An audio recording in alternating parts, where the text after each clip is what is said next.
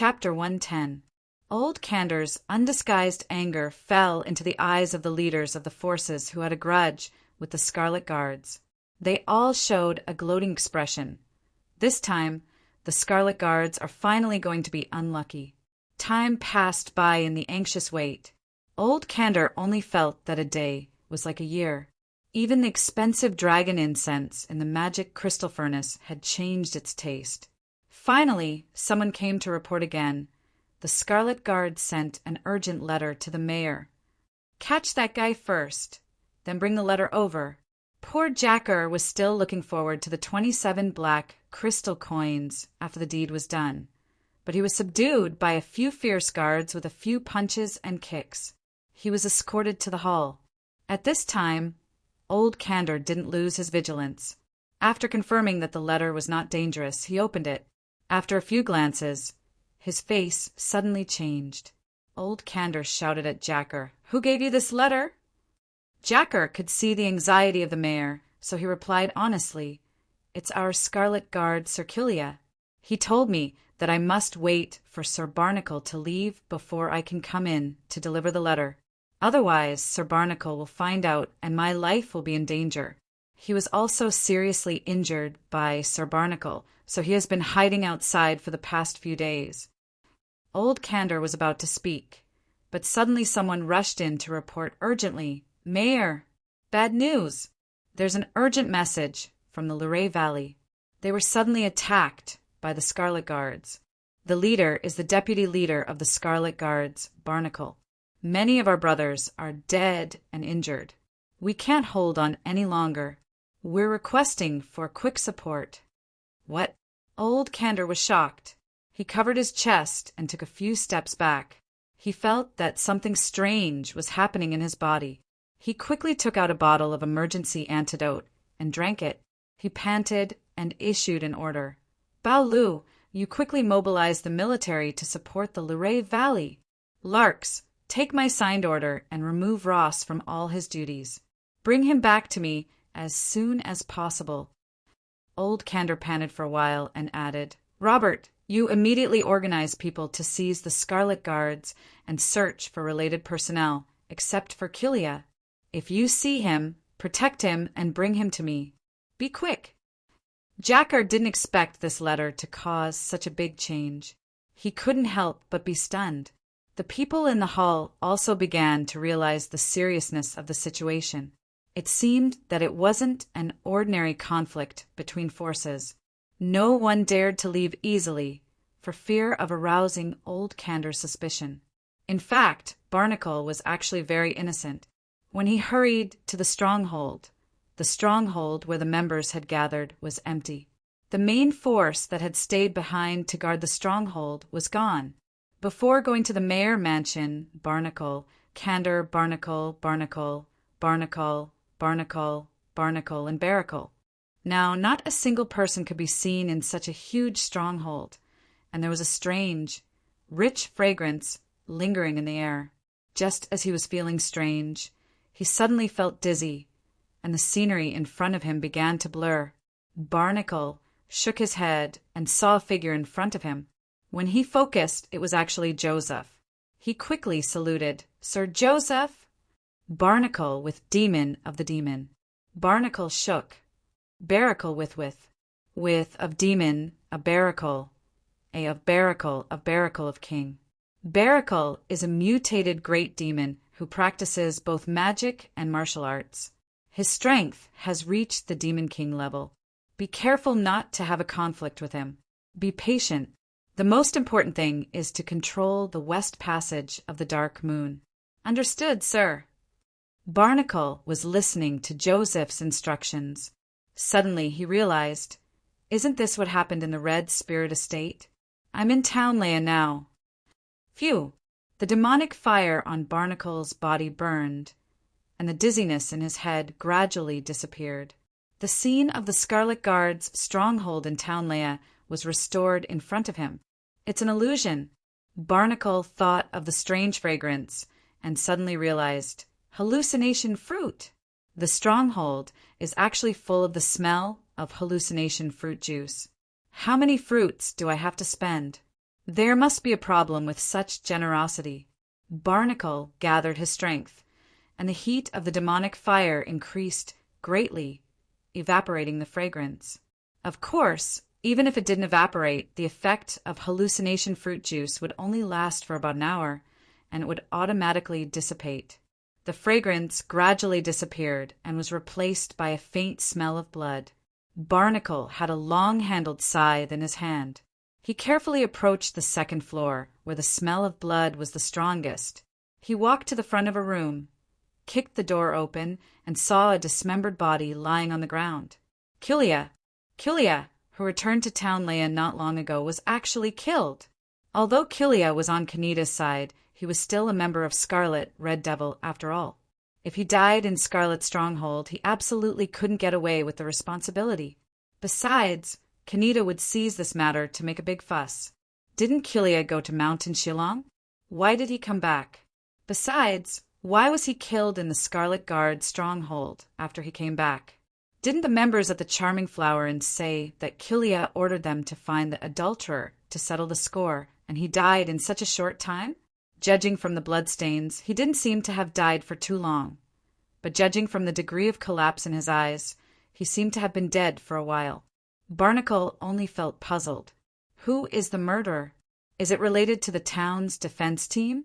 Is this a provocation or a conspiracy? And why is the juice of hallucination fruit here? Barnacle tried to contact Sully and Yagas in Mount Nishilong, but for some reason he couldn't contact them even after using several magic communication charms. Just when he was puzzled, he suddenly heard a voice. When he came out, he saw two members who had caused trouble at the Charming Flower Inn running over with blood all over their bodies. Sir Barnacle. When the two members saw Barnacle, they hurriedly asked for help. I don't know why, but the whole town is looking for our Scarlet Guards. The leader is the mayor's trusted aide, Robert. Several of our brothers have been arrested. What did you say? Barnacle almost thought he heard it wrong. Just now there were guests drinking at the mayor's mansion, and in the blink of an eye they became wanted by the whole town? What the hell happened? Barnacle, who had always boasted of being calm, couldn't help but roar. Barnacle didn't know that just as he went to the mayor's mansion, Killia, who had been waiting for a long time, came to the stronghold. First, he ordered a group of people to ambush at the Charming Flower Inn to catch the adulterer.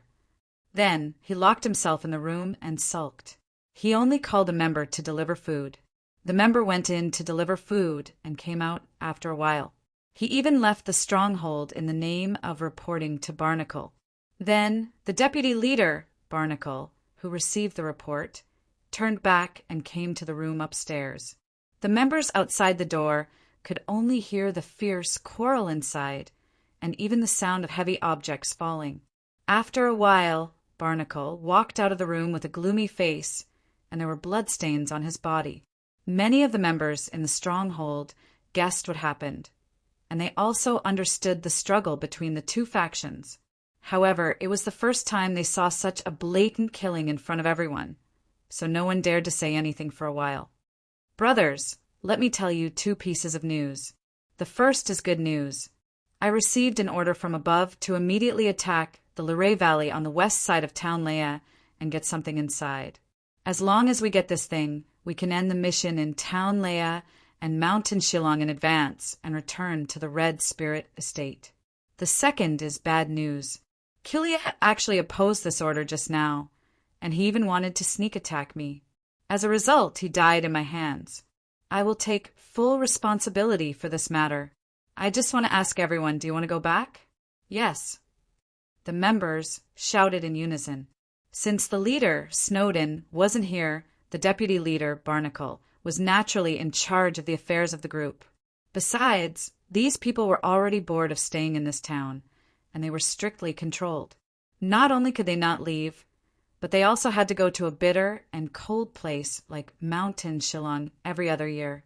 Now that they heard that they could return to the Red Spirit Estate, all of them were overjoyed.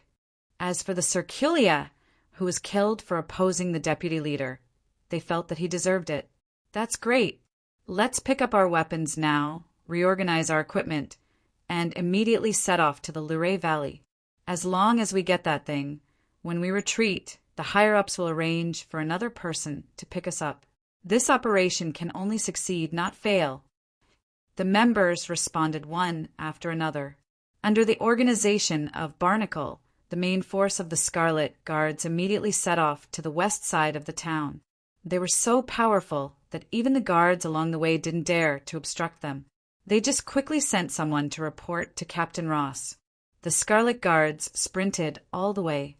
After arriving at the Luray Valley, they launched a swift and violent attack on the guards. Chinrue also enjoyed commanding. However, since he was a rookie, he made a lot of mistakes. However, the casualties were the Red Devils bandits who harmed Mountain Shillong anyway, so he treated it as a free internship. Although the defense of the Luray Valley was strengthened, the Scarlet Guards were the elites from the Red Spirit Estate. They had an absolute advantage in terms of numbers, and all of them were desperate and extremely fierce. After paying a certain price of casualties, they finally broke through the defense. "You guys stay outside. Don't let anyone come close." Chanrue, who was disguised as Barnacle, ordered and came to the tree in the central open space. This should be the Devil Pomeg tree that Nalini mentioned. Chinrue looked at the tree that was about the height of a human. The leaves were blue, and there were 10 yellow fruits on it. They were about the size of oranges, exuding a faint fluorescent light. Not knowing why, Chinrue felt a familiar faint breath from the Devil Pomeg tree, especially the fruit. Chinrue tried to pick a fruit, sniffed it, and ate it. It felt refreshing, and his mind was very clear, as if it was cleansed. Besides, the effect of the fruit was far more than that. His aura increased by 1,000. As expected, Chinrue finally determined what the familiar faint breath was. It was the breath of the aura harvested from the Galaxy Garden. Aura. I didn't expect the Demon Realm to have a fruit tree that produces aura. Chapter 111. Chinrue tried to bring the leftover fruit pit into the Galaxy Garden, and the Pivotal Fairy immediately flew over to take care of it. Sure enough, there was a system prompt. Unknown plant, maturing period, 10 days. Fruit will wither automatically after picking. Seeds can be used to continue planting. Daily consumption of energy dust, 10. Current state, immature. It seemed that Devil Pomeg fruit was similar to aura fruit tree. The aura overflowing was weaker than aura fruit, and the aura provided was also half. In addition to the aura, the refreshing effect felt very good. It was really a rare thing. Chinrue thought of the system prompt that fruit will wither automatically after picking. He ate the remaining fruits while picking them. It was quite similar to the scene of Master Wukong wreaking havoc in the peach garden back then. Unfortunately, there was only one peach tree, and there were only a dozen peach of immortality.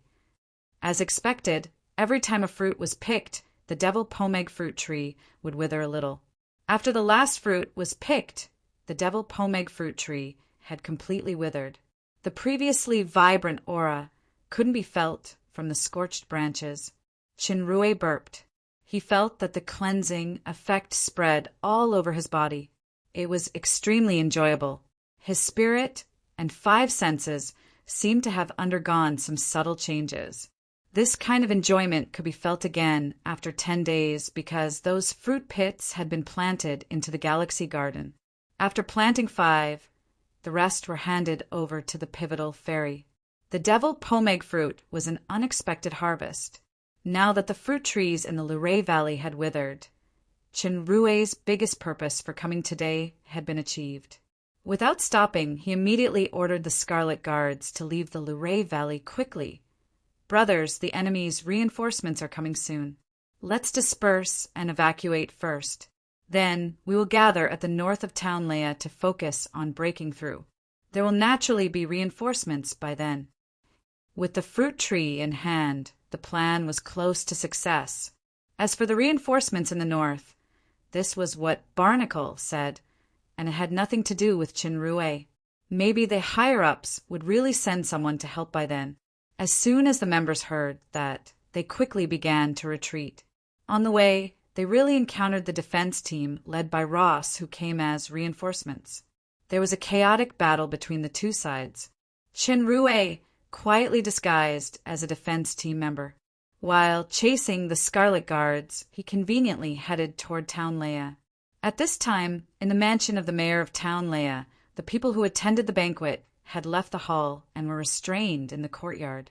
Old Candor tried his best to run his own power to control the poison in his body. He felt his head getting dizzier and his bean-sized beads of sweat dripped from his forehead. Even the dragon's incense that usually refreshed the mind had lost its effect. Mayor, the Scarlet Guards have already retreated from the Luray Valley and encountered Ross' defense team on the way. Old Candor came back to his senses and asked the most anxious question. How is the Devil Pomeg tree? What Devil Pomeg tree? The reporting guard obviously didn't know the secret of the Luray Valley. Old Candor was anxious. Idiot. It is the thing that the Luray Valley protects. There is no relevant news. Idiot, go and find out. Although the ominous omen in his heart was getting closer, Old Candor still had a glimmer of hope. After a while, Mayor, Sir Larks has already caught Ross. Old Candor hurriedly said, Quick, ask him to bring Ross here. Larks grabbed Ross and walked in. When Ross saw Old Candor, he quickly said, Mayor, I'm leading the defense team to chase after the Scarlet Guards. Why did you dismiss me from my duty? Chase, you're covering for him, right? Old Candor panted as he walked forward and twisted Ross's shirt in front of his chest. Speak. What poison did you use? What is the antidote? Mr. Mayor, I don't understand what you're talking about. Ross was puzzled by what he heard. You still dare to pretend at this time. A loud slap landed on Ross's face. He suddenly saw stars.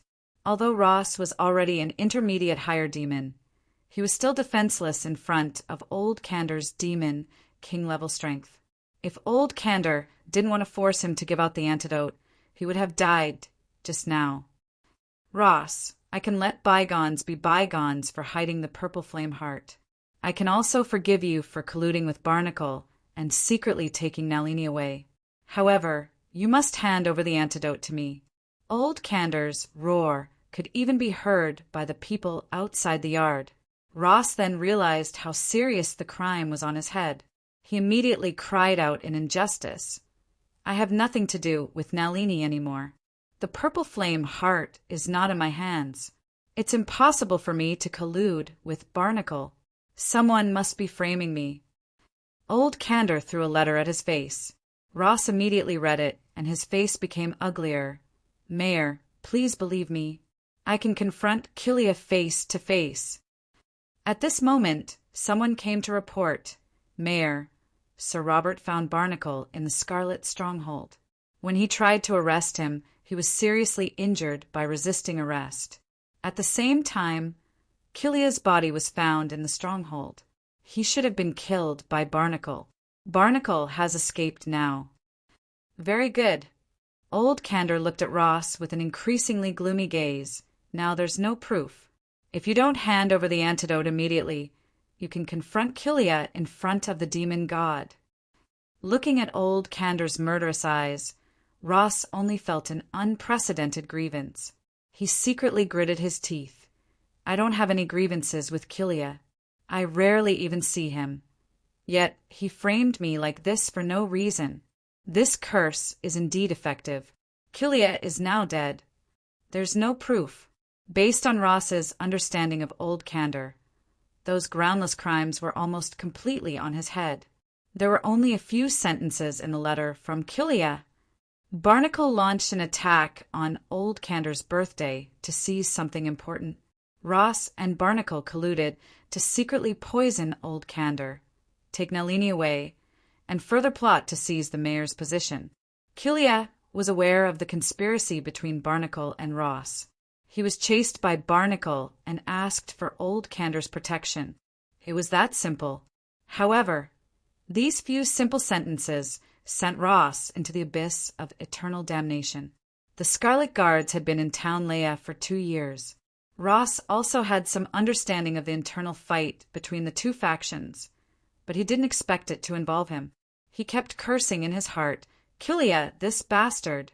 It's fine if you have a grudge with Barnacle, but why drag me into it?" By now, Ross understood that no matter how he explained, he would be regarded as covering up. It seemed that he could only think of another way to save his life. At this moment, an urgent report came again. "The devil pomeg tree in Luray Valley has withered, and the fruit has disappeared. From the interrogation of the captives of the Scarlet Guards, captured by Sir Balu, it is likely that the fruit was taken away by Barnacle." Old Candor was so angry that he immediately spat out a mouthful of purple blood. The blood landed on the ground and corroded into a cloud of purple smoke. It could be seen that the poison in his body was powerful, but Old Candor didn't pay attention to it anymore. "It's over, it's all over." The devil pomeg tree was very special. It couldn't be transplanted at all. Once it left the ground, everything including the fruit would wither. Otherwise, it would have been transplanted to the capital long ago. The devil pomeg fruit must also be picked and preserved according to a special method. It was said that only the royal family of the Shadow Empire knew that secret method. Otherwise, it would be completely ineffective within 5 minutes of leaving the fruit tree. How would Barnacle know that secret method? Perhaps there were still some doubts in this matter, but now that the devil pomeg tree had withered, everything was meaningless. Even if Barnacle was brought back, it would be useless. The people from the capital would arrive soon. By then, not only the mayor's throne, but also his little life, even his entire family, would be finished. Old Candor felt the world was spinning, and he spat out another 2 mouthfuls of blood. He felt that the strength supporting his body had completely collapsed. The poison that had been suppressed instantly spread all over his body. Seeing that he was about to collapse, Larks, who was beside him, quickly held him up. Ross suddenly moved. He teleported. In an instant, he appeared at the entrance of the hall. As Larks was about to chase after him, he heard Ross shout, "Antidote!" As he said, he threw a bottle of potion to the side. Larks quickly teleported and caught the potion. At the same time, he loudly ordered the guards along the way to intercept him. Larks brought the bottle of potion to Old Candor. Old Candor trembled as he took it and drank it. He spat out another mouthful of blood and grabbed Lark's hand. "This is just an ordinary antidote." "Inform the whole town. If you see Barnacle and Ross, kill them." Old Candor panted a few times. He felt that his head was as heavy as iron and stone. He could not speak any more. His hands and body were emitting purple smoke. The surface of his skin had begun to corrode and turn into ashes. In a haze, he seemed to hear a familiar voice. "My soul will curse you forever, until your dirty old body decays and turns into ashes." Ross had exerted all his potential to the limit. He killed his way out of the mayor's mansion. He did not care about his injuries and ran for his life. As Old Candor's order to kill had not been fully transmitted, no one stopped Ross along the way. They were just surprised to see the defense captain running all the way. However, the town was chaotic enough today. Maybe there was an emergency.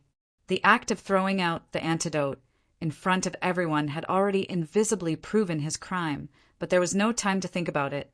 Staying in the mayor's mansion would only mean death. He had to survive in order to have any hope of restoring his innocence and power. This matter was very confusing, and it was very likely that there was a mastermind behind it. As Ross fled, he cursed the guy who framed him with the most vicious language. A person ran in front of him. This person was wearing a cloak, and his face could not be seen clearly. This was a very common Demon Realm costume. He seemed to be in a hurry too. Ross instinctively felt a sense of danger. Even though his combat power was not the best among the middle-stage high-rank demons, and he had climbed to the position of the defense team captain mainly by currying favor and even selling out his fiancée, he was still a high-rank demon after all. The sense of danger was getting closer and closer. In an instant, Ross gathered all the power in his body. His strong will to survive allowed him to display his extraordinary strength. Just as the two of them passed by each other, Ross suddenly activated instant transmission and moved to a position further ahead. The man's body paused slightly, but he did not look back and started running again. In the eyes of an imp on the roadside in front, Ross teleported in front of him. His body just appeared, and he was still in a running posture. Due to inertia, he leaned forward slightly, and his huge head suddenly fell off.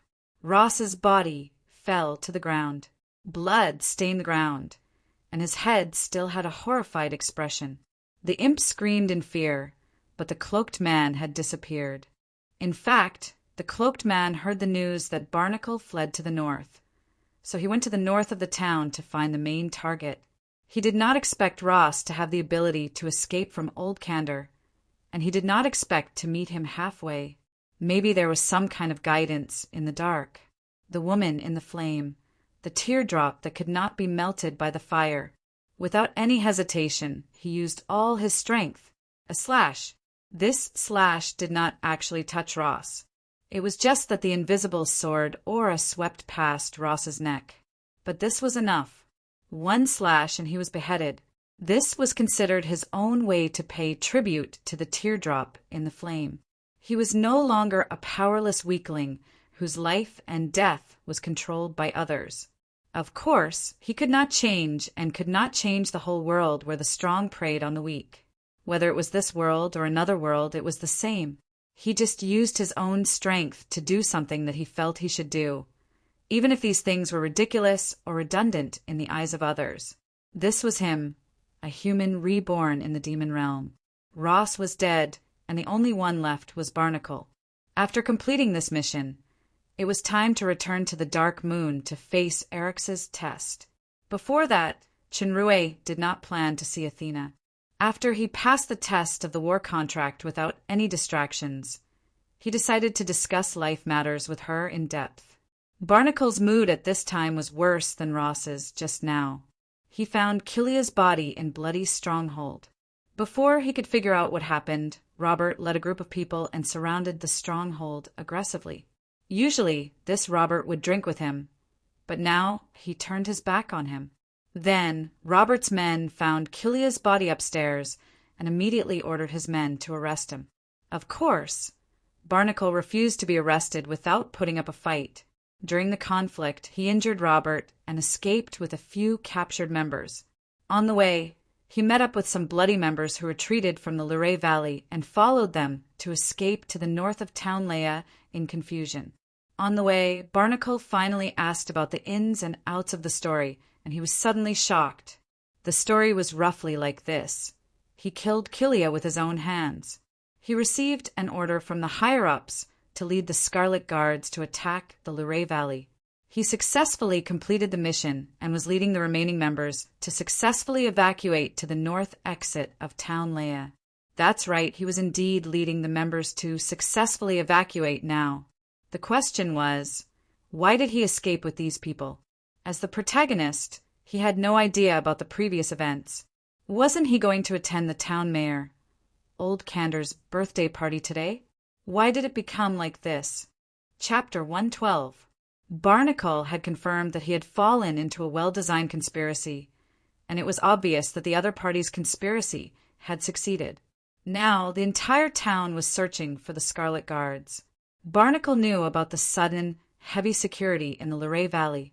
There must be something extremely important inside, and now the thing had been taken away by the person who pretended to be him. Old Candor would definitely try to shirk the responsibility, so he must not stay. Otherwise, he would only become a scapegoat. The only way was to avoid the limelight first, then try to explain and clarify. The north side of Townlea was the territory of the Shadow Empire. He had to make a big detour to return to the Red Spirit. Retreating to the Shillong mountain range from the south and returning to the Red Spirit through the Dark Moon Estate was the best escape route. Although he had to make a bigger detour, the safety factor was much higher. The problem was that there were many pursuers behind him. He was swarmed all the way to the north exit by these guards, so he could no longer turn back. In front of him was the passage to the north of Townlea. Although there were many guards here, there were no special powerhouses. These guards had activated their defensive magic, but the defensive power such as the magic crystal cannon was set up at the exit of the southern border with the fallen angel empire. The defensive power at the north was relatively weaker. The guard leader shouted, "I just received an emergency message. Barnacle and Ross conspired to seize the most important treasure of Town Leia and even poison the mayor. We must defend with our lives. We can't let them escape. The reinforcements of Sir Paulus and Lax will arrive soon. Old Candor is dead." Barnacle was shocked. This time it's really over. There was basically no chance to clarify this matter because in his glorious achievements today there was one more. Conspired with the defense captain, Ross, and successfully poisoned the mayor, Old Candor. It wasn't only the Scarlet Guards that were finished, but also the foundation of the Red Spirit Estate in Town Leia. Even the long-term plan to control the west side of the Dark Moon Estate would probably fail. Even if he could return to the Red Spirit safely, he couldn't escape severe punishment. The main force of the Scarlet Guards was greatly damaged this time. Kilia was dead, Sully and Yagas weren't strong enough, and there were only a small number of bandits left in Mountain Shillong. If Princess Royal Jia sent troops to encircle them at this time, Sully and Yagas definitely wouldn't be able to withstand it. Now I even lost contact with Mountain Shillong, and I can't even give an instruction. It's really worrying. Barnacle still didn't know that Sully and Yagas had died in front of Kilia, and the 3 Scarlet leaders all died in the hands of the same person. This person was the culprit who caused the chaos in Town Leia today. Just as the remaining forces of the Scarlet Guards were about to break through the magic defense at the north exit of Town Leia, the pursuers finally arrived. It was Baolu and Larks, 2 high-level great demons. They were the fastest and had already caught up. A large number of pursuers should be right behind them. Now that things had developed to this point, a futile explanation would only make things worse. Barnacle did not waste any more words. He let the members attack the defense with all their might while facing Boru and Larks. Barnacle's weapon was a long-handled scythe most commonly used by great demons, but this scythe was a bit weird. One end was a common sharp long blade, and the other end was inlaid with a purple crystal the size of 2 fists. It was carved into the shape of a skull. This shouldn't be a boring decoration. Larks had a strong and healthy body. He was obviously a strength type, while Baolu was a great demon who specialized in magic. Both of them were Old Candor's strongest confidants. They had fought together for many years and had a tacit understanding. Before Barnacle got close, Baolu had already completed the spell. With a wave of his hand, a bone-chilling sensation came. The movements of the few Scarlet Guards around Barnacle suddenly slowed down and gradually froze. The surface of their skin was covered with a thin layer of frost. It was obvious that their blood was frozen by magic. Barnacle yelled. The demonic fire burned high, but it couldn't compete with the chill. While he was distracted, Larks had already moved to Barnacle's side in an instant. 2 sawtooth great swords intertwined like scissors, trying to cut Barnacle into 2 pieces. Although Barnacle had never fought with these 2 before, he had heard of the 2 beloved generals of Old Candor. He immediately teleported and came to the front of Baolu. He had the intention to get rid of the most troublesome magician first. With a magician around, the difficulty of escaping would increase by at least 5 times. If Baolu was just an ordinary lich or necromancer, he would definitely be caught off guard. However, Baolu was also a great demon. He also mastered the talent skill of teleportation. He was already prepared, and he teleported away. The battle between the great demons was very unique. Teleportation was a very important skill. Because it required time to recover, the timing was very important. Perhaps the bystanders would see a figure flashing a few times while they were fighting, and then someone would fall to the ground. Baolu had already prepared the next magic beforehand. After teleporting away, he waved his hands continuously. Dozens of 1-meter-long, cone-shaped icicles flew towards Barnacle. Barnacle waved the scythe in his hand quickly and turned it into a ball of blades. It was watertight, and the approaching icicles were all scattered away. After the icicles, Lark's attack arrived just in time. The cooperation between the two was very good. Lark's was powerful and had fierce attacks. Baolu was talented and proficient in both water and earth magic. His magic casting speed was extremely fast. He mainly assisted and interfered, especially the debuff magic. Barnacle was struggling to deal with it for a while. It was just that Barnacle's defensive skills were superb. Baolu and Lark's attacked with all their might, but they still couldn't take him down. At this time, the pursuers behind had already arrived at the pass. The Scarlet Guards suffered heavy losses under the attack from the front and back. Only a few members escaped. At the same time, the battle between the three higher demons had reached its climax. Dark Thunder. Lark's took advantage of Barnacle's teleportation. He yelled and blocked the scythe. His fist emitted a faint light as he punched towards Barnacle. Barnacle had experienced this move just now. It was a kind of strange power that seemed peaceful on the surface, but would continuously explode inside the body. He even suffered some internal injuries after taking it head-on. Baolu, who was behind Lark's, was also preparing an advanced magic ice burst. He was ready to launch a fatal blow when Barnacle's strength was at its weakest after taking the Dark Thunder.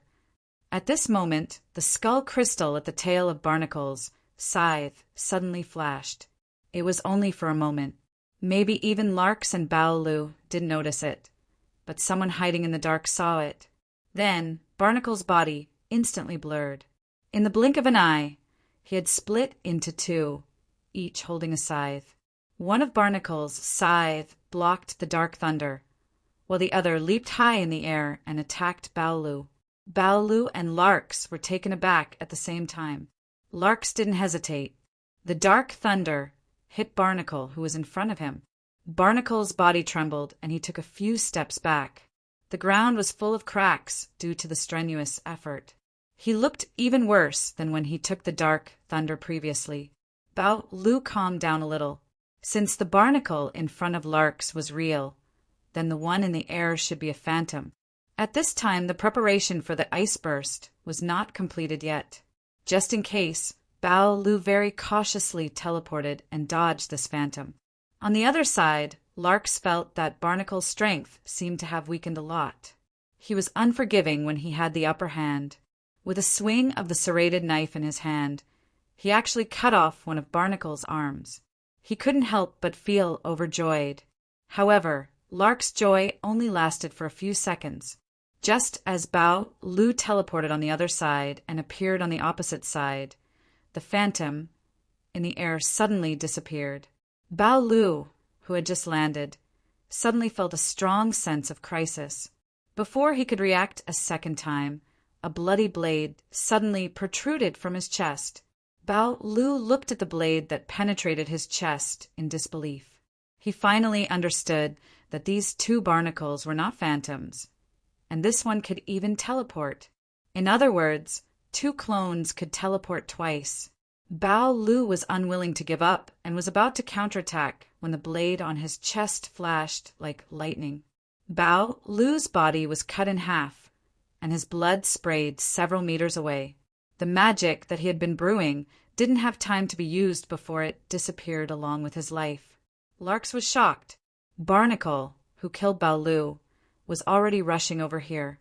Lark's, who was suppressing Barnacle with numbers just now, suddenly tasted the feeling of fighting two alone. He was slightly distracted and was stabbed a few times. One of the blades penetrated his abdomen, almost killing him. Lark's didn't dare to continue fighting, so he desperately teleported and escaped. Barnacle's clones didn't seem to last long, and they immediately merged into one person. The skull crystal flashed a faint light again, and the broken arm disappeared. Both arms were still intact, but his red face looked pale. It was obvious that this skill consumed a lot of energy. However, out of the two higher demons at the peak, one was dead and one was seriously injured. This result was indeed something to be proud of.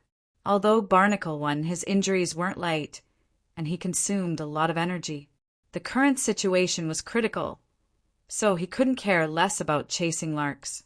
He quickly rushed all the way to the north. Just then, a centaur from the Scarlet Guard shouted, "Sir Barnacle, come here quickly." When Barnacle saw that the centaur snatched the 2 wind demon horses, he was overjoyed. He rushed forward and rode on the wind demon horse. In the blink of an eye, he rushed through the north pass of Townlea and fled for his life. How could larks let the 2 escape so easily? He ordered his men to chase. Of course, he wouldn't be stupid enough to chase the enemy with injuries. He drank a bottle of healing potion to relieve the serious injury in his abdomen. Barnacle and the centaur rode on the wind demon horse and fled all the way. After half a day, they finally got rid of the pursuers in front of a forest. The centaur got off the wind demon horse and laid on the ground exhausted, panting heavily. Barnacle felt that his physical strength was greatly exhausted, but fortunately it wasn't a big deal. This time, it was all thanks to the centaur. Otherwise, even if he could escape, it wouldn't be so easy. "What's your name?"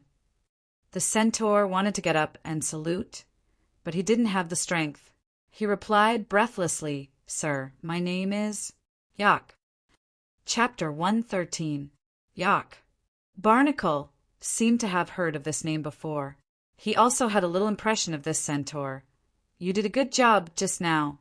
When we return to the fallen angel empire, I will reward you heavily." "Thank you, sir." The centaur struggled to sit up. "I'm afraid only a few of our brothers escaped." "Sir, didn't you say that the higher-ups will send someone to the north of Townlea for support? Why didn't I see it?" As soon as this was mentioned, Barnacle couldn't help but clench his teeth. Now, after fighting for a long time for no reason, he still didn't know which despicable guy planned this insidious scheme. "That's not me. It's someone in disguise. We all fell into a trap." Barnacle said with a gloomy face. "However, today's battle isn't without any gains. Just now, I already had a vague understanding of the power of Demon King. If a great demon doesn't have a mutated bloodline, the limit is usually higher demon. It's too rare to have such an opportunity. If I can reach Demon King, even if the Red Spirit Estate can't accommodate me, I can still switch to the Blue Lava Estate. Yak, follow me. I won't treat you badly." "Of course, I will follow, sir." When Yak heard that Barnacle vaguely understood the mystery of Demon King's power, a strange light flashed in his eyes. He showed a curious look. "Sir is familiar with the Blue Lava Estate? If we go like this, will we be looked down upon by those guys?" "No." Barnacle's tone was very firm. "Lavit, the deputy leader of the double-headed dragon legion of the Blue Lava Estate, had contacted me before. He even revealed the Blue Lava Lord's intention to recruit me. The double-headed dragon legion is a secret elite force of the Blue Lava Estate, directly under the Blue Lava Lord. If I can understand the power of Demon King, I will definitely be valued by the Blue Lava Lord. Maybe I can even be an important position like the leader or deputy leader." Lavit? Double-headed dragon secret legion? The real jacker was currently imprisoned in the mayor's mansion. The one who had courageously seized the wind demon horse was naturally Chenrue in disguise. Barnacle's words made Chenrue suddenly think of a blue badge in the storage warehouse with a double-headed dragon pattern on it. This badge was seized from the black merchant Silva in Dark Moon City that day. Silva smuggled people to the Blue Lava Estate many times. When encountering bandits, he only needed to show this badge to safely pass through the bandits' sphere of influence. Also, the name Lavit coincided with Silva's explanation. It turns out to be the secret legion belonging to the Blue Lava Lord. No wonder even old Gauss didn't recognize the origin of the badge. This was an unexpected piece of information. "Stop daydreaming. Tidy up this place. We'll rest by the woods at night," Barnacle said with dissatisfaction when he saw Yak staring blankly. "Yes, sir." The centaur seemed to have woken up from a dream and began to get busy, clearing out a relatively clean space. After finishing his work, the centaur took out a bottle of wine from his waist. As he was about to drink it himself, he suddenly thought of Barnacle next to him, so he quickly handed it over. Barnacle took it and opened the cork. Suddenly he had an idea. The centaur loved alcohol the most, so it was normal to carry wine with them. However, this wine bottle was made of porcelain instead of a portable leather bag. How did this centaur preserve this wine in such a good condition during the battle and escape? Could it be that an ordinary centaur also has expensive space equipment? You take a sip first. Barnacle returned the bottle. Chinrue knew that Barnacle had become suspicious. He immediately looked happy and took a sip. Just as he was drinking, he suddenly felt a sense of danger. He could no longer hide it. His figure flickered and dodged the fatal stab to his chest. You finally can't pretend anymore. Barnacle looked at the unusually calm centaur and said contemptuously, "Just now, Barnacle not only wanted to test him, but he really wanted to kill him. Regardless of whether there was a problem with the centaur or not, he would be a burden by his side. It was better to kill him. Unexpectedly, there was a problem with this stab. Who are you?" The long-handled scythe in Barnacle's hand pointed at Yak. This centaur was terrifyingly scheming. There must be a problem with the bottle of wine just now. If I didn't have an extra thought just now, I would have been fooled. In fact, Chinrue couldn't help it. The wine bottle was filled with wine, and the poison dragon Paglio's strongest venom. An ordinary leather bag couldn't hold it at all. Even this kind of porcelain bottle would be corroded and penetrated after a while, unless he used a high-level potion bottle that was enchanted by magic from a potioneer. If he used a potion bottle, wouldn't he be telling the other party that it was a bottle of poison? Barnacle's cautiousness was beyond Chenrue's expectation. He knew that this battle was inevitable. He secretly gathered star power and said faintly, "I'm the one who wants your life. Your strength should be a higher demon. Otherwise, you definitely couldn't dodge that stab just now." A cold light flashed in Barnacle's eyes. "This isn't your true face, right? Is there a need to continue the disguise now?" This great demon was right. He did use camouflage, but this kind of camouflage that expanded into a centaur wasn't suitable for battle. Therefore, Chinrue restored his body to its usual state, but his face became another person. Another Chinrue, which was the ordinary otaku face on Earth. For the first time, he appeared in the demon realm with this face. Barnacle frowned slightly. The opponent's transformation skill is very amazing. If I didn't accidentally see through it just now, I wouldn't be able to see the flaws with my peak-higher demon eyesight. Barnacle's scheming was deep. He immediately reacted, and the expression on his face was even more shocked. The strength, scheming, and transformation skills that this person showed. Could it be that he pretended to be me during the many unexpected events today? "Who the hell are you?" Barnacle yelled. "The changes in the town today must be caused by you. Who is the mastermind behind you?" In Barnacle's opinion, the person behind the scenes was sinister and vicious, so he wouldn't be so unwise to take the risk himself. However, the person in front of him must be a key figure. As long as he could capture him, there might be room for turning around or easing today's fiasco. Barnacle's reaction was a little beyond Chenrue's expectation, but he didn't say any nonsense. With a shake of his hand, the wine in the bottle was like a water arrow splashing toward Barnacle. Barnacle cautiously launched a teleportation. The ground that was splashed by the wine was scorched black. The nearby plants and trees were scorched or even evaporated in an instant. Barnacle was shocked to see this. Just as he was stunned, he saw the opponent had already pounced and punched him. Although the opponent's breath was still weak, Barnacle didn't dare to relax at all. His whole body was burning with demonic fire, and he blocked with his sword. Chinrue only felt a strong force surging. This simple block was like a solid shield. His punch was like hitting a mountain. He couldn't move it at all. His whole body was sent flying by the rebounding force. He flipped in the air and landed on the ground. It seemed that Barnacle's defensive ability was still above his imagination. Under the joint attack of Larks and Boro, two peak higher demons, he was able to defend so well. Furthermore, he launched a surprise attack and killed one person. It was definitely not due to luck. Barnacle had another feeling.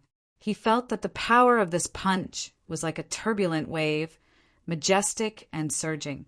It actually passed through the scythe's parry and surged into his body wave after wave.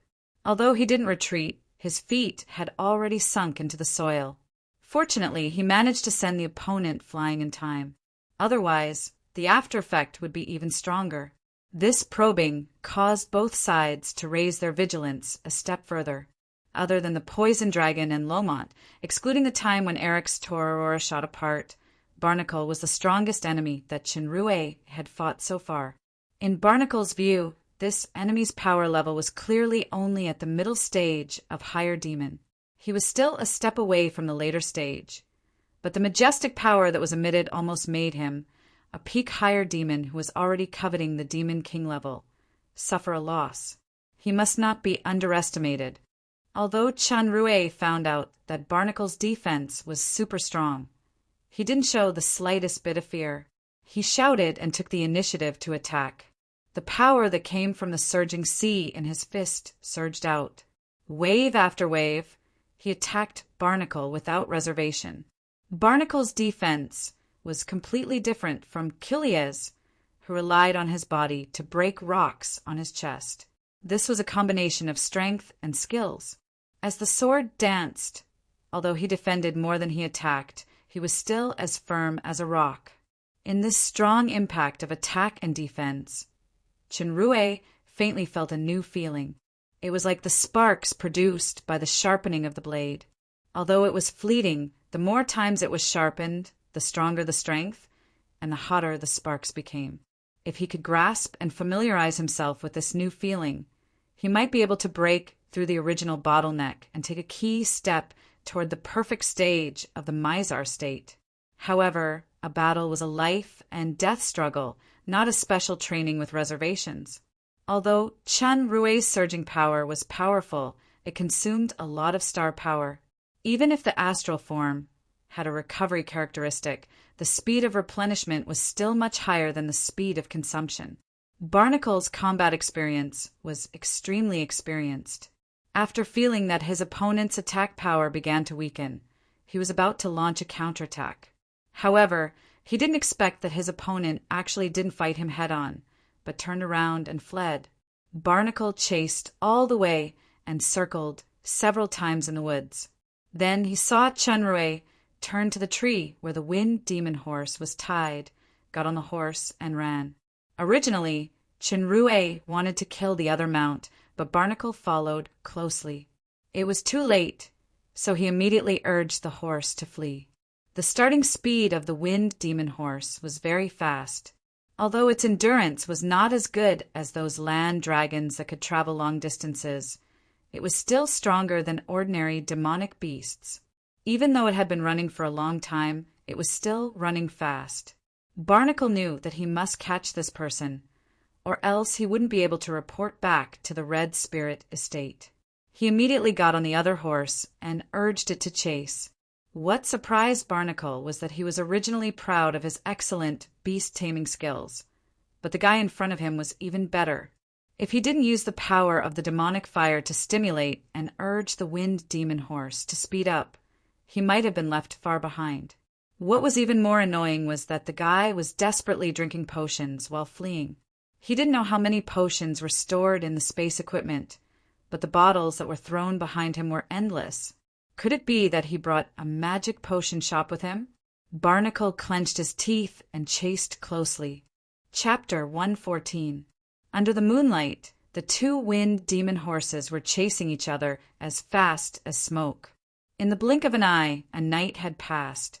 The game of chasing was still not over, but Shinrue clearly knew that the wind demon horse was reaching its limit. However, the strategy should be successful. Shinrue knew that there was still a gap between his strength and Barnacle's, so he used a delaying strategy. This night was a consumption for Barnacle, who urged the demonic fire to control and stimulate the wind demon horse. But for Chen Rui, who used analytical eyes to communicate with the wind demon horse and use potions and astral body to recover, it was recovery. This could further narrow the gap between the two, and it could also increase the intensity of the battle and the possibility of breaking through the bottleneck. Of course, the final result was not only victory or defeat, but also life and death. Chen Rui exchanged 4 bottles of potions and drank them. This time it was not the recovery potions from before, but the true series of black potions. Great strength, strong spirit, iron wall, and wind demon. Each of them could increase the basic ability by 60%, and the duration was 20 minutes. Barnacle saw the enemy in front of him, throwing the potion bottles behind him again, and he cursed in his heart.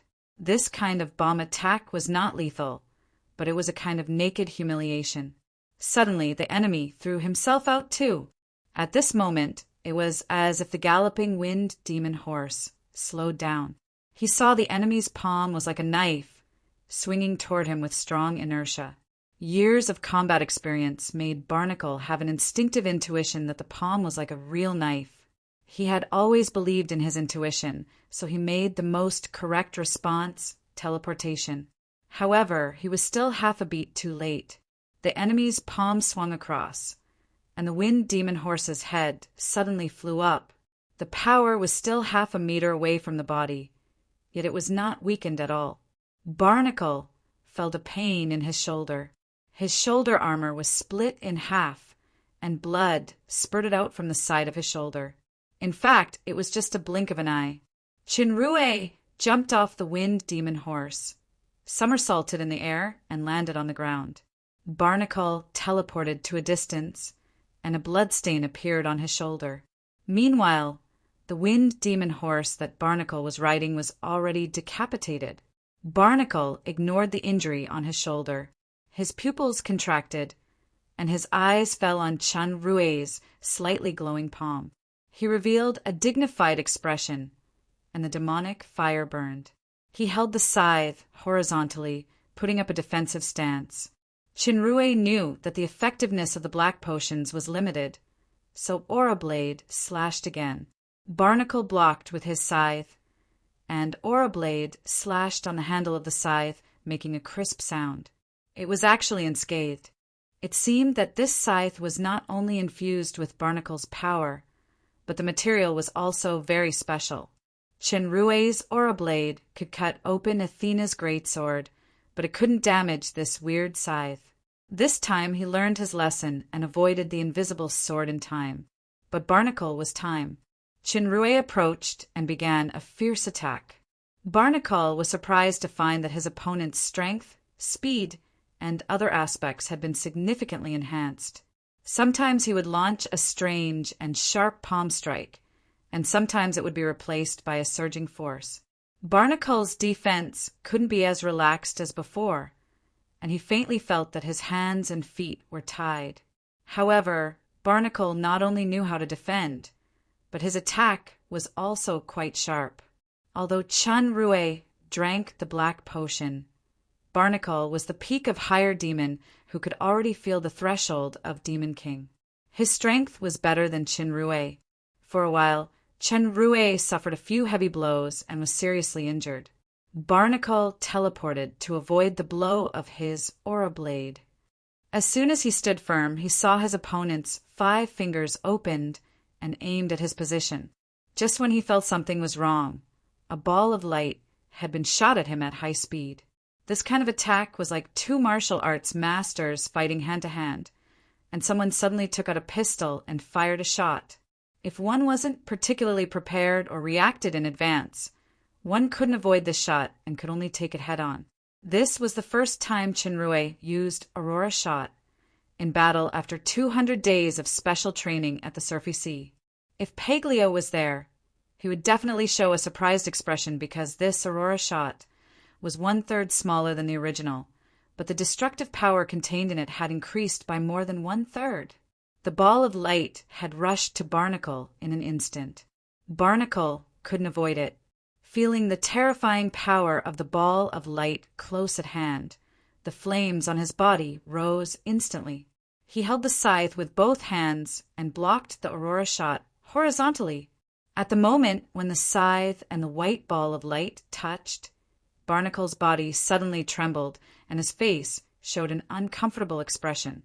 He felt that the defensive ability that he had always been proud of seemed extremely strenuous in the face of such a terrifying attack. His feet began to move backward involuntarily. Even the magic scythe, which could be called a masterpiece of a mechanic master, showed signs of collapsing. Barnacle was pushed faster and faster. Even the trees behind him were broken, but he still couldn't stop his retreat. Barnacle clenched his teeth and held on. He knew that he could only hold on. Once his defense collapsed, his body would also collapse. This enemy, who hadn't even reached the peak of higher demon, actually had such a terrifying talent. The drag marks of the footprints on the ground continued for more than 100 meters. Along the way, there were continuous traces of destruction. However, it finally stopped gradually. The dazzling white light also gradually weakened until it disappeared. This time, it was Chun Rue's turn to shrink his pupils. Barnacle actually defended against the aurora shot of the Surfy Sea cultivator. He didn't just bounce it off, but he completely defended against the power.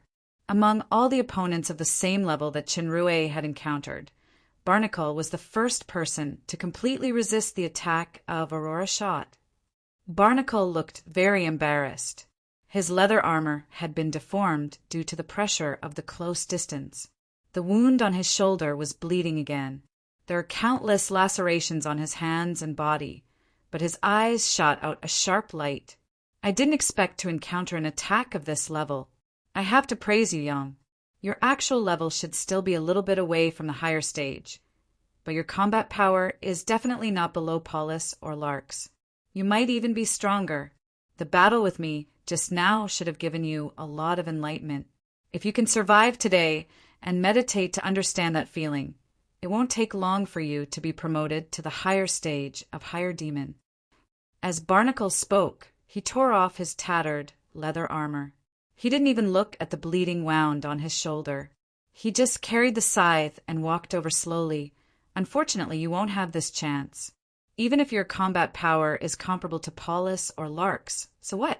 Even Paulus and Lark's were defeated by me. You have absolutely no chance of winning. Aurora Shot consumed a considerable part of Chun Rue's star power, but he wasn't moved by Barnacle's words. He condensed his star power and prepared to launch another attack. What you drank earlier should be a white enhancement potion like the strength potion, right? So, after a few minutes, you will enter a period of weakness? Barnacle stopped and held the scythe horizontally. But I won't attack you during that period. I will destroy your self-proclaimed strongest state and that overconfident confidence. Now is the time. As he spoke, Barnacle's scythe began to spin. Chinrue only felt that his eyes were slightly blurred. When he focused, Barnacle was already divided into two. When Barnacle fought with Paulus and Lark's previously, Chinrue secretly peeped at the side. Paulus was killed by this kind of doppelganger skill. This skill was definitely not like Jesse's doppelganger phantom, but a real entity. Both of them. In the analytical eyes, both Barnacle's display was Great Demon, Comprehensive Strength, D. Chun Rue's Aura Blade only had about 2 minutes left, and he only had one Aurora Shot left. Plus, he couldn't use it lightly because Barnacle's defense was too strong to deal a fatal blow in a frontal attack. Once his star power was exhausted, he would be dead. Both Barnacles were in flames and attacked at the same time. They didn't hold back at all. Both doppelgangers went all out. As soon as they came into contact, Chinrue clearly felt tense. His body was stabbed a few times. If he didn't dodge fast enough, he might even be in danger of death. Each barnacle was equivalent to about 70% of the strength of the original body, but both of them added up to 140%. For Chun Rue, who was originally weaker than Barnacle, the danger was at least doubled. When he thought of something, the ring of dark will had already appeared on his ring finger. Just at this moment of distraction, his ribs had been kicked heavily by Barnacle. He could clearly hear the sound of bones breaking. As he staggered back, he was stabbed in the back again. A barnacle appeared in front of him in an instant, and the scythe slashed at his throat like lightning. Shinrue quickly bounced sideways and pulled his body a few meters away. When he just landed, there was a strong sense of crisis in his heart. His muscles had already keenly felt the faint fluctuations coming from behind. The scene of Barnacle attacking Pauli appeared in Shinrue's mind. He knew that another doppelganger had teleported to his back to launch a fatal blow.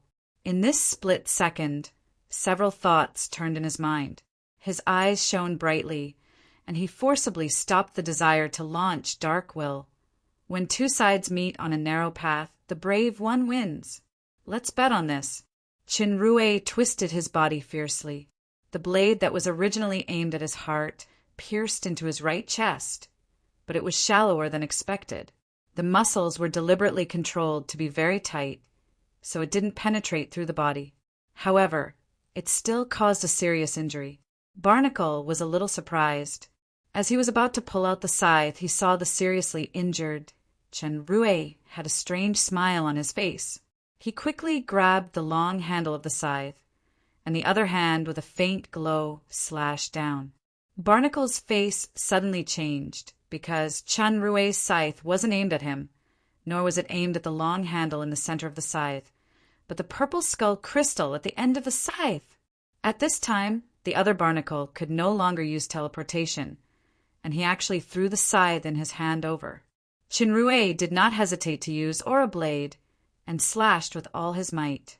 The skull crystal that was originally considered hard couldn't withstand it. After a clear sound, it was split into two. Shinrue cut off the crystal at the end of the scythe that pierced into his body, but the skull crystal at the end of the scythe that flew in the air also broke into two at the same time. The scythe's momentum was reduced, and the blade was deeply embedded in Shinrue's left shoulder. If it weren't for the crystal being destroyed, which greatly reduced its power, this scythe could have cut off his left arm. Screams came at the same time. Not only the two barnacles, but also the broken skull on the two scythes. Chapter 115. A lot of white smoke came out from the fracture of the skull crystal. It actually screamed like a living person. The two barnacles' faces turned pale. They covered their heads and let out the same screams. They even let go of the weapons in their hands. The two clones gradually merged into one person, but the figure was constantly blurred and looked extremely unstable. The scythe embedded in Shinrue's shoulder disappeared, leaving only the one in his chest. He didn't hesitate at all. He gathered all his star power at the risk of being seriously injured. Amidst the roar, Aura Blade was launched continuously. In just a few seconds, he didn't know how many slashes he made. The light in his palm gradually disappeared. Shinrue's star power was almost exhausted. He was panting heavily. If it weren't for the two characteristics of astral form and damage absorption, he would have been seriously injured and died. He grabbed the long handle of the scythe, clenched his teeth, and pulled the scythe out amidst the splattering of blood. The explosion just now had exhausted his remaining star power. He felt his body was weak, he couldn't stand steadily, and he fell to the ground.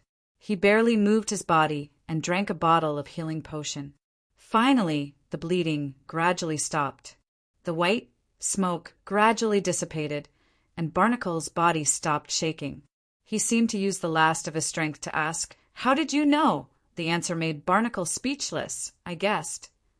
Shinrue was seriously injured. Even a smile affected his wound. His eyes flashed brightly. "I won the bet in this battle. I'm not willing." Barnacle only said 3 words.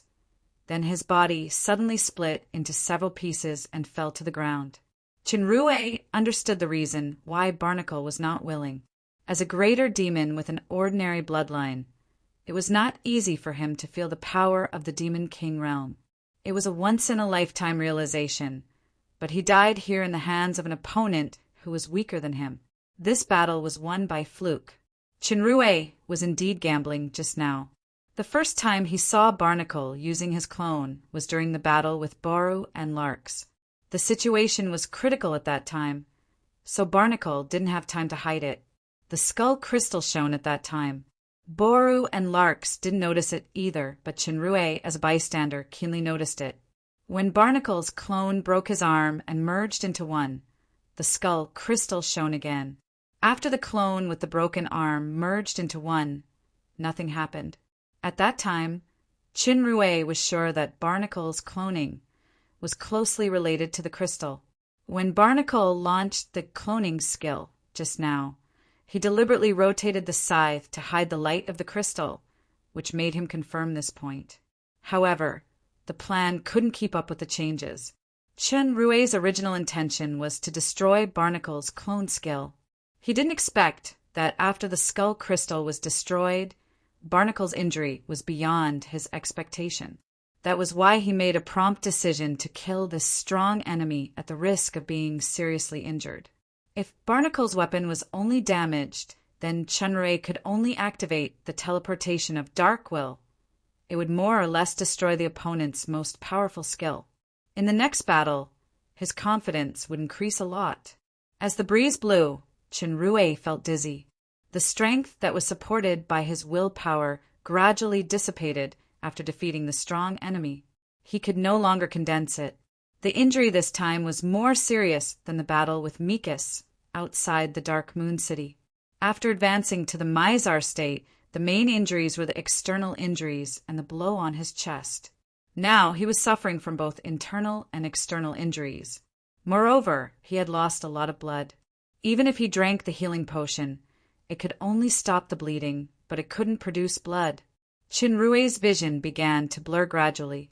A strong sense of tiredness kept attacking him. He didn't even have the strength to hide Barnacle's body.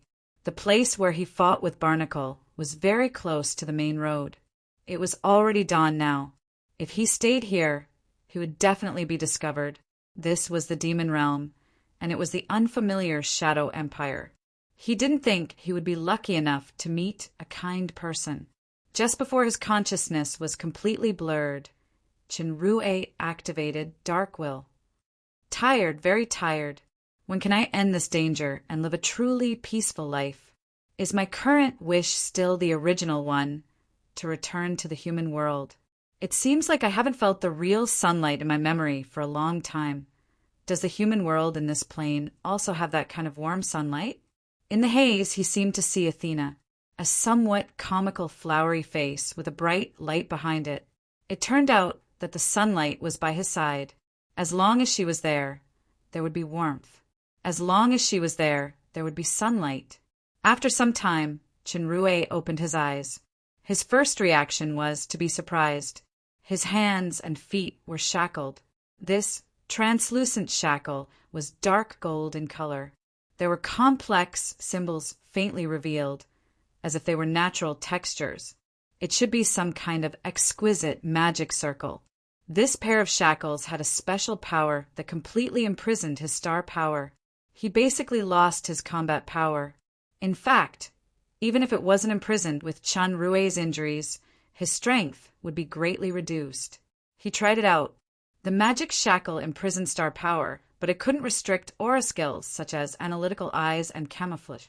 His face still maintained the appearance of Earth Chinrue under the effect of camouflage, but he didn't know how much aura was wasted while he was in a coma. Chinrue remembered that he killed Barnacle. Before he went into a coma, he activated the teleportation function of Dark Will to avoid being discovered. However, this time, the goddess of luck didn't favor him.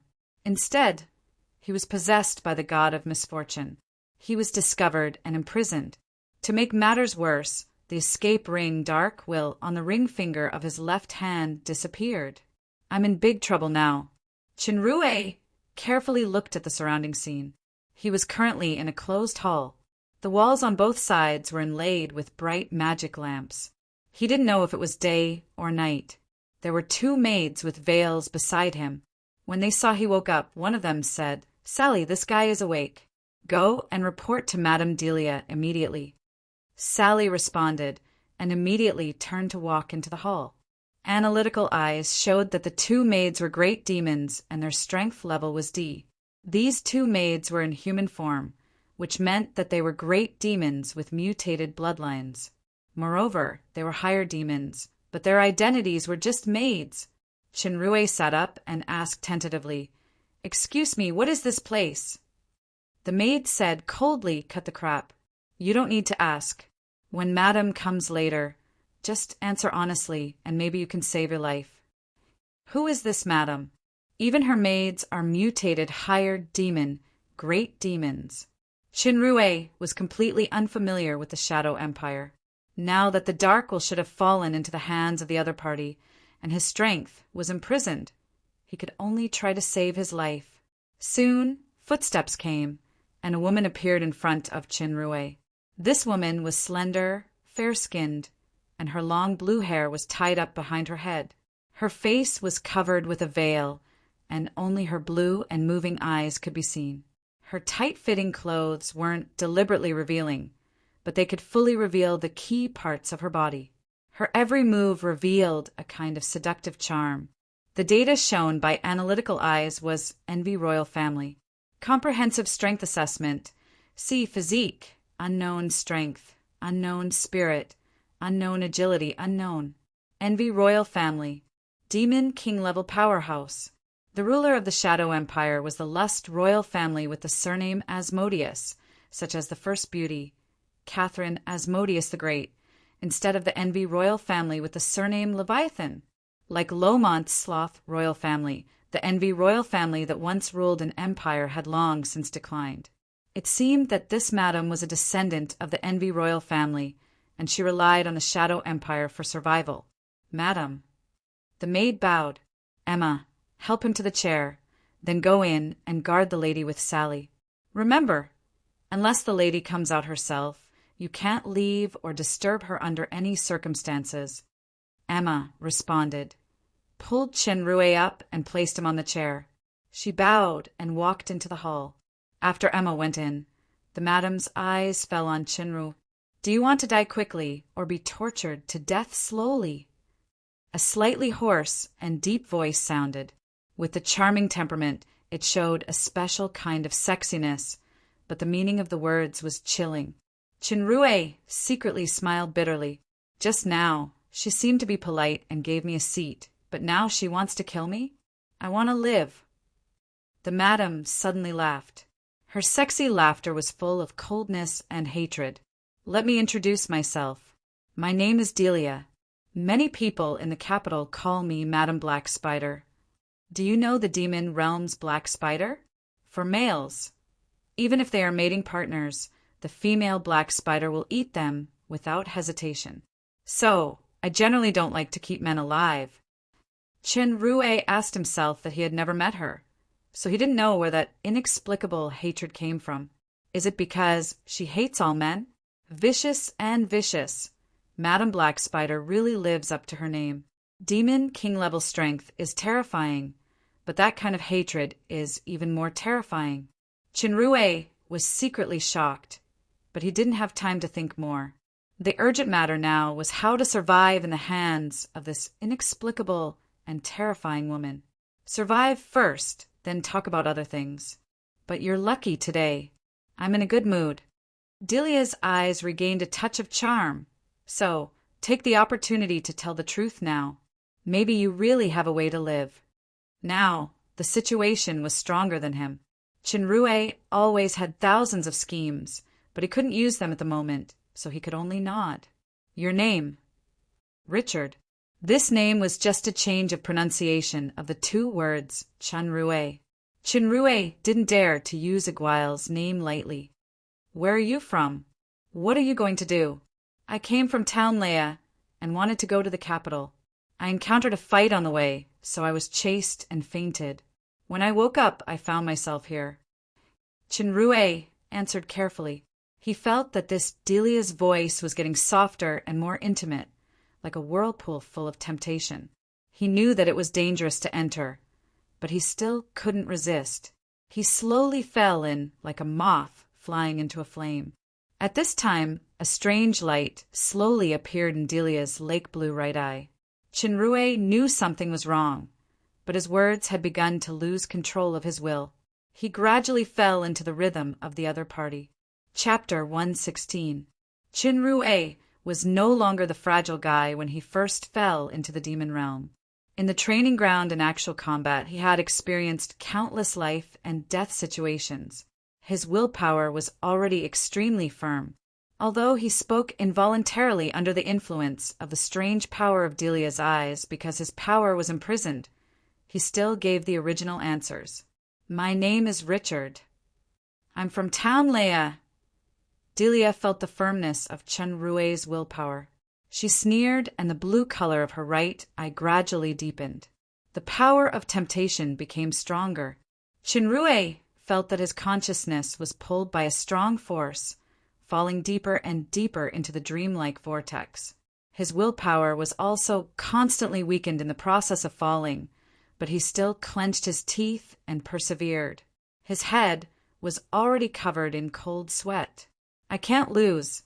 I must not lose." Delia's right eye had completely turned black, and the magic lights in the entire hall had dimmed. There was a loud bang in Chenrue's mind.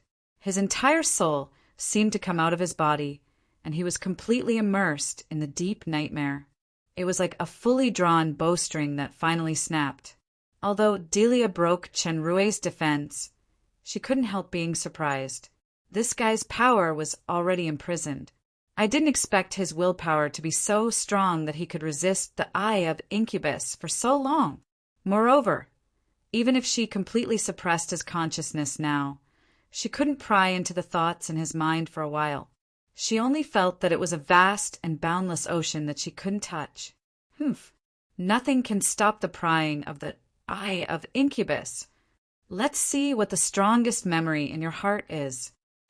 Delia's right eye shone brightly. Under the influence of this power, Chinrue's original, boundless consciousness gradually lit up, but it was very weak. Delia tried her best to activate the eye of Incubus, but she could barely gather these lights little by little. Her sweat was already dripping down. With her demon king-level strength, she actually felt so strenuous. The lights closed and expanded little by little, turning into a picture of a man and a woman hugging. The man and woman hugged each other tightly before slowly separating. The man's back was facing them, so only his back could be seen, but the woman's face could not be seen clearly. Under the full activation of the eye of Incubus, the image slowly became clearer. Although Chenrue was muddle-headed, he could still feel the deep prying into his soul. His scattered consciousness tried to resist, but the power of the Eye of Incubus was strong and special. His last resistance still collapsed bit by bit. At this moment, a voice sounded in Chenrue's mind. Unknown mental energy detected. Do you want to convert it into spiritual energy? In a daze, he subconsciously confirmed, yes. In Delia's eyes, the scene of the man and woman embracing each other, including the woman's face, became clear. When she saw the woman's face clearly, her heart couldn't help but tremble. Right at this moment, the entire scene suddenly changed. Boundless red clouds leaped into view. The fiery red clouds contained a terrifying energy that could destroy the heavens and extinguish the earth. Delia's black eye of Incubus was suddenly reflected into red. She felt that the soul power that sneaked into the opponent's consciousness was torn and devoured by the terrifying power that appeared out of nowhere from all directions. She screamed and took a few steps back. Her right eye actually oozed blood. Immediately afterward, she also spat out blood from her mouth. Her veil was instantly dyed red. Delia covered her painful right eye. Her face was full of disbelief. The Eye of Incubus was one of the powerful bloodline talents of the Leviathan royal family. It had incredible power. It was called the Demon's Right Eye by the demon realm. She didn't expect that the man in front of her could actually counterattack the Eye of Incubus like this when his power was imprisoned. Even the sworn enemy of the Eye of Incubus, the bloodline power of the Belphegor royal family, the Eye of Evil, couldn't compare with this power. Chinrue's consciousness finally recovered. Looking at Delia, who suffered a big loss in front of him, he understood that it must be the miraculous effect of the super system's transformation power just now. Unfortunately, his power hadn't recovered yet, so he couldn't escape or resist. It seemed that he would definitely be retaliated or tortured by the opponent. Delia covered her eyes. She didn't attack Chinrue to vent her anger. She just looked at him coldly. After a long time, she suddenly asked, "Who are you to Athena?" Chinrue was shocked. He understood that she had peeped into his mind just now. Wait, Athena, Delia. Could it be there were many people with the same name in the demon realm? Although Chinrue had doubts, he did not let down his vigilance. Perhaps the opponent just got Athena's name from his consciousness and used it to test him. Chinrue thought about it and shook his head. I don't know any Athena. I only know a guy who is lecherous, likes to gamble, drink, and looks lazy. Do you know him? Delia's body trembled, and she instantly regained her calmness. I don't know this person. He gave me this. This performance made Chinrue more certain in his heart. He lifted the shackles with a little effort. A diamond-shaped crystal appeared in his palm, exuding a special chill. Ice crystal. Delia held the crystal in her hand. Humph. There's no need to test. That bastard man doesn't have this thing. What is your relationship with Athena? It's such a coincidence. It's really that Delia. Chinrue once imagined that Delia should be a passionate and generous woman with a similar personality as Athena.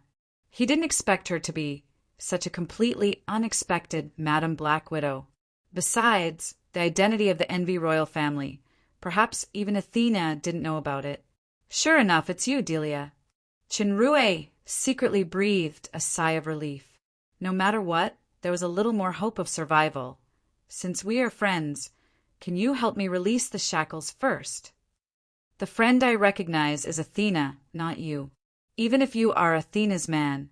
However, her taste doesn't seem to be good, Delia said very harshly. Her tone was quite cold, as if Athena was her enemy instead of a friend. Athena's man? I like this title very much. It's almost there. Chinrue could see that although Delia's attitude was bad, there was no hatred in her eyes, showing a kind of cold charm. It's hard to say about taste. There's a saying that to each his own. What I want to know is, what did you see in my mind just now? This was the question that Chinrue was most worried about. Humph. Don't be nervous. I just saw the scene of you hugging Athena. This is the most memorable event in your memory. At least you still have some conscience. Delia let go of her hand that was covering her eyes and said coldly, I didn't expect your talent to be so special. It can actually counterattack my Eye of Incubus and even hurt me. Also, your space bracelet has been confiscated. There's nothing extra on your body. Where did this ice crystal come from? Since you are Athena's man, you should have some ability. Chinrue heard that Delia only saw that scene and was slightly relieved.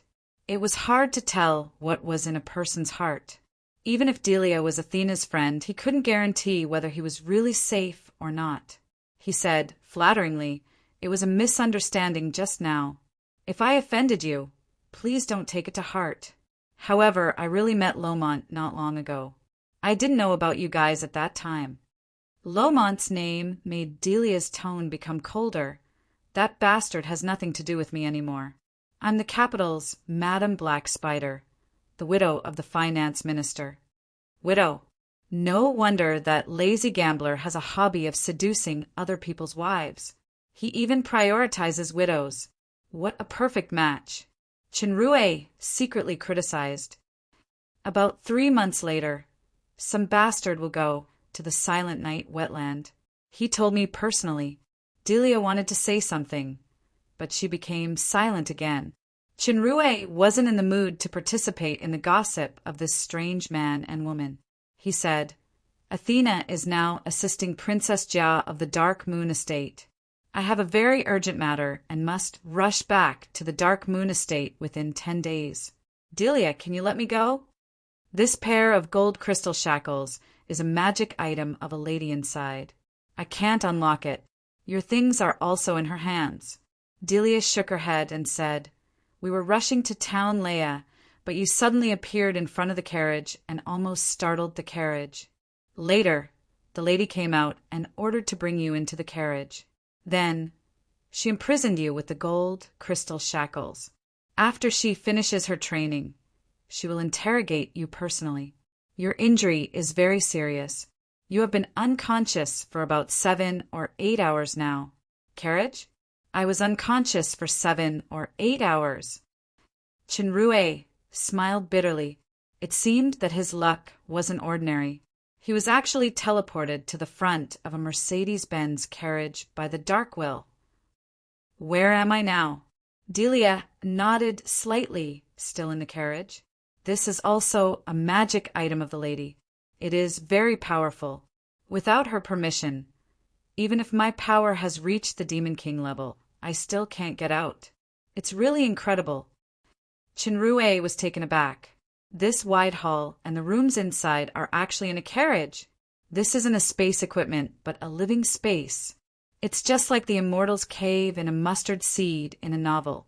The demon realm actually has such a magic item. Who is that lady? Where are you going? I don't know the true identity of the lady. I only know that she is a noble lady of the Dark Shadow royal family. Her whereabouts have always been mysterious, and she is highly valued by Her Majesty Catherine. Delia shook her head. I was ordered by Her Majesty Catherine to escort this lady to Town Leia to do something. Town Leia. Chenrue thought of the good deed he did in Town Leia and suddenly understood. Delia and this lady are the messengers sent by the capital of the Shadow Empire to Town Leia to pick the devil pomeg fruit. The problem was that Town Leia was now in a mess. The mayor, Old Candor, was poisoned to death and he ate all the devil pomeg fruit. Of course, the fruit core was still in the Galaxy Garden. Delia and the others were destined to return empty-handed on this trip. The trouble he caused in Town Leia was too big. Besides, Delia was just a friend of Athena. She didn't have a deep relationship with him, so he couldn't reveal it. It was better to slip away as soon as possible. That lady spent most of the time training behind closed doors along the way. I'm just her deputy in this operation. Although I don't have much contact with her, she gives me an unfathomable feeling. When she interrogates you personally later, don't reveal that we know each other. After you get through this, I will try to help you escape. Chapter 117. Although Delia's tone was still very cold, Chenrue could tell that it wasn't a perfunctory remark. He nodded secretly and said, Thank you, Delia. 3 months later, if I can make it, I will rush to the Silent Night wetland to help. Although my power is not as good as yours and Lomont's, I'm very knowledgeable about magic traps. I hope I can help by then. This help was a bit convenient. In fact, Chenrue's next plan was to go to the Silent Night wetland to find Paglio's treasure. The thing that Delia was looking for was probably in the poison dragon's collection. The problem was that a forgetful dragon had set the strongest self-destruction inscription in the treasure. Even if the inscription would weaken every 3 years for some special reason, the self-destruction program was not a joke. If Delia and Lomont accidentally triggered it, then everything would be over. Humph, that's what that bastard man said. I didn't say that I will definitely go after 3 months. Delia still looked very ungrateful. As for you, if I know that you dare to bully Athena, I will definitely not let you go. How would I dare? It has always been Athena bullying me. Chenrue shook his head with a bitter smile. You may not know yet, but Athena is almost close to the peak of Higher Demon. Higher Demon? Delia was taken aback. 3 years ago, she was just an intermediate demon. Even if she is a genius among the mutated great demons, it is impossible to become an advanced higher demon in such a short time. I don't have to lie to you. With her personality, she will probably come to the Silent Night wetland in 3 months. No, Delia said flatly. What do you think the Silent Night wetland is? There are countless demonic beasts of higher demon. There are also Demon King, Great Demon King, and even Demon Emperor. Even if Athena reaches Demon King, she can't come to the Silent Night wetland. Return this ice crystal to her.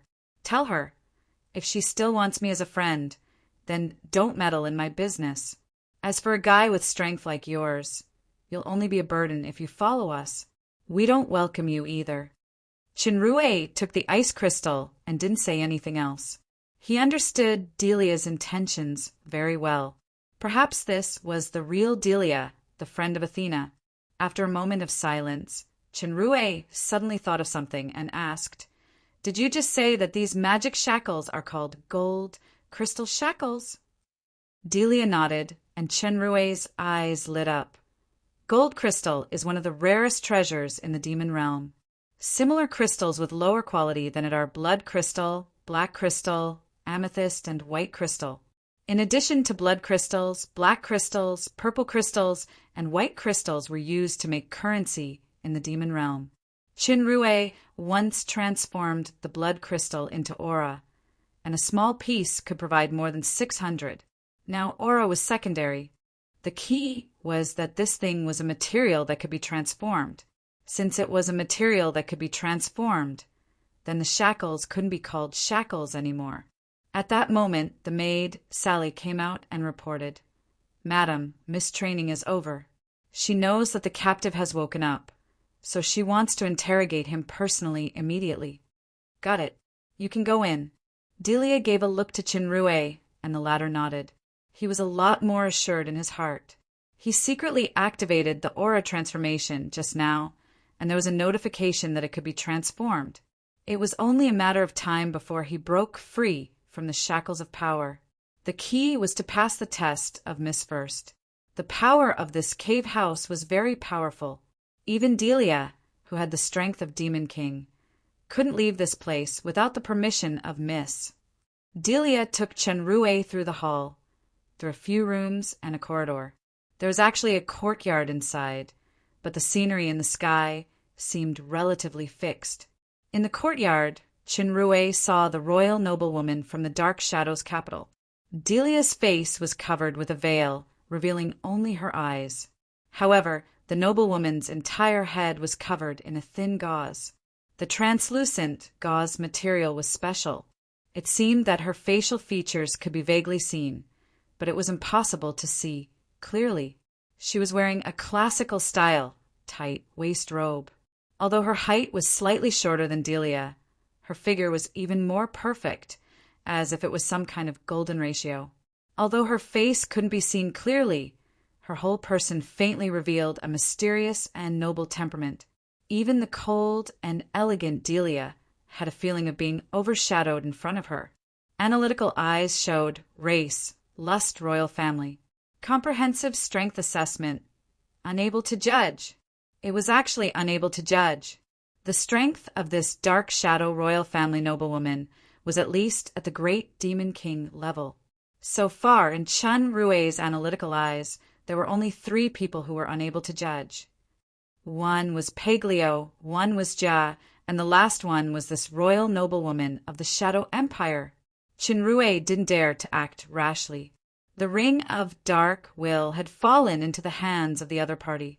Even if the gold crystal shackles were removed, there was still no possibility of escape in the face of a mysterious opponent who was at least a great demon king. "Delia, how did you get hurt?" The noblewoman's voice sounded. Her tone had a kind of calmness that made people ignore the pleasant timbre.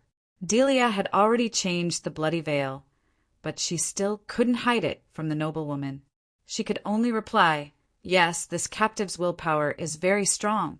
When I was interrogating him just now, I was careless and suffered a small loss. However, I have gotten some confessions. This guy is called Richard. He came from Townlea and was chased on the way." The noblewoman listened quietly and didn't comment. She just looked at Chinrue. Chinrue felt that the eyes behind the veil seemed to have a strange power that penetrated into his heart. He immediately put on a more realistic, look of dejection and avoided looking at her. Miss, although I underestimated the enemy just now, it was the first time I suffered such a loss on a man. Can you give him to me later? I will let him have a taste of Madame Black Spider. Delia's charming voice revealed a sense of resentment. Chinrue knew that this was her intentional cover, so he cooperated and lowered his head even more. We'll talk about it later. There's no hurry now. The noblewoman didn't directly agree to Delia's request. Madame Delia, please go outside the carriage now and ask Bob to stop the carriage. Then use the communication talisman to contact Town Leia to see if anything special happened. Emma, Sally, you two can leave for now. The noblewoman actually made such a decision. Although Chenrue lowered his head, his heart jumped fiercely. Is it a coincidence, or did she really notice something? After the three left, the noblewoman walked over slowly and came to Chinrue. Richard, I'll call you that for now. The noblewoman said faintly, Since you said you came from Town Leia, then please tell me the big event that happened in Town Leia. I forgot to remind you. When I asked Delia to contact Town Leia just now, your heartbeat was a bit abnormal. Can you tell me the real situation? The noblewoman's tone was calm and cordial. It was completely different from Delia's coldness, as if she was talking to a friend instead of a captive. However, Chinrue's heart was even more vigilant. Just these few sentences showed her terrifying insight and deduction. The intelligence of this noblewoman was by no means ordinary.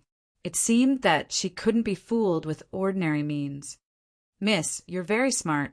Then, I'll tell you the truth. Something big did happen in town. I heard that the Scarlet Guard started a riot, and the old mayor sent the defense team to suppress it. I don't know the specific situation, but the whole town seemed to be very chaotic. At that time, I was just about to leave the town. In order to avoid being affected by the riot, I quickly escaped. However, I was attacked by an unknown powerhouse halfway and almost died. Miss, please forgive me for not telling the truth before. Because I just escaped from death and was imprisoned after waking up, it's inevitable that I'll be vigilant. The noblewoman nodded. Then where are you going? I'm very familiar with the capital city. Maybe I can help you.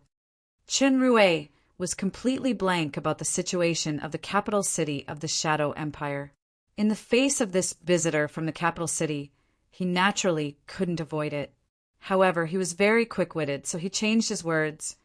Actually, I'm a demonic beast hunter. I also have some research on incapacitating agents and poisons. This time, my destination isn't the capital city, but the Silent Night wetland. There's a wyvern's nest there. I want to use drugs to lure 1 or 2 young dragons to sell. At this time, Delia walked in and whispered to the noblewoman for a while.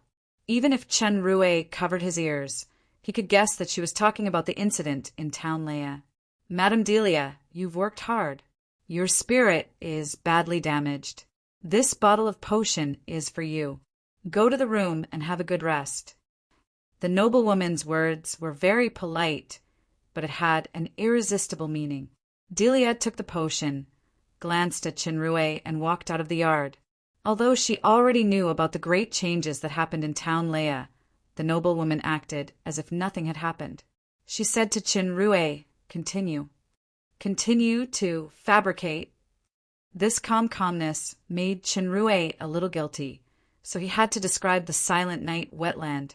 He had learned a lot about the Silent Night wetland and the wyvern's nest from Mungda and Kegu. He also talked about the production of incapacitating agents and poisons. It sounded reasonable and plausible. Are you done? Then, I'll say a few words first, then you can continue, okay? The noblewoman quietly waited for him to finish and sighed slightly. You are very quick-witted, but your long-term planning is still not enough. Of course, this may be because the time is too short. I'll only ask you 2 questions. After you hunt the wyvern, which merchant do you plan to trade with? How much is the price? Chinrue had been speechless. He really didn't understand this aspect. Just now, he had been trying to lead the noblewoman's attention to the potion that he was relatively familiar with. The noblewoman also showed interest, but now he knew that she wasn't moved at all.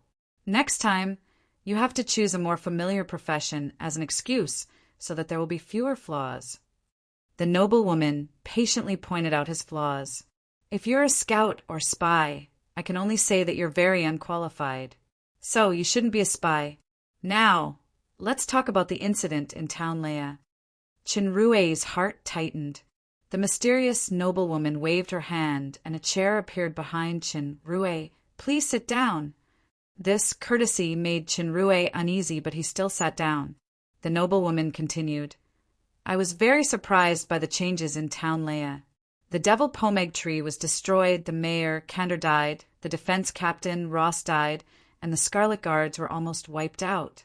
We can regard this as a wonderful plan.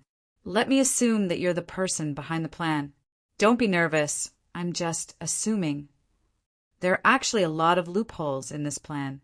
The reason why it's wonderful is because of the effect it achieved in the end.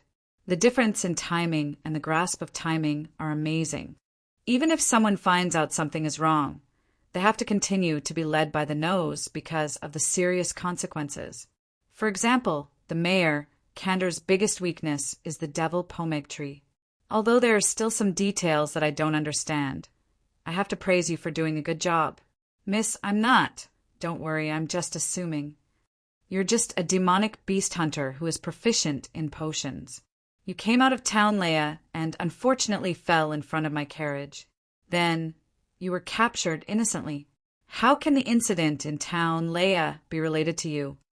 The more the noblewoman said so, the heavier Chinrue's heart became. It seems that my luck is really bad. I actually fell into the hands of such a woman. Not only is her strength terrifying, but her intelligence is even more terrifying. His scheming that even Jia admired was like a child's play in front of this mysterious woman. Next, let's further assume. The noblewoman saw Chenrue's dignified face, and there seemed to be a slight smile behind the veil. Why is the Scarlet Guards rioting? I don't know much about Town Leia, but I've seen relevant information in the capital city. The Scarlet Guards is actually a force of the Red Spirit Estate. Their purpose is to be instructed by the Regent Obsidian of the Fallen Angel Empire to restrict the west passage of the Dark Moon Estate. I can't think of the significance of the Scarlet Guards seizing the Devil Pomeg fruit. Even if the Devil Pomeg fruit is extremely important to a certain big shot in the Red Spirit Estate, even if they have a secret method to maintain the effectiveness of the fruit that loses its effectiveness after leaving the fruit tree for 5 minutes, the suicidal behavior is really not worth it. Could it be that for the value of the fruit, they are willing to disobey the Regent's order and even become enemies with my Shadow Empire? Chenrue's back was already in a cold sweat. Only then did he know that the Devil Pomeg would lose its effectiveness after leaving the fruit tree for 5 minutes. Fortunately, he picked one and ate one. It seemed that, as the noblewoman said, the plan that he thought was a perfect success actually had such an obvious loophole. Who will benefit the most from the destruction of the Red Spirit Estate forces? The noblewoman's next words almost made Chinrue unable to sit still. I think it should be the down-and-out Princess Royal of the Dark Moon Estate. I can't help but admire Princess Jia a little now. Under such adversity, she can actually recruit a talent like you. My words are finished for now. The noblewoman stretched out her white, jade-like palm, and there was a black ring in her palm. Now, I want to hear your explanation, the owner of the Dark Will, Sir Richard. The horror in Chenrue's heart was simply indescribable. This woman's IQ is simply terrifying. Could it be that one is influenced by the company he keeps? The Dark Shadow Empire has an empress who is the wisest one. There's actually such a noble lady with incredible wisdom in the royal family. Chapter 118. When Chenrue first came into contact with the noblewoman of the Dark Shadow Royal family, he just felt that her intelligence was extraordinary and she was a difficult opponent. As the conversation went deeper, his heart became more and more surprised. In the end, he could only use the word nature-defying to describe the other party's intelligence. Despite being separated by a hazy veil, he could feel the depth and calmness contained in those eyes. Everything about him seemed to be seen through. Seeing that he had been silent, the noblewoman said, "Mr. Richard seems to be quite wary of me. In fact, I don't have the power to pry into your heart like Delia. It's just that when you were unconscious, I recognized the origin of this Lucifer royal family ring. Your luck is indeed bad. Ever since the Belphegor royal family fell behind, there are fewer and fewer people in the demon realm who know the secret treasure, Darkwill. I happen to be one of them, and you were unfortunately teleported to the front of my carriage. As a member of the Lucifer royal family, I understand your loyalty to the royal family and the motherland. However, you are also a wise man. Do you really not want to give an explanation for my hypothesis?" Chunrue himself didn't know the true origin of the Darkwill. Listening to the noblewoman, he knew that it seemed to be related to Lomont's Belphegor royal family. Maybe Lomont was suspicious of him because of this. This noblewoman didn't have the eye of Incubus, but it was undoubtedly more terrifying than the eye of Incubus. These so-called hypotheses all hit the nail on the head, except for the last identity of the Lucifer royal family. Everything that should be said has been assumed by Miss. What else can I say? Chunrue sighed. No matter how many excuses, in front of Miss Wisdom, it's just embarrassing. So where is the devil pomeg now? Did you use a secret method to preserve it? This is your only hope to survive. Didn't Miss just say that? The devil pomeg will lose its effectiveness after leaving the fruit tree for 5 minutes? Chunrue seemed to remember that the galaxy garden only had the prompt of the tree withering after picking the fruit, but there was no such prompt. He immediately showed an embarrassed expression. "To be honest, miss, this is the first time I heard of it." As soon as he finished speaking, Chunrue felt a faint killing intent completely enveloping him. This kind of killing intent seemed ordinary, but it seeped into his skin, bones, blood, and even every part of his soul. He instinctively felt an unprecedented sense of danger. As long as his opponent used this kind of killing intent, he wouldn't even need to make a move to completely obliterate him. Maybe it was because Paglio was sealed by the ancient runes. He had never felt this kind of terrifying killing intent, even from the poison dragon. Chunrue certainly didn't want to wait for death. He quickly diverted the key topic of devil pomeg. "Just now, misassumption is very powerful, but there is one thing that you still got wrong." His killing intent was slightly restrained, but it didn't dissipate. It was like a butcher's knife that was raised high, but when it was about to reach his neck, it was pulled back, but still held above his head. "Oh, please go ahead. I'm not from the Lucifer royal family, and I'm not recruited by Ja. She doesn't have this qualification." Chunrue took a deep breath as if he didn't care about the butcher's knife hanging above his head. At this time he needed to be calmer. "Being afraid will only make me die faster." Chunrue's tone showed a sense of pride. "Ja and I are just a temporary employment relationship. If I really spared no effort to help her, she would now be the queen of the fallen angel empire. Unfortunately, she can't afford this reward. Darkwill is the reward for helping her complete something. Under the Lucifer royal family's blood fusion mystic art, I became the owner of the ring. It's useless even if you have it." The noblewoman's wisdom was too terrifying. If further investigation was carried out, it was likely that the identity of the human mining officer would be exposed. The most important thing was that the devil pomeg was gone now. It was difficult to save his life. "Could it be that I'll compensate you after you wait for 9 days for the devil pomeg in the galaxy garden to mature?" The first thing Chunrue had to do was to muddy the waters first, so that the noblewoman would lose the psychological advantage of being in control of everything. Then he would fish in troubled waters and grab a life-saving trump card. "Before I say something, can you let me touch this ring again?" Chunrue suddenly made a strange request. "This ring will take at least 10 hours to activate. It doesn't matter even if I return it to you. However, I have to remind you in advance that the magic house we are in is a secret treasure left by the mechanic, Grandmaster. Even if you activate the ring, you can't teleport to the outside world. I recognize your wisdom, so I don't want you to do something unwise." As the noblewoman said, she reached out and handed the ring to him. "Mechanic Grandmaster? It seems that I can't use the name of Grand Master Wukong this time. Besides, this woman is too powerful. If even the biggest secret is seen by her, then it's all over. It doesn't matter if you return it to me. Thank you then."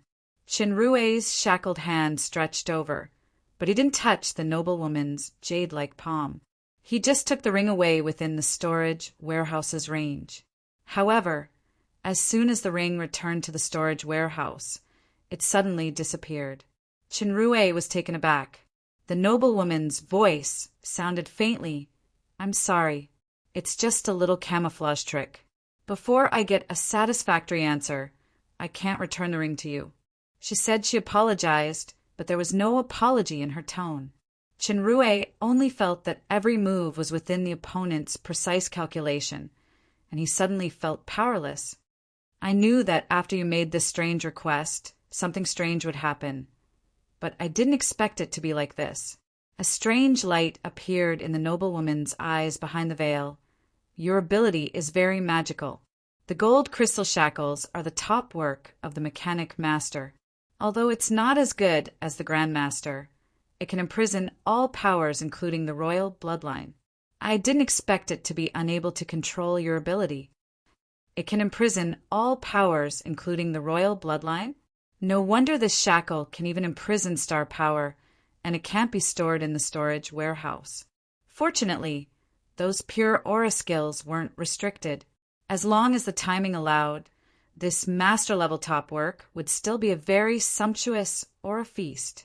However, with the lesson of this ring, Qinrui would be more cautious. Just like facing a chess player who was better than him, he couldn't easily let the opponent see through his next move. Qinrui didn't think much about the little miscalculation just now. In fact, this game of chess had just begun. "I wanted to show off just now, but I embarrassed myself in front of you. However, this experiment proves that your magic house can't block the teacher's space power." The noblewoman's tone showed a slight surprise. "Teacher?" "My teacher has unimaginably powerful power. It's no exaggeration to say that even a demon overlord-level powerhouse like your country's Catherine the Great is no different from a newborn baby in his eyes. I have seen with my own eyes that the teacher defeated an adult dragon with one hand and sealed it with ancient runes." The teacher that Qinrui mentioned was naturally based on the image of the mysterious powerhouse who sealed the poison dragon back, then that Paglio mentioned. No matter how strong one was, it was not as good as having a strong background. The demon realm was also a world that depended on one's background and one's father. If one pretended to be a rich second-generation official or the second-generation powerhouse, the chances of staying alive would undoubtedly increase a lot. Maybe you don't believe that the demon realm hides such a powerhouse, although he's not famous, but I believe that it has been recorded in the secret classics of the royal family that the demon realm does have a demon supremo powerhouse above the demon overlord. It is already equivalent to the existence of demigod. The noblewoman was well informed, so she didn't doubt it. Instead, she directly admitted the existence of such a powerhouse. "But I don't believe that such a powerhouse will be your teacher. Just now I sent the dark will." "Ah, the mimicry ring made by Miss to the special space created by the teacher. It is a special space that can only be used by the teacher and me. It is called the magic bag. There is one more thing. A trace of my soul is stored in some kind of container. As long as that trace is not destroyed, then even if you kill me now, I can be resurrected again. However, this process is quite troublesome. My power will also fall back to intermediate demon. I don't want things to eventually develop to such an unmanageable point. It's just that if things develop to that kind of unmanageable level, Miss and the Shadow Empire will suffer an unbearable blow." The noblewoman's knowledge and wisdom were unfathomable. Only unknown things could confuse her judgment and further play the role of fishing in troubled waters. Chinrue slowly stood up. This is by no means a bluff, dear miss. My teacher has no interest in things like power. He will not easily interfere with the normal order of the demon realm. There are only two things that he values the most in his life. The first is power, and the second is inheritance. It's like the reverse scale of the legendary dragon god. I think with Mrs. Wisdom, you should understand what I mean. Chinrue wanted to say that he had 7 soul tools, but after thinking about it, he simplified it to 1.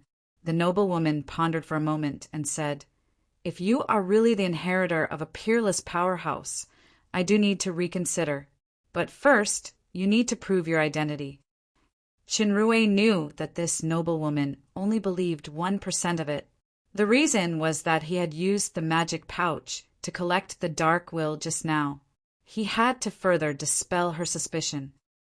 Then, an item appeared in Chinrue's hand. "What about this?" The noble woman had been paying attention to him. After confirming that he did not use any space equipment, she pulled out the cork and sniffed it carefully. Finally, she was slightly moved. Black potion. True wind walking potion. Teacher's configuration. Chinrue smiled slightly. "I forgot to say that he not only has great power, but he is also proficient in many aspects of miscellaneous knowledge. Pharmaceutics is only one of them. But as he said himself, he is too erudite but not specialized, so he has not been able to break through to the real God." Too erudite but not specialized? The noble woman was thoughtful. She actually didn't take the bottle of black potion and returned it. The validity period of black potion is 100 years.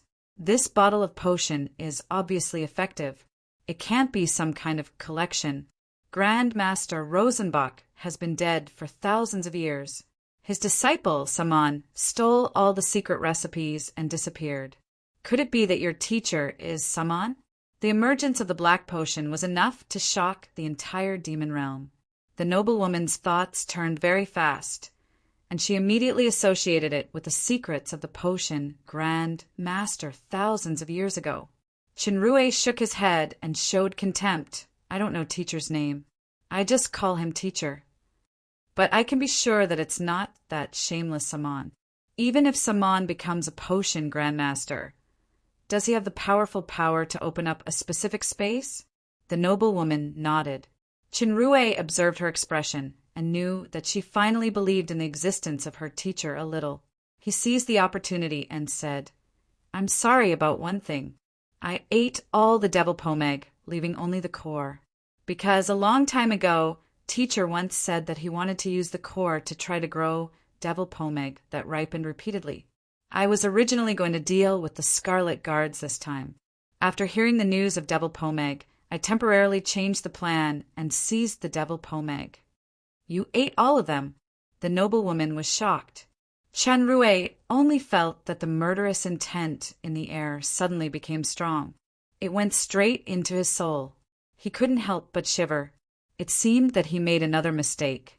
The second generation X that he bragged about for a long time, showing off and threatening, but in the end it still couldn't be considered as a few fruits. What is the use of this fruit? Is its value much greater than the black potion? One careless move and the whole game is lost. It's dangerous now. You really don't consider the consequences? Chinrue knew that he couldn't show weakness at this time. Instead, he stood up straight. "It's not worth it to kill me. As long as the teacher's devil pomeg experiment is successful, you can get more devil pomeg. It's useless. I only have 3 days left. I can't make it in time. And this time, my mission only needs to pick 10. It's useless to have more." The noblewoman shook her head slowly. "You don't understand the meaning of devil pomeg at all, and you don't understand how big of a disaster you have caused this time. If it's not this matter and it's just a mess in Lia, it can be said that your threat has succeeded. Could it be that the loss of devil pomeg can affect the survival of the entire Shadow Empire?" Chinrue really didn't expect the consequences to be so serious.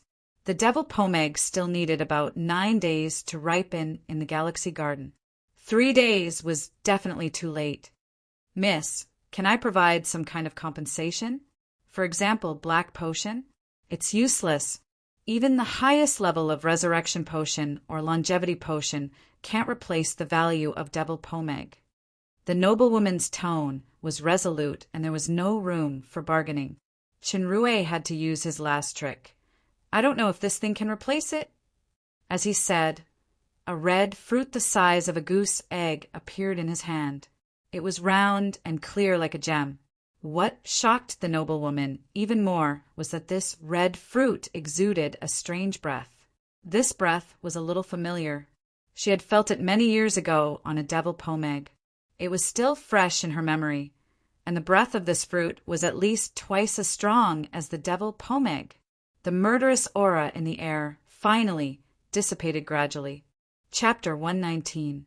The noblewoman showed an extremely cautious look and carefully took the fruit from Chinrue's hand. For a long time, she gave Chinrue the feeling that she was a deep lake with no ripples, as if nothing could really make waves. Even when she took out the black potion, her reaction was relatively flat. But when she saw this fruit, even through the veil, Chinrue could feel the shock and emotion. This crimson fruit was naturally the aura fruit in the galaxy garden. Chinrue originally wanted to give Athena a taste to see if there was any magical effect. But he didn't expect the first object to be this mysterious woman. What fruit is this? Where did it come from? The noblewoman's excitement had calmed down in an instant. But Chinrue could see that the value of the aura fruit was definitely not below the devil pomeg. He didn't expect that the demon realm also had people who could use aura. This is called Ju Tian Xian aura fruit. Like the devil pomeg, it has the same special power and the quality is higher. It is an ancient mutant planted by my teacher. It is very useful for training, but there are only a dozen left in the teacher's space. Of course, Chinrue wouldn't tell her everything. In fact, there were a total of 49 in his warehouse, and there were 5 trees in the galaxy garden. Ju Tian Xian aura fruit. The noblewoman seemed to be searching for relevant information in her memory, but unfortunately, she found nothing. It was certain that she couldn't find it because even this name was temporarily made up by Chinrue. Chinrue knew that the noblewoman's suspicion had not subsided. Another aura fruit appeared in his hand, and he opened his mouth to eat it. The overflowing fragrance was fine, but the rich aura made the noblewoman finally nodded and asked, "Is this fruit the same as the devil pomeg that it must be eaten within a specified time? Is there any secret method to maintain its effectiveness?" Since he hadn't tested it, Chinrue didn't know how long the aura fruit could be fresh in the demon realm. He was afraid that the noblewoman would be suspicious, so he replied, "Yes, the only way to preserve it is to put it in the magic bag space opened by the teacher." The noblewoman returned the spiritual fruit to Chinrue and put it away in the Dharma treasure pouch. She didn't speak again, but pondered. After a while, the noblewoman's voice finally sounded, but it wasn't directed at Chinrue. "Madame Delia, please come here." Delia immediately came to the yard. "Miss, what can I do for you?" The noblewoman took out a magic scroll, handed it to Delia, and said, "Madame Delia, Her Majesty Catherine had ordered me to be in charge of everything for this trip. I will now authorize you to immediately take the carriage to Town Leia to deal with the affairs after the turmoil. This is the power of attorney personally signed by His Majesty. You can appoint a new mayor and reorganize the defense. Please be sure to control the situation within a day." "Yes." Delia took the letter of authorization and asked hesitantly, "Miss, what about you? We are not far from Town Leia now." The noblewoman glanced at Chinrue. "Sir Richard and I have a very urgent and important matter, so we need to go to another place." Chinrue was taken aback. "What urgent and important matter? How come I don't know?" Delia was also taken aback. "Didn't I ask Richard to deal with this carefully and then find a way to help him escape? Why did this lady suddenly make the decision to take Richard away?" "This Richard," Madame Delia, this is my decision. Please execute it." The noblewoman's calm tone revealed a strange majesty, which was definitely not what an ordinary superior could have. With Delia's demon king-level strength, she actually couldn't resist it. She could only respond, "Understood." "Then, thank you." The noblewoman nodded slightly. Without any movement, Chenrue felt that the scenery in front of him suddenly changed. The yard and hall disappeared, and he was in a carriage. Although the space of the carriage was larger, it couldn't be compared with the courtyard just now. The noblewoman put away the magic house props and walked out of the carriage. Chenrue knew that he couldn't resist, so he consciously followed. "Dear Madame Delia, don't worry about me. I will miss your wonderful eye of incubus and that wonderful body. Maybe one day I can taste more of Madame Black Spider's beauty." Seeing that Delia kept staring at him, Chenrue said with a smile. As soon as he said that, the two hired demon maids suddenly glared at him. They didn't expect this captive to be so daring to tease the madam at this time. "Humph! If you fall into my hands next time, you won't be treated as courteously as Mississippi. I hope you can live until that day." Delia was also a smart person. She knew that Chenrue was afraid that the noblewoman would suspect him, so he purposely bid farewell like this. She replied coldly, bowed to the noblewoman, and ordered the coachman to drive the carriage away. "If it wasn't for Delia's previous injury, I would have thought that you two were old friends." The noblewoman watched the carriage leave and looked deeply at Chenrue. "However, do you really want to get Delia? Maybe I can help you. I was just trying to show off a few words before leaving. That eye of incubus almost made me suffer a big loss." Chenrue shrugged with a look of lingering fear. What's more, that woman called herself Black Spider. I don't want to be the male that she eats. "So, miss, you don't have to say the latter conditions or promises. Where are we going to do those important things?" A smart person shouldn't ask this kind of question. As soon as he finished his words, the noblewoman suddenly grabbed his shoulder. Chenrue felt like he was riding on the clouds. The surrounding scenery flashed past him, making him feel a strong dizziness. He was secretly speechless at the noblewoman's strength. Even Paglio couldn't compare to this speed. Of course, the premise was that the seal wasn't unlocked. The noblewoman grabbed Chenrue and galloped for a while. She leaped into a forest and stopped.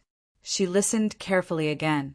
Chenrue already faintly understood that someone was following them. There was a sudden cold snort behind the noblewoman's veil. She disappeared in a flash, and only Chenrue was left in the forest.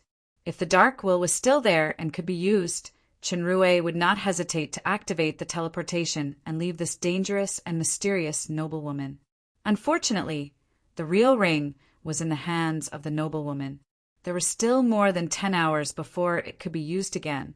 Even if he immediately unlocked the golden crystal shackles on his hands and feet, with the noblewoman's strength, he wouldn't be able to escape far. Transforming the golden crystal shackles required a certain amount of time, and now was not the best time. This was an important trump card for him to escape. Before that, this kind of imprisonment was a good cover. After a moment, the noblewoman's figure instantly appeared beside him. Seeing that Chenrue didn't intend to escape, she said lightly, "You are really smart. I wanted to ask who is following us, or if you killed these people, but after thinking about it, I am the so-called smart person, so I didn't ask much. You've asked." There seemed to be a faint smile behind the veil, but you definitely won't get an answer. "I'm sorry, please rest for a while." Before Chenrue could protest, he felt a strong impact on his brain and suddenly lost consciousness. When he opened his eyes, he was already in another place. There were large bushes around him, and the ground under his feet was soft and moist. There was thin, white fog floating around, and visibility was very low. The noblewoman's quiet voice sounded, "You're awake? Your spirit and physique are quite special. No wonder even the eye of incubus of the Leviathan royal family suffered in front of you. Also, your injury recovered quite quickly. Such a serious injury is actually healed. Should I thank you for your compliment first, then protest that you knocked me out? Chenrue rubbed his head strenuously. It's already afternoon, so I've been unconscious for a day. No, it's almost been 3 days. 3 days? Chenrue was taken aback. I actually fainted for 3 days. Then there's only a little more than a week before Eric's war contract expires. However, for now, I should save my life first. This noblewoman was at least a great Demon King powerhouse. Dark will was in her hands, so it was very difficult to escape. Now, please give me a Ju Tian Xian or a fruit. Miss, how many do you want in total? The noblewoman replied, about the same as Devil Pomeg, about 10. Can you give it to me? Chenrue didn't say anything and handed an aura fruit to the noblewoman. The noblewoman didn't expect him to not mention any conditions.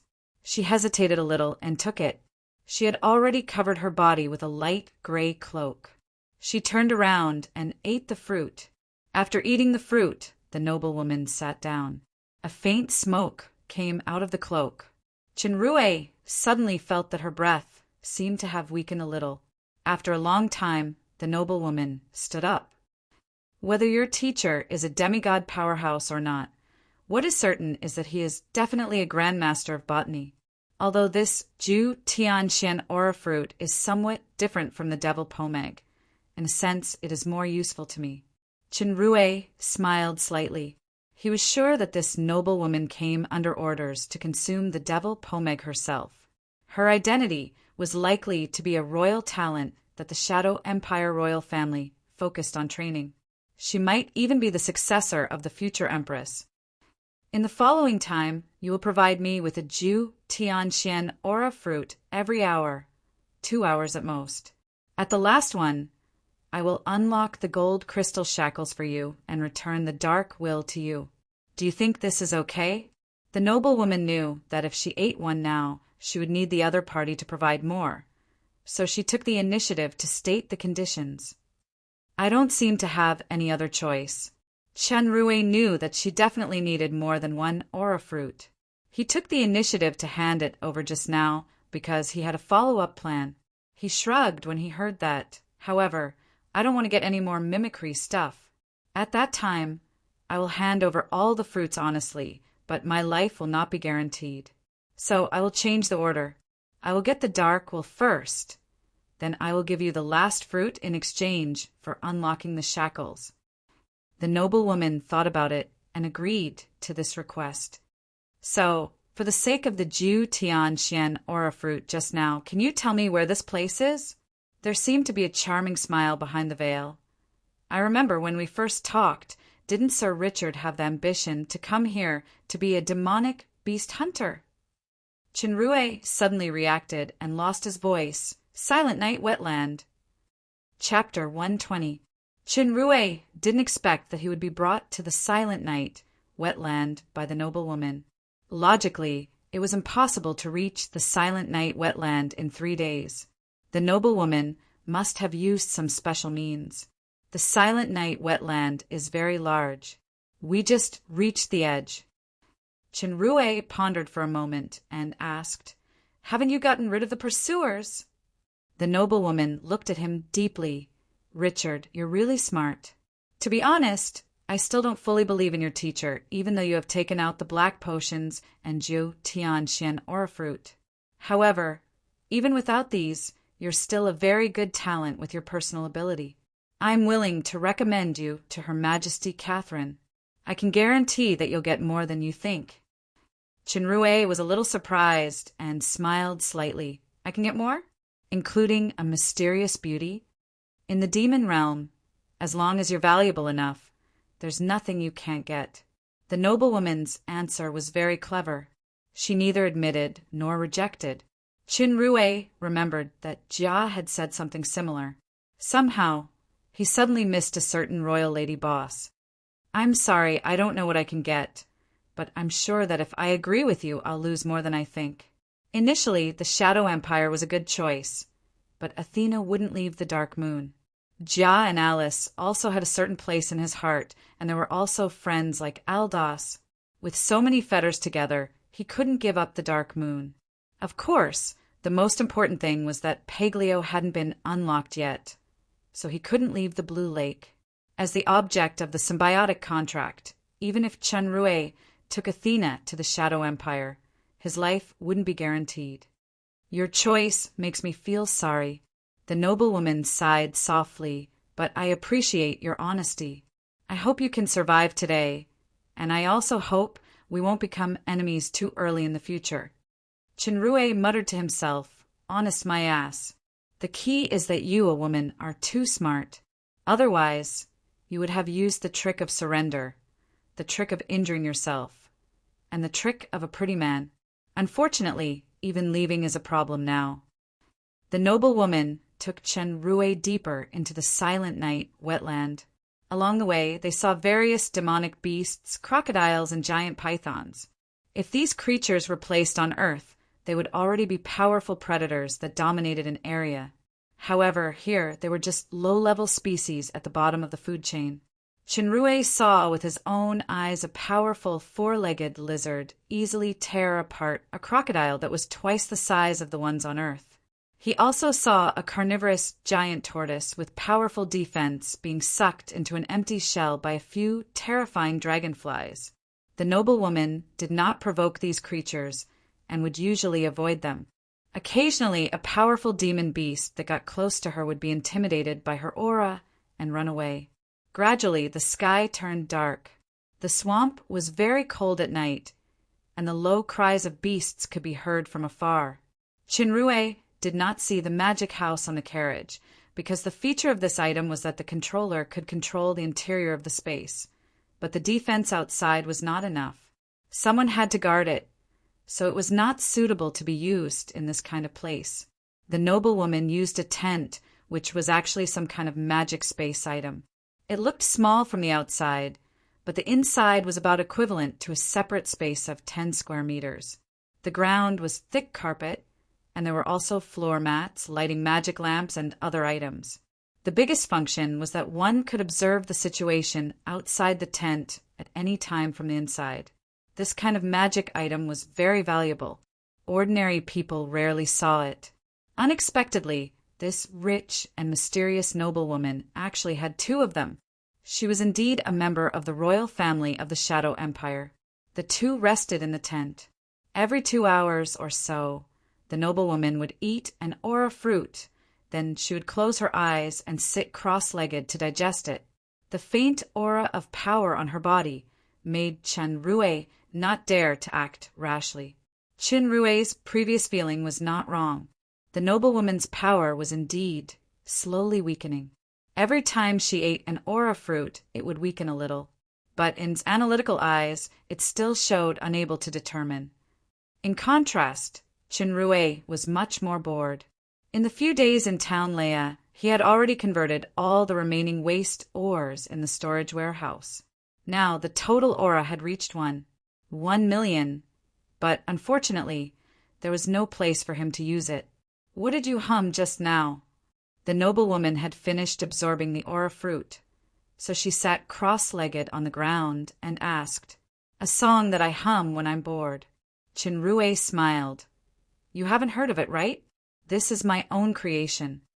In this place, this famous song from Earth was indeed appearing for the first time. Chunrui unceremoniously took the copyright as his own. I really haven't heard of it, but I can tell that it should be a melodious tone, but you hum it incongruously. It's hard to imagine that you are actually a creator. Chunrui blushed, which was rare. Just as he wanted to stubbornly say that her appreciation level wasn't good, he saw the noblewoman actually took out something from the space ring, put it into the veil, and blew it gently. It was the song that he was humming just now. Not only was it accurate, but even some parts that were out of tune were corrected. Moreover, it had a bit of the melodious and profound charm of the original tune, as if she was the original creator of the song. Chunrui was speechless for a while. Any tricks were useless in the face of such absolute strength. Fortunately, he didn't quibble just now, otherwise he would only make a fool of himself. The noblewoman stopped playing. I'm sorry, I used to like music very much. Now that I heard a new song, I can't help but show my incompetence. Are there any other songs? Show my incompetence? Chinrue felt ashamed and hummed the most familiar nocturne again. This time, he was much more careful. After listening, the noblewoman didn't play immediately. Instead, she quietly played for a while before she started. In the midst of the wetland, the melody echoed faintly, like a fairy strolling alone in the night, enjoying the lonely embrace of the darkness. The music gradually faded, and Chinrue felt a sense of emptiness in his heart. He couldn't help but praise. Genius, this is a genius. Just by listening to it once, she can grasp the charm of the music. I like this song very much. What's it called? The noblewoman suddenly asked. Solo Dance Under the Moonlight. It seems to have been composed by a human bard. In front of an expert, of course. Chinrue didn't dare to pretend to be the original. He asked tentatively, Don't you think this song is very lonely? Are you conveniently asking if I'm lonely? I've seen this kind of pick-up line too many times. Maybe you really have a little bit of affection for me, but if you want to get close to me and escape, it will make me lose the little bit of honesty I have for you. Seeing Chen Rui's expression stagnated, the noblewoman's eyes flashed with a smile. Anyway, thank you for your song. I might play it when I'm lonely. In fact, I'm too busy. I don't even have time to be lonely. It's very likely that this is the first and last time I'll play it. Too busy to even have time to be lonely? Chinrue suddenly remembered Jia's words. I can't remember the last time I smiled. Inexplicably, he felt that the two sentences faintly revealed the same emotion. He then shook his head and stopped this strange association. I'm cold and hungry now. Miss, can you get me something to eat? I can't get those two songs for free, right? These two songs are only worth a little food. In the eyes of music lovers, it's a priceless treasure. The noblewoman shook her head. Fortunately, these two songs are mine now. Chinrue also shook his head. I wanted to say that for the sake of these two songs, let me go. But thinking that I'm much more valuable than these two songs, so I held back and didn't say it. The noblewoman couldn't help but chuckle softly. You're really a very special person. Even I can't help but be infected by your emotions. There's a rare relaxation when I'm with you. To be honest, I admire your wisdom and optimism, and I do have some affection for you. If there aren't too many impossibilities, maybe I'll really be moved by you. I don't dare to have too many extravagant hopes. Take the present, for example. I'm still carrying this incongruous thing. Chinrue raised the gold crystal shackle. Without it, I think we're already a little bit like friends. Friends? The noblewoman looked at him faintly. As long as you're willing to join the Shadow Empire, there will be such a day. Plans can't keep up with changes. It's too early to say these things now. Chinrue didn't want to block the path for the time being, so he said vaguely, Miss, it's best to get some prey. We can barbecue it. Maybe the fragrance can even attract some giant dragons and peerless powerhouses to save me from your evil clutches. A night passed. The noblewoman still ate an aura fruit every 2 hours or so. Since he had slept for 3 days previously, Chinrue didn't feel tired. The noblewoman had eaten a total of 7. Her strength had obviously dropped by a realm. He wasn't sure if it was an illusion, but her height was also slightly shorter. However, in the display of analytical eyes, her strength was still unable to determine. Chinrue was secretly shocked, but he was also glad that he didn't act rashly. There was still a little bit of poison left in the poison dragon, but with Barnacle's lesson, he didn't dare to act recklessly. This noblewoman's wisdom was 100 times better than Barnacle's. He must not make a fool of himself. In the morning, the two chatted for a while and ate something. The noblewoman suddenly stood up and waved her hand. The fire was extinguished instantly. Chinrue knew something was wrong, so he immediately shut his mouth. The noblewoman grabbed him and ran as fast as lightning. She only stopped when she reached a mahogany forest. She placed him behind a tree and disappeared after a few leaps. Chen Rui secretly calculated that the noblewoman came to the Silent Night wetland to get rid of her pursuer and find a safe place to absorb the power of the Ju, Tian Xian, or a fruit. He didn't expect the pursuer to be so powerful that he followed her all the way here. The mantis stalks the cicada, unaware of the oriole behind. The idea was good, but with his current strength, even if he unlocked the gold crystal shackles, he wouldn't be the oriole. Although the noblewoman was very polite along the way, and so far the atmosphere between the two was harmonious and friendly. However, a person's heart was unpredictable. Qinrui's identity was still a captive. Even if the two had a little affection for each other, that was all. Who knew how this friendly noblewoman would treat him after his usefulness was over? The most important thing now was that Dark Will wasn't in his hands. With his strength, the possibility of escaping from this completely unfamiliar Silent Night wetland was basically zero. About half an hour passed, and the noblewoman still hadn't returned. Just when Chen Rui couldn't help but want to transform the gold crystal shackles, a prompt suddenly appeared in analytical eyes. A person appeared in front. What surprised Chen Rui was that analytical eyes didn't prompt the noblewoman. Race, envy royal family. Comprehensive strength assessment, unable to judge. Chapter 121. This person in front of the forest is the same as Delia. He's also from the envy royal family, and his strength is above Delia. Could it be? What did I find? A cold male voice sounded. A lowly reptile? The cold tone seemed to be more chilling than the cold morning wind in the wetland. Qinrui knew that his whereabouts had been seen through by the other party, so he had to walk out from behind the tree. In the morning mist, a tall man stood. This man had long blue hair, and his handsome facial features were faintly visible. He was wearing a silver half-body armor, and the cloak behind him was fluttering in the wind. The man did not deliberately release his power, but Qinrui instinctively felt a terrifying aura. When he was glanced at by the man's cold and gloomy eyes, even with his extraordinary willpower, he actually felt a chill, like a frog being stared at by a poisonous snake. This kind of familiar power is the Eye of Incubus.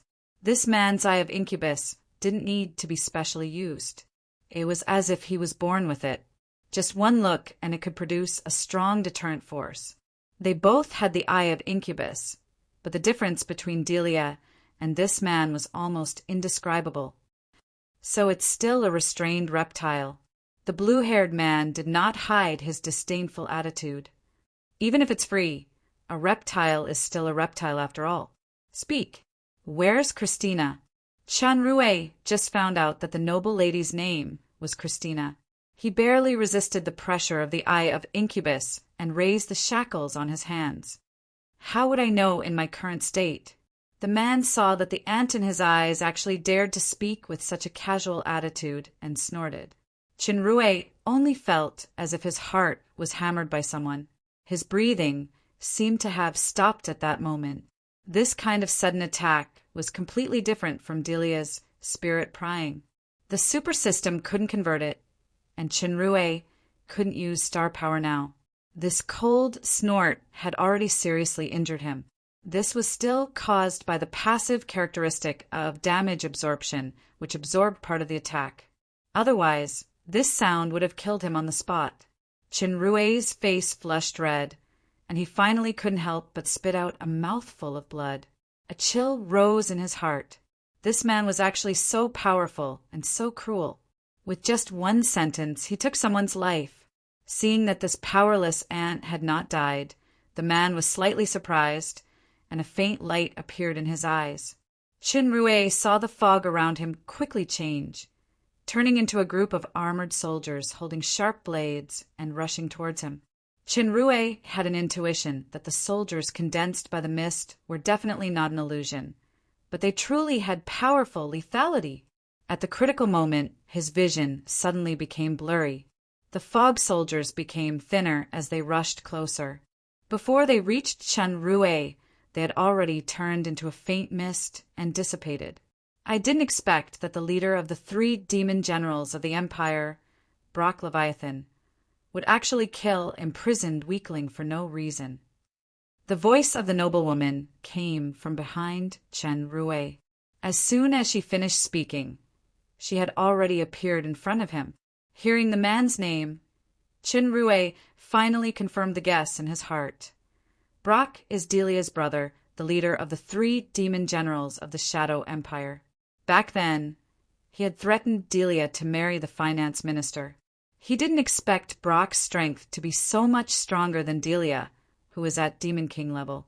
Shinrue had a vague feeling that Brock's true strength was likely to have surpassed Great Demon King level. Christina was the same, although he had trained from a weak human to his current strength that could rival the peak of Higher Demon King. Compared to these powerhouses, just like what Christina said, he was only a weakling. There should be stronger powerhouses above Brock and Christina. Even a demon overlord was not the peak of strength. Chen Rui's previous complacency instantly disappeared without a trace. It turned into a firm belief, become stronger. Miss, you must be the most mysterious noblewoman in the Empire's royal family, Christina. Brock gracefully performed a noble's etiquette. Compared to the ruthlessness and coldness just now, it was as if he was a different person. It's my honor to meet you, miss. Christina returned the etiquette. Her tone was still calm. General Brock, don't you know that it's very rude to follow a lady? It is indeed a little rude. Bai Luo smiled slightly. However, as an admirer, this kind of stubborn action of pursuing is also considered pardonable. I came here personally to invite you to my mansion as a guest. I wonder if you'll do me the honor? Unfortunately, I already have a male partner. Christina glanced at Chen Rui. I'll have to disappoint the general's hospitality. It's hard to believe that the miss would choose such a useless man as her male partner. Brock looked at Chen Rui in disdain. Moreover, who would seal their male partner with shackles? Don't underestimate a woman's jealousy. She's just afraid that he'll run away and find another woman. Christina said calmly, if the general has nothing else, please don't interfere with our private interests. Private interests? Shackles? Binding? Chinrue was stunned by Christina's bold words. Miss, you're indeed extraordinary. Brock frowned slightly. That's all for private matters. As the general of the Empire, I think it's necessary for me to ask the miss about official matters. The men I sent to protect my sister were killed by the miss, right? It turns out that those who stopped me from completing Her Majesty Catherine's mission were the general's subordinates. My trip this time was specially approved by the Queen. Could it be that your subordinates disobeyed Her Majesty's order? It wasn't their personal behavior, but it was the general's intention. Her Majesty's order is for you to come to this place with a man to do something shameful. Brock sneered. His words became harsh. There's nothing shameful about that. The Desire family is much freer than the other royal families when it comes to relationships, Christina said openly, but her next sentence was tit for tat. I've heard that General Brock, for some reason, actually hunted down his own sister and forced her to marry the old finance minister. This is my family matter. I don't need an outsider to ask. Brock's face gradually turned gloomy. Miss killed my subordinates. You must give me an explanation. I'm on a trip this time under Her Majesty's warrant. Do you want to disobey Her Majesty's order? Where's the warrant? I've given the warrant to Delia to handle town Leia's affairs. However, here's the royal ring that was personally given by Her Majesty. You can act according to the circumstances. Christina raised the ring on her right middle finger. I'm a soldier. I've never heard of any royal ring. I'll only obey the warrant signed by Her Majesty. Brock's voice suddenly became stern. The surrounding mist began to gather quickly. Then I can only use forceful means to bring Miss back to the capital city and clarify things in front of Her Majesty Catherine. As soon as he finished speaking, An army of thousands of people suddenly appeared in the mist and attacked Christina.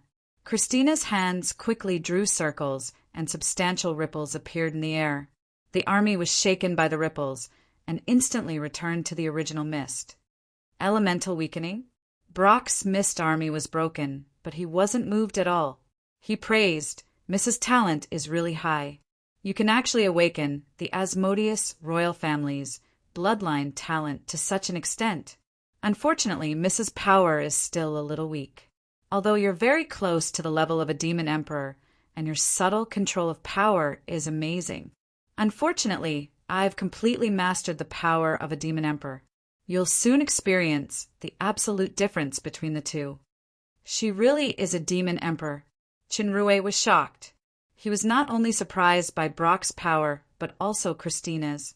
This was because only he knew that after Christina consumed the 7 aura fruits, her power had dropped by a level. Then Christina's original level, no matter what, Christina was currently in a weak state. It was quite dangerous to go against Brock at his peak. A 4-meter-tall square metal body suddenly appeared in the air and smashed toward Brock's head. Brock's figure flashed and appeared behind him. Half of the metal body sank into the ground, and the ground of the entire red forest shook. It was obvious how powerful it was. Chinrue was already grabbed by Christina and jumped to a safe area. The metal body seemed to be alive. It was pulled out of the ground and quickly disintegrated into a 5-meter-tall human figure in the air. Other than the eyes, there were no other organs on its face. Its body was carved with various strange symbols that emitted a faint green light. Before the metal man landed on the ground, it flew toward Brock in the air. Its movements did not make people feel clumsy because of its huge body. Instead, it was extremely fast. Chinrue was dumbfounded. Gundam? No. Transformers? That's not right either. The demon realm actually has such a thing. War puppet? As expected of Christina, even the strongest talent of the Asmodeus royal family has been awakened. The war puppet was like a warrior with life, launching a powerful attack on Brock. The ground trembled slightly continuously, and the trees along the way were uprooted as if they were withered and rotten wood, dancing in the air. The ground was full of huge holes that had been destroyed. Even from afar, the impact of the strong airwaves could be felt. It was Chinrue's first time witnessing a battle of this level. He felt dizzy. If it was his current power, he would probably be killed by the war puppet in a second. Although the war puppet's power was shocking, Brock kept dodging calmly. He was not injured at all. After dodging for a while, Brock seemed to be a little impatient. He did not dodge anymore. He opened up his right hand and welcomed the attack. When the huge war puppet was about 10 meters away from Brock, it seemed to have encountered an invisible barrier. Its rapid movements suddenly started to slow down. Brock's body shook slightly. Its blue eyes turned black. The war puppet's speed was getting slower. When it was about 3 meters away from Brock, it could no longer move forward. The metal body started to tremble slightly. It seemed to be under a huge pressure. Brock let out a cold humph. He suddenly appeared above the war puppet. His body fell straight down, and both his feet landed on the war puppet. With a crack, a huge hole with a diameter of tens of meters appeared. Half of the war puppet's body was stuck in the middle of the hole. It could not move for a while. The war puppet did not feel pain. It still tried to pull its body out and continue attacking. Brock's fists moved continuously. He could only see a blur in the air. He did not know exactly how many rounds he had punched. He could only hear the extremely dense, high-speed punching sound. The depth of the hole in the middle was increasing rapidly. When Brock stopped, the 5-meter-tall war puppet had already become a pile of twisted metal. There were scattered pieces around it. The human shape from before could not be seen at all. Brock suddenly frowned. He jumped out of the hole and saw that Christina and Chinrue had already disappeared. Chapter 122. That's strange. I heard that the war puppet and the master's spirit have a special connection. If the war puppet is destroyed, the master will also be severely injured. Why does she still have the ability to escape from under my nose? Brock muttered to himself. At that moment, the deformed metal had not been completely destroyed. It flew out and charged toward the back of his head without fear of death. Brock turned his head, and the metal paused. As its speed slowed down, it quickly turned into ice. Then Brock threw a punch at it. The ice and metal instantly shattered into pieces, and there was no more movement. Troublesome war puppet. Brock frowned. Oh yeah, this is just a bronze puppet. With Christina's ability, she should at least be using a silver puppet. Could it be that she can control more than one war puppet? War Puppet was the strongest bloodline talent of the Asmodeus royal family of the Shadow Empire. It was a powerful battle machine created by combining talent with secret techniques. Just like the bronze puppet just now, it didn't know fatigue or pain. Unless it was completely destroyed or the master died, it could continue fighting. The levels of War Puppet were bronze, silver, and gold. It could be passed down to the next generation as a family treasure. The strongest war puppet was the legendary secret treasure of the Asmodeus royal family, the immortal dark gold puppet. It would never be destroyed. Unfortunately, it was lost thousands of years ago. In the Asmodeus royal family, it was rare to be able to awaken the war puppet talent and control one puppet. Those who could control two or even more puppets were definitely geniuses among geniuses. The current Dark Shadow Empress, Catherine the Great, could control 4 gold puppets at the same time. In addition to her own combat power, even the strongest Raisin the Great in the demon realm had to be wary of her. Christina was only a great demon king now, but she could possibly have the powerful talent to control 2 puppets. In the future, Brock's eyes were filled with murderous intent. The mist that drifted away due to the huge impact gradually gathered again. Brock's figure could no longer be seen in the mist. Chinrue could only hear the whistling sound in his ears. His body was carried by Christina for a long time. To prevent himself from feeling dizzy, he could only close his eyes. Suddenly, Christina's body trembled, and she stopped abruptly. Chinrue opened his eyes and saw Christina clutching her chest and coughing a few times. She was obviously injured. After a brief pause, Christina did not stop and continued sprinting until she reached a rather secluded hillside in the dense forest. She then stopped and quickly set up her surroundings. 6 metal pillars appeared in the surroundings. The pillars were engraved with layers of totem-like symbols, which seemed to be some kind of special magic equipment. "Miss, are you hurt?" A thought flashed through Chinrue's mind, and he took out a bottle of healing potion. "This is for you. The healing potion concocted by my teacher is much more effective than that of ordinary master pharmacists." "Thank you, but it's okay." Christina shook her head. She was polite but cautious. "That war puppet should have been destroyed by Brock, so I suffered some damage as well. But it's all right. Miss Christina, although I don't understand the grudge between you and Brock, please forgive me for being straightforward. You don't seem to be a match for Brock in your current state, and he will definitely continue to chase after you. I have a suggestion.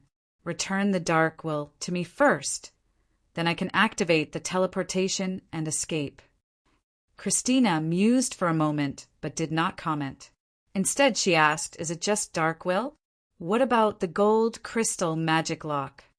"To show my sincerity, the magic lock can wait until we are completely out of danger before unlocking it. If I teleport and escape alone, I won't be able to survive in a scary place like the Silent Night wetland. Aren't you afraid that I'll go back on my word?" Christina's eyes behind the veil seemed to have seen through Chenrue's thoughts. "With your intelligence, you won't put yourself in such a passive and dangerous situation. When you made the deal with me earlier, you mentioned getting the ring first before unlocking the magic lock. So can I boldly assume that you have a special way to unlock the magic lock? Can you not make such an assumption?" Chinrue felt a chill in his heart. He did not expect Christina to not panic at all in such a critical moment of being chased. Instead, she was terrifyingly calm. He almost revealed his trump card. If I could unlock the magic lock, I would have escaped when you left the Red Leaves Forest. Shinrue pretended to be unhappy. I almost died in Brock's hands just now. To save my life, I made such a request. If you doubt even this, then I have nothing to say. I can only hope that Miss will show off her power and defeat Brock, then kill me to silence me. Richard, please forgive me for being paranoid. If you were me, surrounded by all kinds of schemes and conspiracies all day long, you would also be as cautious as me. Moreover, when dealing with a wise person like you, I can't help but think a little more. Don't forget, Christina is a woman after all. Being paranoid is a common problem for women. Christina's disguised praise made Shinrue unable to keep a straight face. However, he did not agree with the last sentence. If there are more women like you, the men in the demon realm can only be bystanders. All right, now is not the time to discuss the assumption just now. I will seriously consider your conditions. Christina sighed. Moreover, you are thinking too simply. The teleportation range of the Dark Will is limited. The Eye of Incubus of the Leviathan royal family has a special lock-on ability. Brock must have used some method to lock onto us. Even if we can teleport out temporarily, we can't really get rid of his tracking. You are the owner of the Dark Will.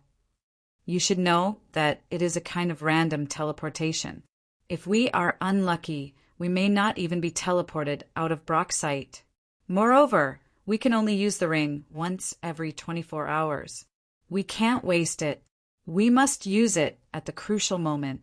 It seemed that Christina was quite familiar with the Dark Will.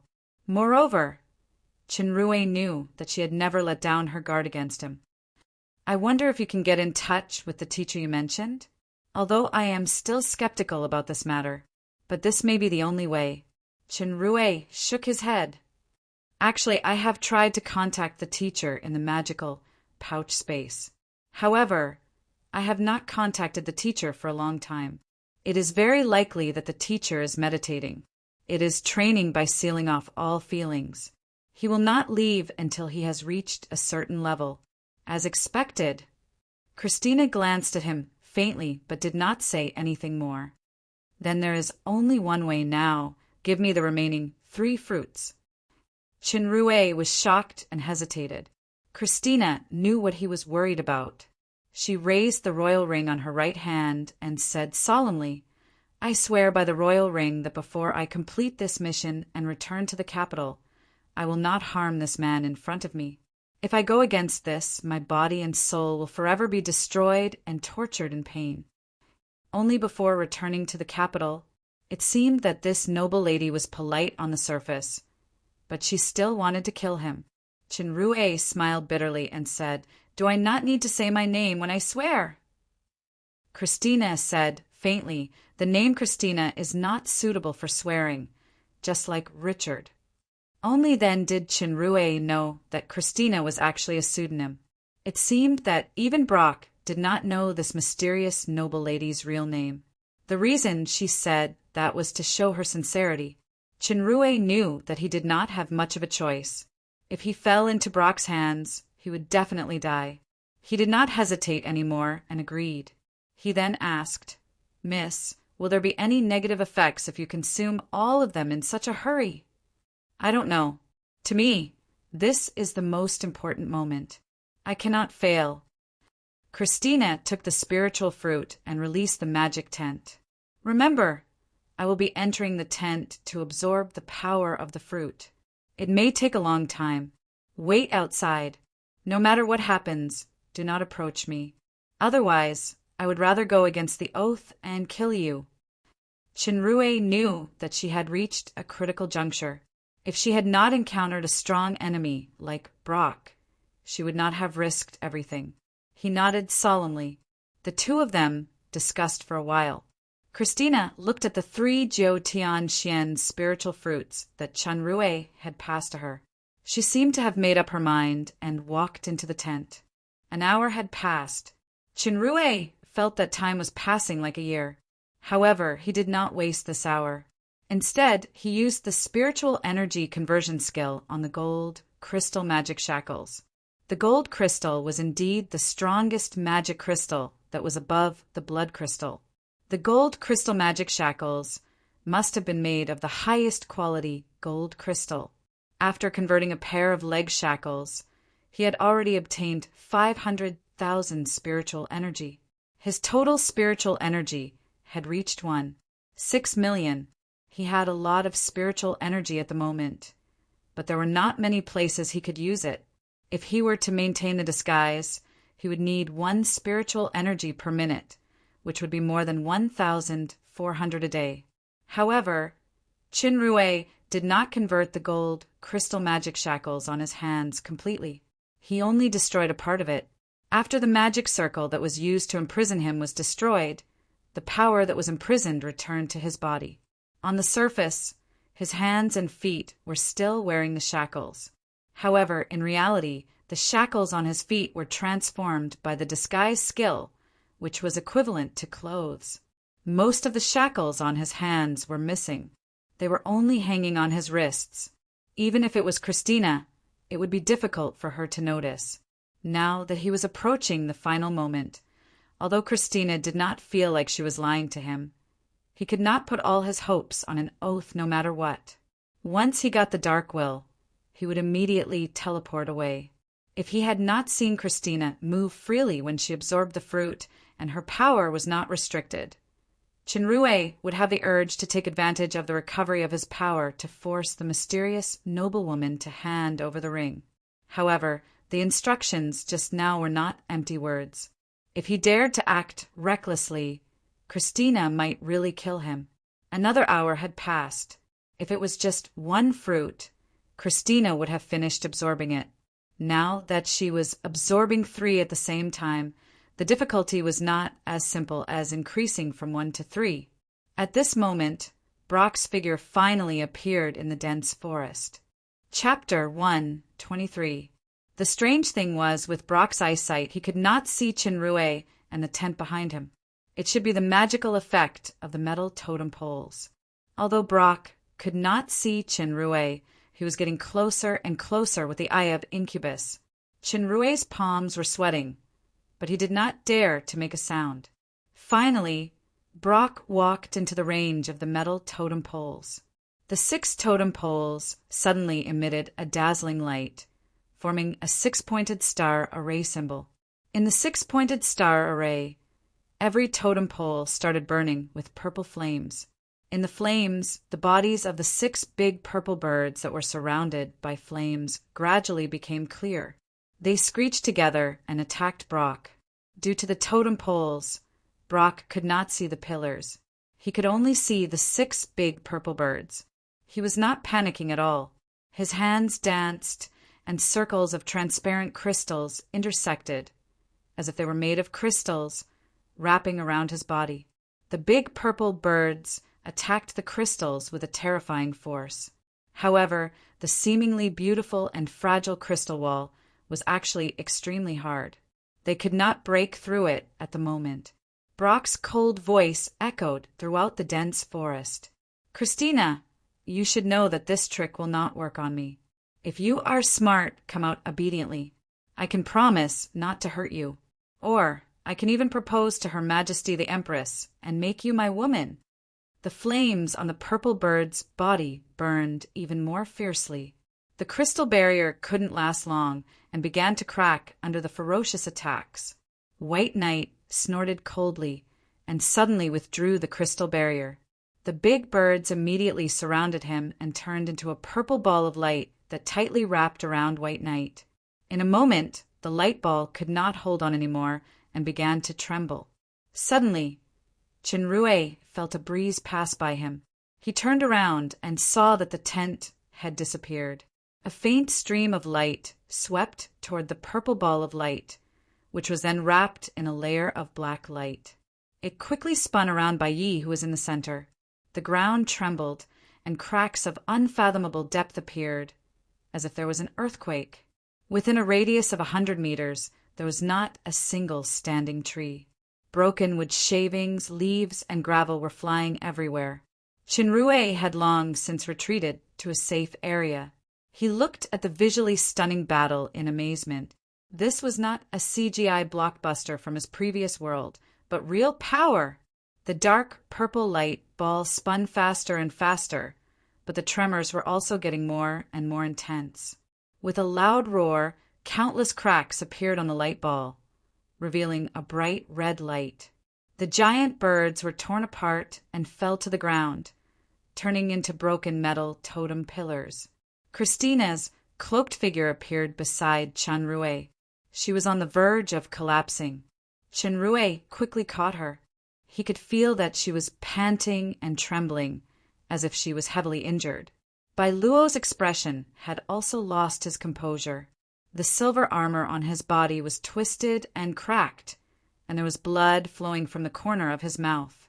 His eyes had already turned completely black, which was the sign of the Eye of Incubus being fully activated. He was holding a blood-red long sword in his hand. Bai Luo's handsome face had already become distorted. His tone, which was filled with hostility, was filled with a rare shock. Dark Shadow Cloak. It was actually the highest artifact of the Dark Shadow royal family. How can you use the Dark Shadow Cloak? Who are you? The highest artifact of the royal family had its own independent will. Usually, only the emperor or the highest ruler could be recognized. For example, until now, the Regent Obsidian of the Fallen Angel Empire had not been recognized by the artifact, the Sword of Fallen Angel. Of course, there were very few exceptions in the history of the demon realm.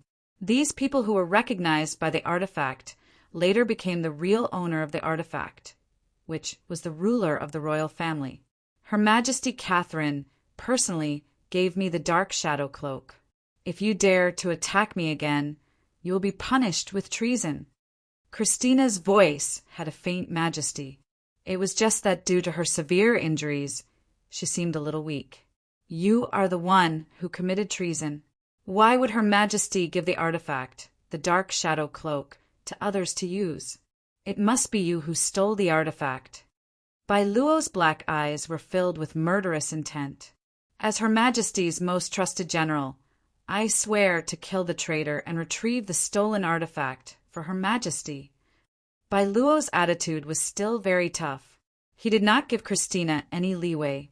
Even Chunrui could see that whether it was treason or killing the traitor, it was just a dignified excuse. Even if Christina was the empress, Bai Luo was determined to get rid of her today. An empire's general actually dared to kill the royal daughter that the empress trusted. Chunrui did not know what was wrong, but he was sure that Bai Luo would not leave anyone alive, including him.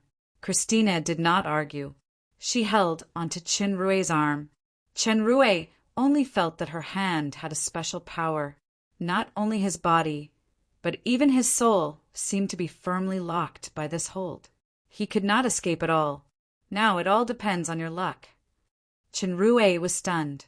He only felt that there was something in his palm. It was a ring. The broken metal totem suddenly exploded. Bai Luo held his sword horizontally to protect his body. In that moment of delay, he saw Christina and Chunrui's images suddenly become blurry and distorted. He knew that something was wrong. He could not care less about the impact of the explosion. With a leap of his feet, he instantly appeared in front of the two of them. The blood light in his hand shone brightly, and he slashed at their waist. At that moment, the dark will had already been activated. The slash missed. Bai Luo was furious. He waved his blood sword as if he was venting his anger. The forest behind him was cut in half. The entire dense forest was filled with Bai Luo's angry roar. At that critical moment, Chunrui finally activated the teleportation function of the Dark Will. He held hands with Christina and temporarily escaped from Bai Luo's evil hands. Of course, the reason for this holding hands was that his arm was intimately held by Christina and he could not break free. After a moment of dizziness, the two of them appeared in an unfamiliar place. There was a huge pool in front of them. From the color of the water and the surrounding pungent smell, they could tell that there was poison in the pool. Beside the pool, there was a tall forest that was rarely seen in wetlands. Green mist floated in the forest. Poison! The water, the trees, the mist, and even the mud under their feet were all poisonous. However, what surprised Chinrue the most was the large number of creatures in the forest and by the pool. Oh right, there were also some in the sky. Green-brown scales, huge membranous wings, sharp fangs, and strong lower limbs. Chinrue could not be more familiar with this kind of creature. Wyvern. There were dozens of them. No, there were more. Although many wyverns were outside the range of analytical eyes, it could be seen from their appearance that most of them were not immature wyverns like Mangda or Keigo, but terrifying demonic beasts that had matured. The combat power of an adult wyvern was equivalent to a higher demon. The strength of the mutated species was even higher. Chenrue suddenly felt like he was possessed by the god of misfortune. Ever since the teleportation after he killed Barnacle, he had been having bad luck. First, he ran into the muzzle of a gun with a teleportation. He finally met Delia and saw the hope of escaping, but he was brought to the Silent Night wetland by this highly intelligent noblewoman. Then he ran into the terrifying Brock in the Silent Night wetland. He tried his best to retrieve the Dark Will. Then he teleported to the wyvern's lair. He remembered that he wanted to fool the noblewoman by saying that he was coming to the Silent Night wetland to capture wyverns. Now it actually came true. Was this the legendary luck? A wyvern keenly discovered the intruder and let out an angry roar. Christina wanted to grab Chinrue and leave, but suddenly her body trembled more violently as if she was trying to control something. She just held Chinrue's arm tightly to support her body. It seemed that the severity of the injury from the battle with Brock was beyond imagination. If the surrounding environment wasn't like this, Chinrue could slowly savor the feeling of intimate contact with this mysterious noblewoman. But he didn't have the mood at all now because there were more and more wyverns nearby. Chinrue knew the attack characteristics of the wyverns, so he didn't dare to act rashly. Through analytical eyes, he heard the meaning of the wyvern's roar. Intruder! Kill! Christina held back her trembling and took out 2 walnut-sized metal balls from the space ring. She wanted to fight for the last time. If she was in her normal state, she wouldn't care about these wyverns no matter how many of them there were. But now her strength had been greatly damaged, and the current situation was not good. It seemed that the thing she feared the most was about to happen. At this moment, Richard gently broke away from her arm and whispered, "I'll try to attract their attention now. You find the opportunity to escape." Christina was slightly shocked. Even if Richard and she weren't enemies on the surface, they were definitely not friends. She never even let go of her murderous intent toward him. She didn't expect that the man she controlled would say such words at this juncture. She had always prided herself on her intelligence, but she couldn't understand this approach at all. If Chinrue knew how Christina felt, he would definitely feel proud. From the beginning until now, he had been suppressed by this mysterious noblewoman's intelligence. Now he could finally make a move that she couldn't understand. In fact, Chinrue's plan was very simple. He would use analytical skills to communicate with the wyverns. If it really didn't work, he would try to escape. Anyway, he had the trait of not being afraid of poison. As for Christina's departure, it was a relief to him. He would rather face this large group of wyverns than this woman with almost monstrous intelligence. Looking at Chenrue facing the danger alone, Christina suddenly had a strange feeling in her heart. Although she knew that this man might have other plans, this feeling still grew involuntarily. Probably because she was too busy, she hadn't experienced this distant feeling for a long time. As soon as the wyverns saw Chenrue walking forward, they surrounded him and roared fiercely. Christina's hand that was holding the ball tightened, but she didn't take the opportunity to leave. Let's see what this man has in mind. Chenrue was also quite nervous at the moment. Putting aside the poison emitted by these wyverns, most of their strength was D-level, which was equivalent to higher demons. There were also 1 or 2 C-level, which was equivalent to Demon King. If the communication failed, even escaping would be a problem. Analytical Eyes was only equivalent to a translator. Not all demonic beasts were willing to accept friendship. The ineffectiveness against the Cerberus in Mountain Shillong was the best example. As expected, the situation wasn't good. Although Chun Rui had expressed his friendly attitude, the information from Analytical Eyes was all about the fierce and violent hostility of the wyverns. He wasn't moved at all. This was also reasonable. When a large group of lions faced a sheep, how could they accept the sheep's compromise? Chapter 124. Seeing that Chinrue was about to be torn into pieces, the two metal balls in Christina's hands were already glowing faintly.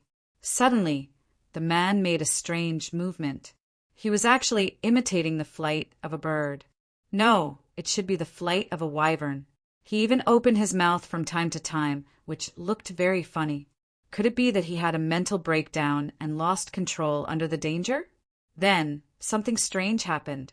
The wyverns actually stopped attacking and just watched the funny performance, while hissing softly from time to time. Christina could feel that the hostility in the hissing seemed to have weakened a lot. She was even more surprised. There's actually such a magical beast-taming skill? Just a few moves can make the fierce, demonic beasts like the wyverns let go of their hostility. Impossible. If it was so simple, the demon realm would be filled with beast-taming riding dragons. Keigo likes to bite things like this, and he won't let go once he bites. Mengda has such a big spot behind his, but he said that his name was given by Uncle Tucker. Which one is Tucker? Chinrue was now very glad that he participated in the Dark Moon City sky battle and obtained 2 wyvern cubs. At the same time, he was glad that he often communicated with the 2 wyverns when he was bored. If it was just a normal, beast-taming dragon rider, not even their bones would be left now. At this time, another group of wyverns landed. The leading one was obviously larger than the rest of its kind. Its skin was light brown, its scales glowed with a deep blue light, and its tail had a barb like a poisonous scorpion. As soon as the rest of the wyverns saw this blue-brown wyvern, they all made way. They folded their wings and bowed slightly to show their respect to the king. The Analytical Eyes showed that the blue-brown wyvern's strength was unable to determine. Chinrue knew that it must be the wyvern king of this wyvern lair. So he quickly said in his consciousness, "Dear King, I'm the partner of Keigo and Mengda. I specially rushed here from a faraway place to find their lost home." The wyvern king stared at Chinrue for a while until he had goosebumps. After a while he hissed, "You sly demons hunted and killed our people one by one. Although I don't know how you can communicate with me directly, I will never believe you." This roar caused the wyverns, who had basically shown a friendly attitude, to reveal intense hostility once again. The wyvern king's wisdom and strength were obviously higher than ordinary adult wyverns. Facing the hostility of this king, Chinrue quickly explained, "I was born with the ability to communicate with wyverns. In an accidental competition, I rescued 2 young wyverns that were captured by demonic beast hunters. Since then, they became the closest partners. I promised Mingda and Keigo to help them find their home in the Silent Night wetland." When Chen Rue mentioned the characteristics and daily habits of Mengda and Keigo, the 2 wyverns that landed with the wyvern king hissed in a low voice. It turned out that they were Mengda's parents. When they learned that their long-lost child actually had a whereabouts, even though they were intimidated by the majesty of the wyvern king, they still showed great excitement. Chin Rue took the opportunity to say that he came with Mengda and Keigo, but because he couldn't pass through the middle of town Leia, he left the 2 wyverns in Mountain Shillong. The wyvern king pondered. Although its IQ was higher than ordinary wyverns, it was far from the level of a true intelligent giant dragon like Peglio. It couldn't judge whether the demons who could communicate with wyverns were telling the truth or not. "I, Chinrue, swear with my teeth and claws." Chinrue opened his mouth and raised his left hand. This was what he learned from Mengda. Wyverns valued their teeth and claws the most. I'm absolutely different from those guys who enslave wyverns. In my heart, Wyverns are the most trustworthy friends and partners. After Chinrue swore with his teeth, the Wyvern King's attitude finally changed, but he didn't fully trust him. His tone was still unfriendly. Chinrue, I temporarily admit that you're a friend of Wyverns, but now our Wyvern lair is facing the biggest threat. Before the danger is resolved, you better not bring Mingda and Keiga back. What danger? As the closest partner of Wyverns, I hope to do my best to help you. If they left this place, they would most likely encounter Brock, that dangerous person. They had to at least wait until the dark could be used again. Before that, the Wyvern lair was the best cover. The distance that the dark teleported this time should be very far. Even the Eye of Incubus couldn't find the Wyvern lair so quickly. Moreover, Brock definitely wouldn't expect them to settle down in such a dangerous place. Your power is too weak. Our enemies are two powerful hydras that want to occupy the Wyvern lair. We've already fought a few times and lost many brave tribesmen. The hydra was a large demonic beast. It had 4 thick limbs and 9 snake-like heads. Its power was second to the giant dragons. Of course, their intelligence was far inferior to the giant dragons. The hydra's body was highly venomous, and its physical and magical defense were extremely high. Some mutated species could even launch special magical attacks. Unless all 9 of its heads were cut off, it would be impossible to completely destroy it. Its only weakness was its relatively slow movement speed. The 2 hydras in the Silent Night wetland were a pair of male and female. Due to their physique, they liked highly toxic environments like wyverns. In the past, there were very few conflicts between the hydra and the wyvern groups. This was because the poison pond they originally lived in was slowly drying up, and the female hydra had laid young eggs, so they had the idea of occupying the wyvern's nest. There were several battles between the 2 sides. As they were both highly poisonous creatures, the effect of the toxicity wasn't prominent. However, the power of the hydra was much stronger than that of the wyverns. Even though the wyverns managed to repel the attacks of the hydra a few times with their advantage in numbers, the wyverns suffered heavy casualties. Even Keigu's parents died in the battle. An adult hydra could reach the demon emperor level at most, and the weakest was the great demon king. Chinrue really didn't have any good ideas at the moment. He could only say, "My friend, please give me some time to think about how to deal with those 2 hydras." At that moment, he suddenly heard a strange sound behind him. When he looked back, he saw that Christina was trembling violently. The 2 balls in her hands fell to the ground. Her body swayed a few times as if she was about to fall. As Chinrue was about to step forward to support her, Christina stabilized herself and raised her hand to stop him. "Don't come over!" Chinrue sighed secretly. I didn't expect this woman to still be able to hold back and not escape. She must have seen the scene of me communicating with the wyverns just now. Christina took a deep breath, and the trembling of her body gradually calmed down. She tried to control the calmness in her tone. "You really broke free from the gold crystal shackles. You told me to run just now because you're afraid that I'll see that magical beast-taming skill? Also, you haven't taken the antidote all this while. Could it be that you're not afraid of the wyvern's poison at all?"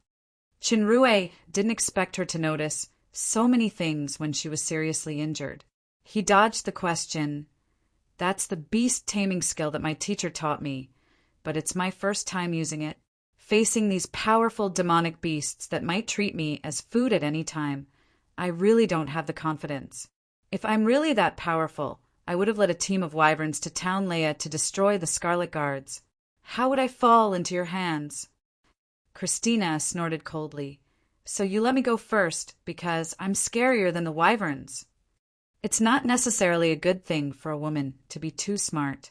Chinrue shook his head, but he felt a little strange. She actually focused on this question instead of the beast-taming skill or poison immunity. Christina said with dissatisfaction, "Are you looking down on women?" "Absolutely not." Chinrue smiled bitterly. "But if the women in the demon realm all have the wisdom of myths, then men have no way to survive. That's because you men are useless. Christina snorted again. Her voice, that was always as calm as water, actually had a rare hint of coquettishness. She immediately realized that she was a little abnormal, and an unprecedented fear rose in her heart. Suddenly, her delicate body trembled again, and the degree of trembling was even more severe. "Miss, I have recovery potion here. No need." Christina screamed abnormally and panted violently. She placed the magic tent on the ground while trembling. The 2 thunderballs on the ground will produce a powerful explosion after 3 seconds of activation. Take it just in case. Remember, no matter what, you can't enter this tent. As she said, she tried to suppress her trembling and turned to walk toward the tent. Just after taking a step, she tripped, lost her balance, and fell forward. Chinrue couldn't stand it anymore and held her. He could feel the abnormal heat even through her clothes. He sighed, "You're so badly injured. Why are you still trying to be tough? Let me help you in." Christina trembled even more violently, as if she couldn't speak anymore. Chinrue helped her into the tent. The tent was another space with a carpet and mattress. It was not affected by the outside world, and the toxins outside could not seep in. Chinrue helped her to lie down on the mattress, but Christina grabbed his hand tightly and refused to let go. He could feel her body temperature rising again. "Christina, you're badly injured and have a fever. Let go first, I'll get you some potion." Chinrue felt awkward with his arm being grabbed. Christina still did not let go. She trembled and suddenly sighed. She said something strange. "I still overestimated myself." Her voice was filled with bitterness and helplessness. Then it seemed that some power that she was trying to suppress was suddenly released. Before Chinrue could react, the tent's door suddenly closed. Then a hot body came close to him. Chapter 125. Both of them fell onto the carpet at the same time, and their clothes were quickly reduced. No matter how stupid Chinrue was, he knew what was going to happen. It was just that this sudden coercion was too unexpected. What made him a little speechless was that as a man he had become the passive one, and his struggles were futile. At this moment, Christina finally removed her veil. His first impression was the star-like black eyes, and then her exquisite facial features gradually became clearer. She was about 17 or 18 years old, but the temperament between her brows seemed to have a strange sense of maturity. However, at this moment, the pair of beautiful eyes that were usually deep and wise was flashing with the light of desire. Perfect. Chinrue really couldn't find another adjective to describe her peerless appearance. His heart uncontrollably sped up. Even the dark moon's #1 beauty, Princess Jia, was slightly inferior in front of her. Not only was her appearance perfect, but her white, jade-like body was also perfect. Every part was like a masterpiece of God, so beautiful that it was almost suffocating. When Chinrue almost suffocated, 2 warm red lips pressed over and were printed on his mouth. A wonderful feeling spread all over his body. Both of them trembled. Christina's movements were still a little jerky before, but she gradually became proficient. Chinrue's first kiss was inexplicably snatched away after he was knocked unconscious by Alice. Now, this was the true meaning of a deep kiss, especially when his chest was pressed by 2 plump and warm jades. The feeling of warm and fragrant jades in his arms couldn't be described with any words. The breath from Christina's lips seemed to have a strange effect of stimulating desire. This effect became especially strong when the saliva of both of their tongues intertwined. Chinrue's eyes began to change. His masculine characteristics became unprecedentedly hard. Some primitive desire that he had been suppressing since his rebirth was like ignited gunpowder. It finally burst out uncontrollably, and his actions became more active. Soon, the rapid breath began to be mixed with painful and shallow moans. Gradually, there was a joyful tone in the moans. Gradually, it became the main melody in this small world. The magic tent didn't have much defense, but under the Wyvern King's orders, the twin-legged wyverns didn't approach the tent. From the Wyvern King's point of view, this Chinrue was indeed trustworthy. After learning about the Hydra, he did not immediately escape with his companions. Instead, he stayed here to think of countermeasures. Chinrue did not know that the Wyvern King's approval of him had unexpectedly risen to a rather high level. Currently, although his mind was faintly conscious and he knew what he was doing, his body was moving violently under the drive of his instincts. Christina, who was pressed beneath him, felt the same. Her snow-white skin was faintly flushed due to the constant excitement, and she was sweating profusely. He did not know if it was an illusion, but Christina's red lips would turn black during certain high-pitched moments, and a pair of translucent black wings would appear on her back, faintly emitting a golden radiance. It was a stark contrast with her jade-like body, giving off a strong sense of otherworldly temptation. No matter what form she took, her movements were the same. That was to twist her delicate body to receive the man's hard and violent assault. The irrepressible and seductive moans grew louder and louder. Amidst the scorching breaths, the two could not help but lose themselves in the most instinctive intercourse. There was no telling how much time had passed. The passion in the tent finally cooled down. After cooling down, there was a long silence. It was obvious that it was Christina's first time, but her demand was unexpectedly strong. It was as if the desire that had been stored for many years was unleashed at once. It was also Chenrue's first time as a virgin in 2 lives, but he was able to completely handle Christina's almost terrifying needs, and even completely quench her ignited desire. Chenrue did not have the intense exhaustion that normal men would have afterward. Instead, he felt energized, and even the power within his body seemed to have undergone some special change. He was surprised by it, but now was clearly not the time to study that. Even though there were still many traces of indulgence on the ground, and even though her skin was still flushed after the intense orgasm, Christina had already recovered from the madness. The wings on her back were gone, and her black lips had regained their red hue. Her beautiful starry eyes were intertwined with rage, sorrow, and all sorts of other complex emotions, mixing into a strange silence. It was a silence that was completely different from the usual tranquility, just like how he did not expect his first kiss to be snatched away by Alice. Chinrue did not expect that the one who ended his virginity was not Athena, but the shadow noblewoman Christina, whom he had just met not too long ago, and was even his enemy. Christina wasn't even her real name. Strictly speaking, Chinrue was the victim, but he still felt very guilty. In such matters, it was always the woman who suffered. Moreover, Christina's situation was definitely weird. This was purely an accident. Regardless, the accident had already happened.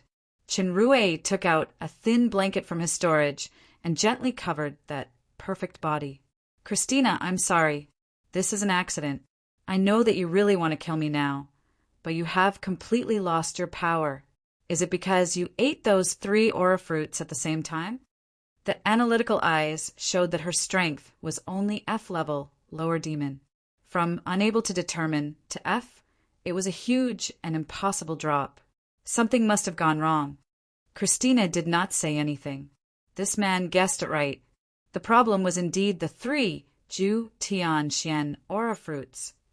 The aura fruit was more powerful than the devil pomeg. It was originally a good thing for Christina, who practiced a certain secret technique, but there was still a difference between the aura fruit and the devil pomeg. In the devil pomeg, there was a special awakening function that could suppress and decompose the strong desire produced by the secret technique. This function was not available in the aura fruit. Christina had already noticed this problem when she ate the first aura fruit, but she suppressed the desire with her strong will and strength. Therefore, the time to digest the aura fruit was extended from the original estimated 1 hour to the maximum 2 hours. If it went smoothly according to this, there might not be too much of a problem. However, things changed unexpectedly. Brock actually tracked her to the Silent Night wetland personally. It just so happened that her power had been reduced to an unrivaled level. Brock was a descendant of the Leviathan royal family. This person was not simple. He was powerful and ambitious. He was definitely not someone who would be subservient to others. However, he did a good job on the surface. He married the daughter of the only remaining prince of the Shadow Empire. His network was also very big. He was very prestigious in the army and couldn't be removed easily.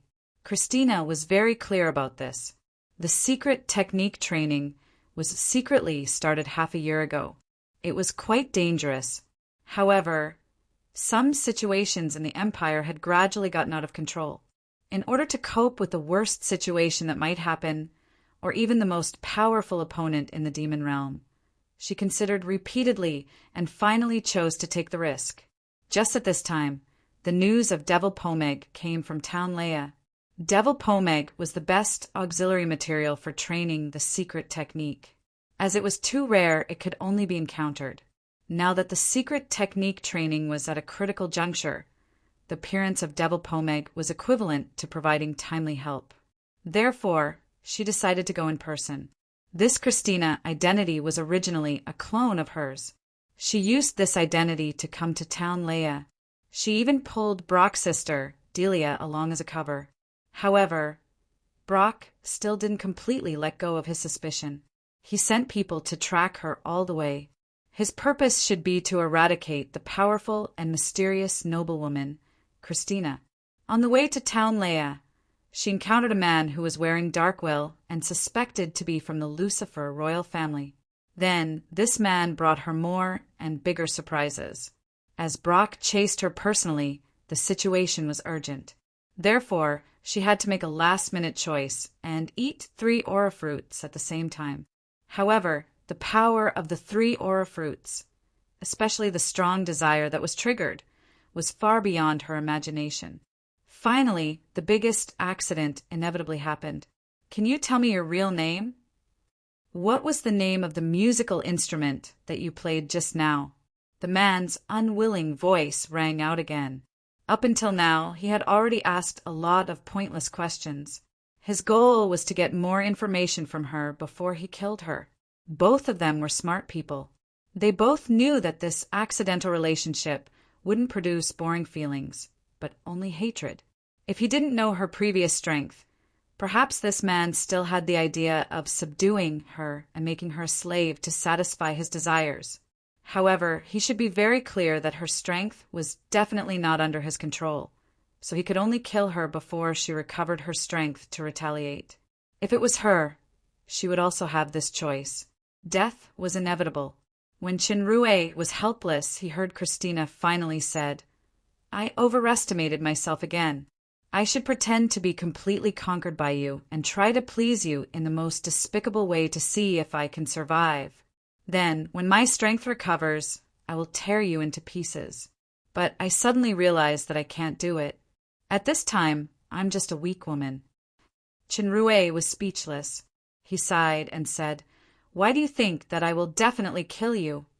Don't insult your own intelligence, and don't waste any more energy. You won't get any information from me." Christina's eyes showed a hint of mockery. "My body tastes wonderful, doesn't it? Because it was only the first time so many of the royal family's secret techniques were not used. Before I die, I can let go of everything and completely satisfy you once. I will let you taste the true taste of the Asmodeus royal family's desire. There is only one condition." "What condition?" "Return the dark shadow cloak to the royal family. This artifact has no effect on anyone other than the Asmodeus royal family. Of course, you can also ask for more from the royal family." When talking about using her body and life as a trade, Christina seemed exceptionally calm, as if she was a lake without any life.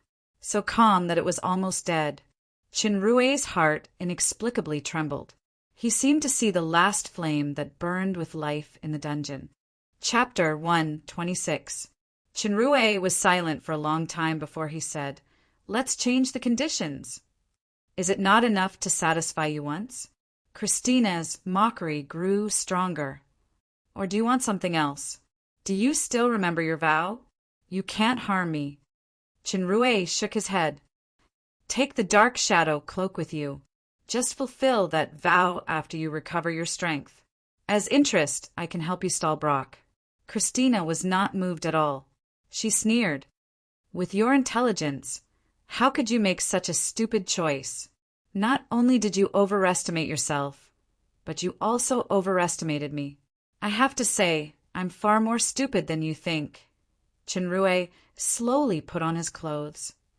Just take it that I'm completely conquered by your beauty. Christina snorted.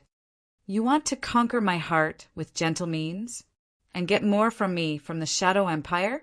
Are you sure this plan will work? Woman with complicated thoughts, can't your mind be simpler? Chinrue said loudly. So what if I want to conquer your heart? You're my first woman, a stunning beauty, a woman who has feelings for me. If it weren't for too many impossibilities, you'd really be moved by me. It's that simple. F*CK the Shadow Empire. F*CK the plan. Christina's heart trembled. She wanted to find some kind of concealment or flaw in his eyes, but she did not succeed. With my power, I can't promise anything now, and I can't change anything. However, one day, I'll come to the Shadow Empire with the power to make the entire demon realm tremble. Even if you're the heir to the queen, even if you've already ascended to the throne, I'll take you away. Christina was in disbelief. After a long time, she spat out 2 words, stupid. I'm not a wise man. I'm just a man. You're man. Although you were the one who initiated this accident from the beginning. Chinrue seemed to have let go of some psychological burden and smiled. Don't underestimate a man's jealousy and possessiveness. If other men dare to touch you during this period, I'll destroy the entire Shadow Empire. Arrogant bastard. Suddenly, Christina could not hold back her anger. Her grief and indignation somehow faded a lot. Chinrue shrugged and curiously picked up the light gray cloak beside Christina. This light cloak turned out to be one of the legendary 7 royal family artifacts, Shadow Cloak, which was also the national treasure of the Shadow Empire. Its significance was equivalent to the sword of fallen angel of the fallen angel empire. Catherine the Great of the Shadow Empire never married, and the empire had no clear heir. Since Christina could use artifacts, coupled with the royal ring and her identity as a noblewoman, Chinrue was almost certain that Christina was the heir that Catherine the Great was secretly grooming. In other words, she was the future empress of the Shadow Empire. That could also explain why Bai Luo was bent on killing her. If what just happened did not happen, Chinrue's first move after getting rid of Christina's control was to quickly escape the dangerous Silent Night wetland. However, now should he kill her while she was weak to avoid revenge? Or should he leave her here to be tortured by Bai Luo? It was impossible. He could not abandon the first woman in his life and escape alone. He could not let this beautiful woman, who could not be unmoved, become another kind of ashes. In fact, both of them had a good impression of each other. If they were fated to develop, there might be a long twists and turns in the middle before they could truly reach the step of union.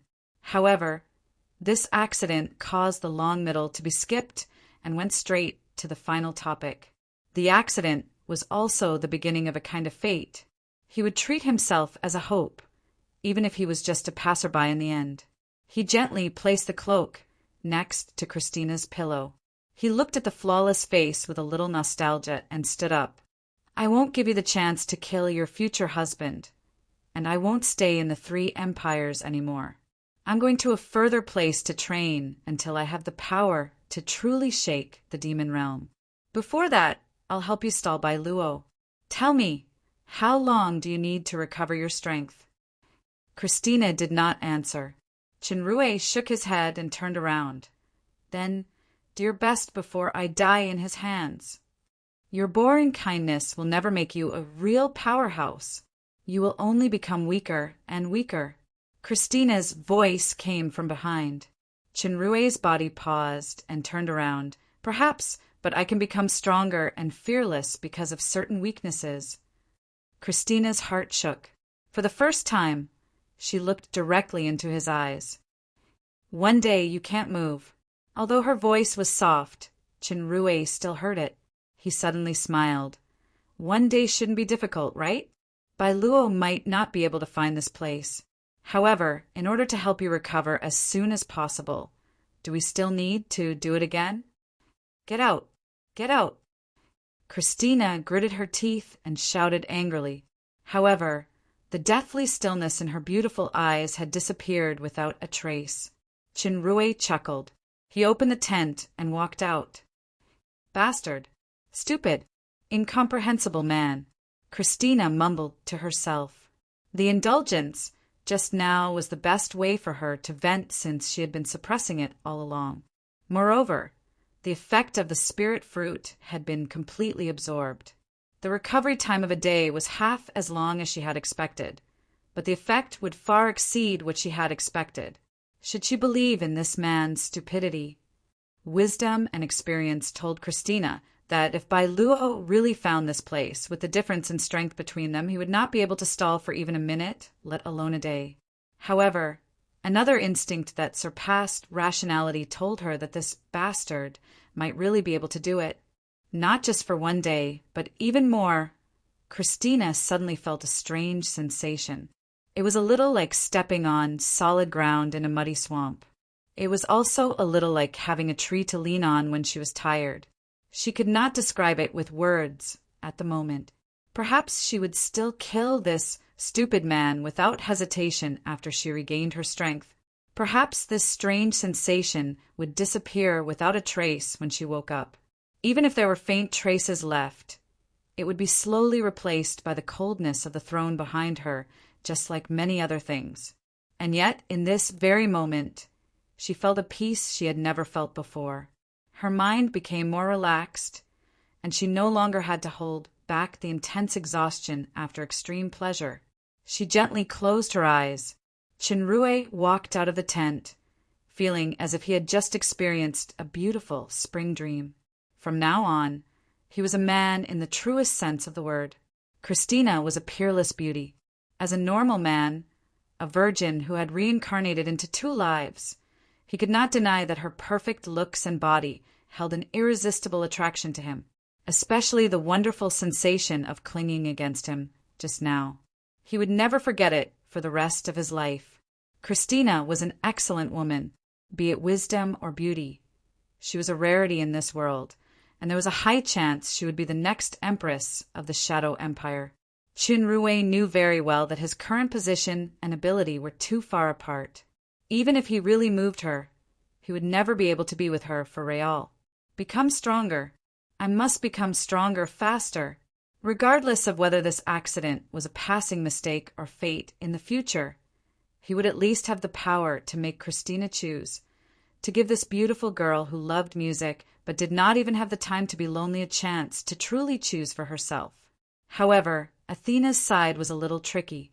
Although their relationship was still vague and there was no so-called betrayal or infidelity, Chinrue still felt very apologetic. Ever since he was reincarnated into this world, he had always been struggling for survival. He did have some normal man's thoughts towards beauties like Jia and Kia, but the one who truly moved him was Athena. Initially, he just wanted to hold hands with this passionate, generous, and slightly violent girl, but the world was always full of all kinds of accidents, such as today. In fact, polygamy was quite common in the demon realm. Even powerful women could have multiple men. As an otaku who loved to fantasize, he had fantasized about traveling to ancient times and becoming an emperor with 3 palaces and 6 courtyards. However, with Christina, it was really an accident. He didn't know if there would be a result with Christina in the future. No matter what, he had to honestly explain to Athena and ask for her forgiveness. As Christina had entered some kind of recovery state, she couldn't be moved for a day, so he couldn't directly use the dark will to escape with her. He could only stay in the wyvern's lair for the rest of the day. From the last teleportation until now, including the lingering and conversation in the tent, a few hours had passed. It was getting dark, and there were still 20 hours left. It wasn't long, but it wasn't short either. The luckiest result was that Christina completed her recovery before Brock could find this place. The area of the Silent Night wetland was huge, but the teleportation distance of the dark will was limited. Moreover, Christina once said that Brock's Eye of Incubus had a special lock-on effect, so he couldn't completely pin his hopes on luck. Moreover, there was also the terrifying demonic beast, the Hydra, that wanted to invade this place at any time. To Christina, who couldn't move, it was also a huge threat. Now he had to think about how to ensure 24 hours of safety in all kinds of possible dangerous situations. Then he had to quickly escape before Christina recovered her strength and started to kill people. Brock was a demon emperor-level powerhouse. If he really tracked him here, based on his true strength, he wouldn't even be able to delay for a minute. He could only rely on his wits. Shinrue pondered. When he raised his head, he saw the Wyvern King staring at him from not far away. Although he knew that the outside couldn't see what happened in the magic tent, he still felt a little guilty. Shinrue, you thought for a long time before coming out. Did you think of something? The Wyvern King walked over slowly. Shinrue blushed, which was rare. If he had to say that he was thinking in the tent just now, he was using his lower body. Chapter 127. Air. Seeing the Wyvern King's expectant gaze, Shinrue had an idea. How about this? Didn't the Hydras just lay eggs? Can we steal the Hydra's eggs and use them to threaten them, forcing them to give up attacking the Wyvern's lair, or even leave the Silent Night wetland? The Wyvern King thought about the feasibility of this plan for a while and rejected it. There were 2 Hydras and the Wyverns were no match for them, so they could not steal the eggs. Moreover, the Hydras were very vengeful. Even if they could steal the eggs and force them to retreat temporarily, they would be met with even crazier revenge in the future. Shinrue had only thought of this plan in a hurry. If he really helped the Wyvern King, he would only be treating the symptoms and not the root of the problem. He could temporarily ensure Christina's safety, but after Christina regained her strength, the first thing she would do would be to kill him. She would definitely not help the Wyverns fight against the Hydras, and it might bring disaster to the Wyvern dragons.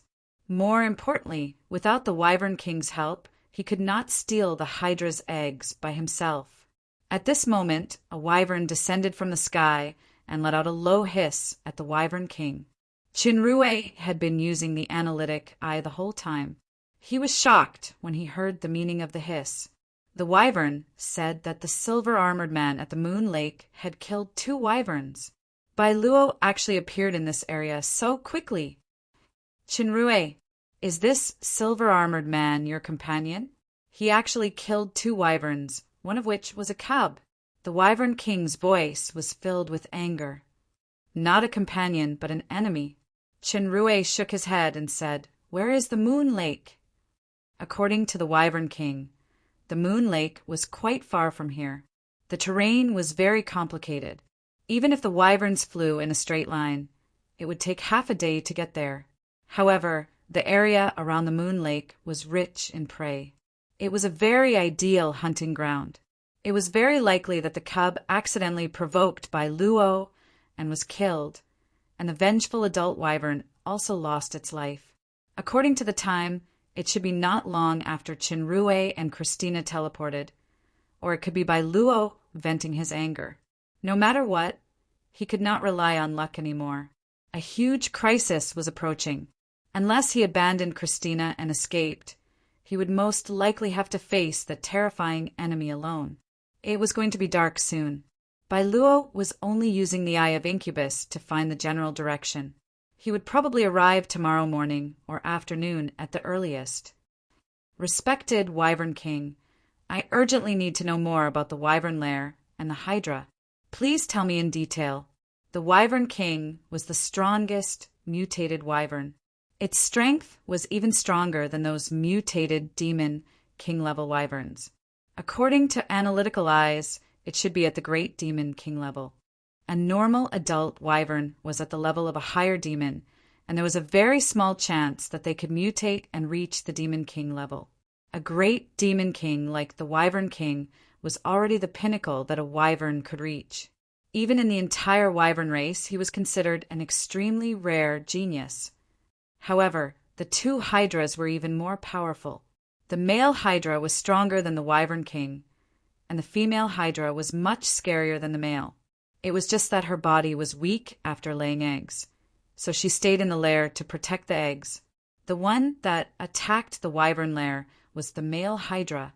With the help of his people, the wyvern king defeated the male hydra, but he also paid a heavy price. Now, the male hydra's injuries should have healed. What was more frightening was that the female hydra's body had almost recovered as well. It was estimated that the next attack was only a few days away. If the two hydras attacked at the same time, the wyverns had no other choice but to retreat. It was too difficult to find a similar living environment in the Silent Night wetland. They might face the problem of not being able to survive. This was why the wyvern king previously said not to let Chinrue bring Mingda and Kega back. The two hydras had at least the strength of a great demon king.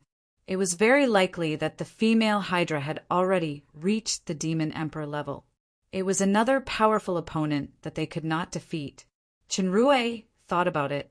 The best strategy to avoid being attacked from both sides was to force the tiger to swallow the wolf. Then the wyverns would try to take advantage of the situation. However, Brock was very scheming, and it was very difficult to fall into his trap. Moreover, it was impossible to determine when the hydra would attack. It was even more impossible to foolishly attack a demon emperor-level enemy. It seemed that he had to carefully consider every detail. Honorable Wyvern King, I have a preliminary idea. If it succeeds, we can eliminate the hydra and even defeat the silver-armored man. Chinrue thought for a while and said, but the premise is that I need your complete trust and help. The Wyvern King looked at Chinrue for a while and stood up. I, the Wyvern King Galen, swear with my teeth and claws that I am willing to give my complete trust to Chinrue. As long as Chinrue can help the wyverns eliminate the enemy, the Hydra, Galen, and everyone in the wyvern lair will see Chinrue as a lifelong partner and will never abandon him. The Wyvern King's oath surprised Chinrue a little. He was initially on guard, but now he suddenly became a lot friendlier. Could it be that after a night with a beauty his luck changed?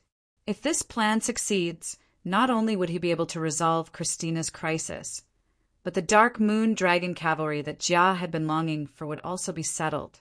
Of course, the premise was that it must succeed. Thank you for your trust, Wyvern King Galen. I would like to ask you to immediately send a few wyverns to the Moon Lake for aerial reconnaissance. However, do not take the initiative to attack the silver-armored man. Just report back his movements in time. Also, please gather the elites of the wyverns. We will probably move out at midnight. The Wyvern King did not hesitate and immediately ordered the wyverns to move. Chinrue thought for a while and unconsciously walked out of the magic tent. After hesitating for a long time, he finally could not help but walk in again. Inside the tent, Christina lay quietly on the thin blanket with her eyes closed. Her breathing was even, and it was obvious that she was already fast asleep. Faint black gas surrounded Christina's body.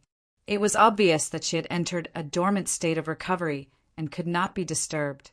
Once he thought of the shockingly perfect female body under the blanket. Rue, who had tasted it for the first time, could not help but feel hot. He had indeed been a man for a whole night just now, but for some reason, even after Christina's high-spirited desire under the effect of the aura fruit had been conquered, he still maintained a certain high and unyielding feeling. His last desire was not completely released. Could it be that he had become some kind of Superman after his rebirth? Was this the benefit of being a transmigrator? He had covered the blanket with his own hands, and it also had a special meaning. Even if she was not in this state of recovery, he could not selfishly remove it for some kind of desire. Otherwise, everything he had done before would be meaningless. Chinrue sat down beside her softly and studied that beautiful face. Suddenly he was shocked. It was still the same familiar, perfect facial features. but under the illumination of the magic lamp, her appearance seemed to have changed in some way. If she was previously an 18-year-old girl in the prime of her youth, she had now become a 13 or 14-year-old apple. She was becoming younger. Not only her age, but her overall ability had also changed from level F to unable to judge. This unable to judge must have been ignored because the value was too low. Chinrue remembered that after she consumed the aura fruit step by step, some changes had also happened to her. She seemed to have become a little shorter. At that time, he thought it was an illusion, but now it seemed that it was real. What did this change mean? Chinrue suddenly remembered that in Jean Lao's wuxia masterpiece, Demigods and Semi-Devils, that he had read, there was a special inner cultivation method, desolation, supremacy, technique. This was a special superior internal cultivation method with great power. The representative was the master of the Vulture Palace, Tian Shan Tong Lao. Every 30 years, Tian Shan Tong Lao would regain her youth. After regaining her youth, her power would return to its original state. If she wanted to regain her power, she had to recultivate every day, and every day was a year. What Christina was cultivating must be a secret method similar to the 8 directions supremacy technique. The aura fruit should be some kind of catalyst that could accelerate the cultivation process and improve the efficacy. No wonder her power would decrease with every aura fruit she ate. Christina was a royal daughter of the Shadow Empire, and she was likely to be the next Shadow Empress. Even the current Shadow Empress, Catherine the Great, was the most beautiful woman in the demon realm with countless fans. Christina's appearance or age should not be too big of a problem, so she would not have any concerns like Tian Shan Tong Lao. Then her original power level. The gap between him and her seemed to be getting bigger and bigger. However, it was useless to think about this now. It was better to think about how to deal with Brock. Chinrue resisted the urge to touch her long black hair, got up and walked out. Christina did not notice this at all. She was sleeping like a quiet baby. After that, he did not enter the tent to see Christina again, nor did he enter the training ground. He had been busy. Late at night, a large black shadow passed by the wyvern's lair. For a moment, even the purple moonlight became dim. Throughout the night, the nearby demonic beasts were frightened by the terrifying roars, tremors, and killing sounds. The terrifying power of the high-level demonic beasts caused many relatively weaker demonic beasts to choose to escape through the night. The next morning, the Silver Shin guards stepped on the soft wetland. On the handsome face, the pair of blue eyes were glowing faintly. The eye of Incubus was not omnipotent after all.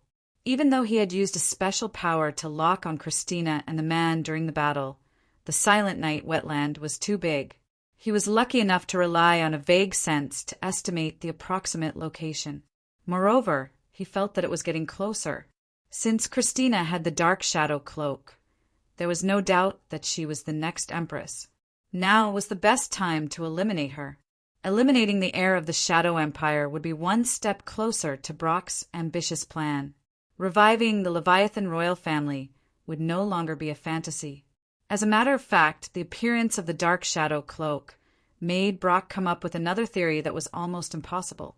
However, this theory was too outrageous, and it did not match Christina's current situation in many aspects. Hence, he quickly denied it. No matter what the guess was, it was imperative to capture and kill Christina. Chapter 128. It was strange along the way. He saw wyverns circling in the sky from time to time. Brock had killed 2 blind wyverns that wanted to offend him at a lake. These guys were probably trying to take revenge. However, he had no time to care about them now. Brock released his demon emperor aura, and the wyverns didn't dare to get close. The eye of Incubus's reaction was getting stronger. Brock couldn't help but speed up. He was like a wisp of smoke in the fog as he quickly ran forward. As expected, he found a person in front of a small hill in front of the forest. It was Christina's male companion, the lowly reptile. Since this person was here, Christina must be nearby. At this point, Christina should be out of tricks. However, This man seemed to have a teleportation ability or related tools. He was very annoying.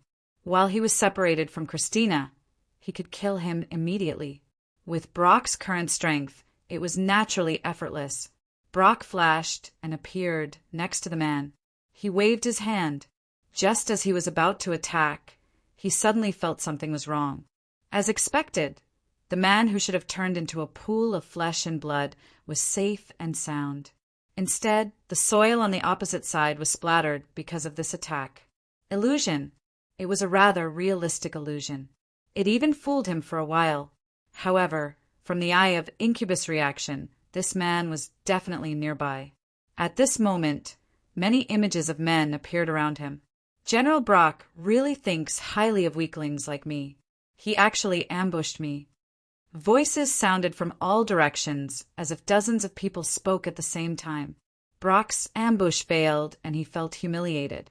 His eyes were cold, reckless ant. You actually dared to play such a cheap trick in front of me, who has the eye of incubus. Brock's eyes shone brightly. A circle of dark blue light spread with Brock as the center. Wherever it passed, the illusions disappeared one after another. Only the shocked man 30 meters in front of him was left. You overestimate yourself. Brock sneered. Suddenly he frowned. The illusion that should have been eliminated by the eye of incubus appeared again. Illusion magic circle? This little trick is interesting, but it's still useless. Brock slowly walked forward.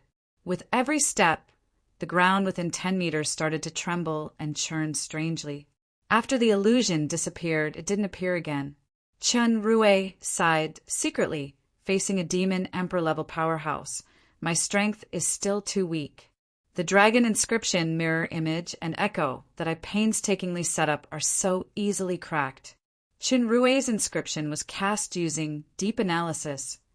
It could only last for a short time, and its effect was quite limited. It was considered the weakest dragon inscription in the world. This was because this inscription was used by dragons, and the newborn dragons had to have Demon King level. Sir Brock!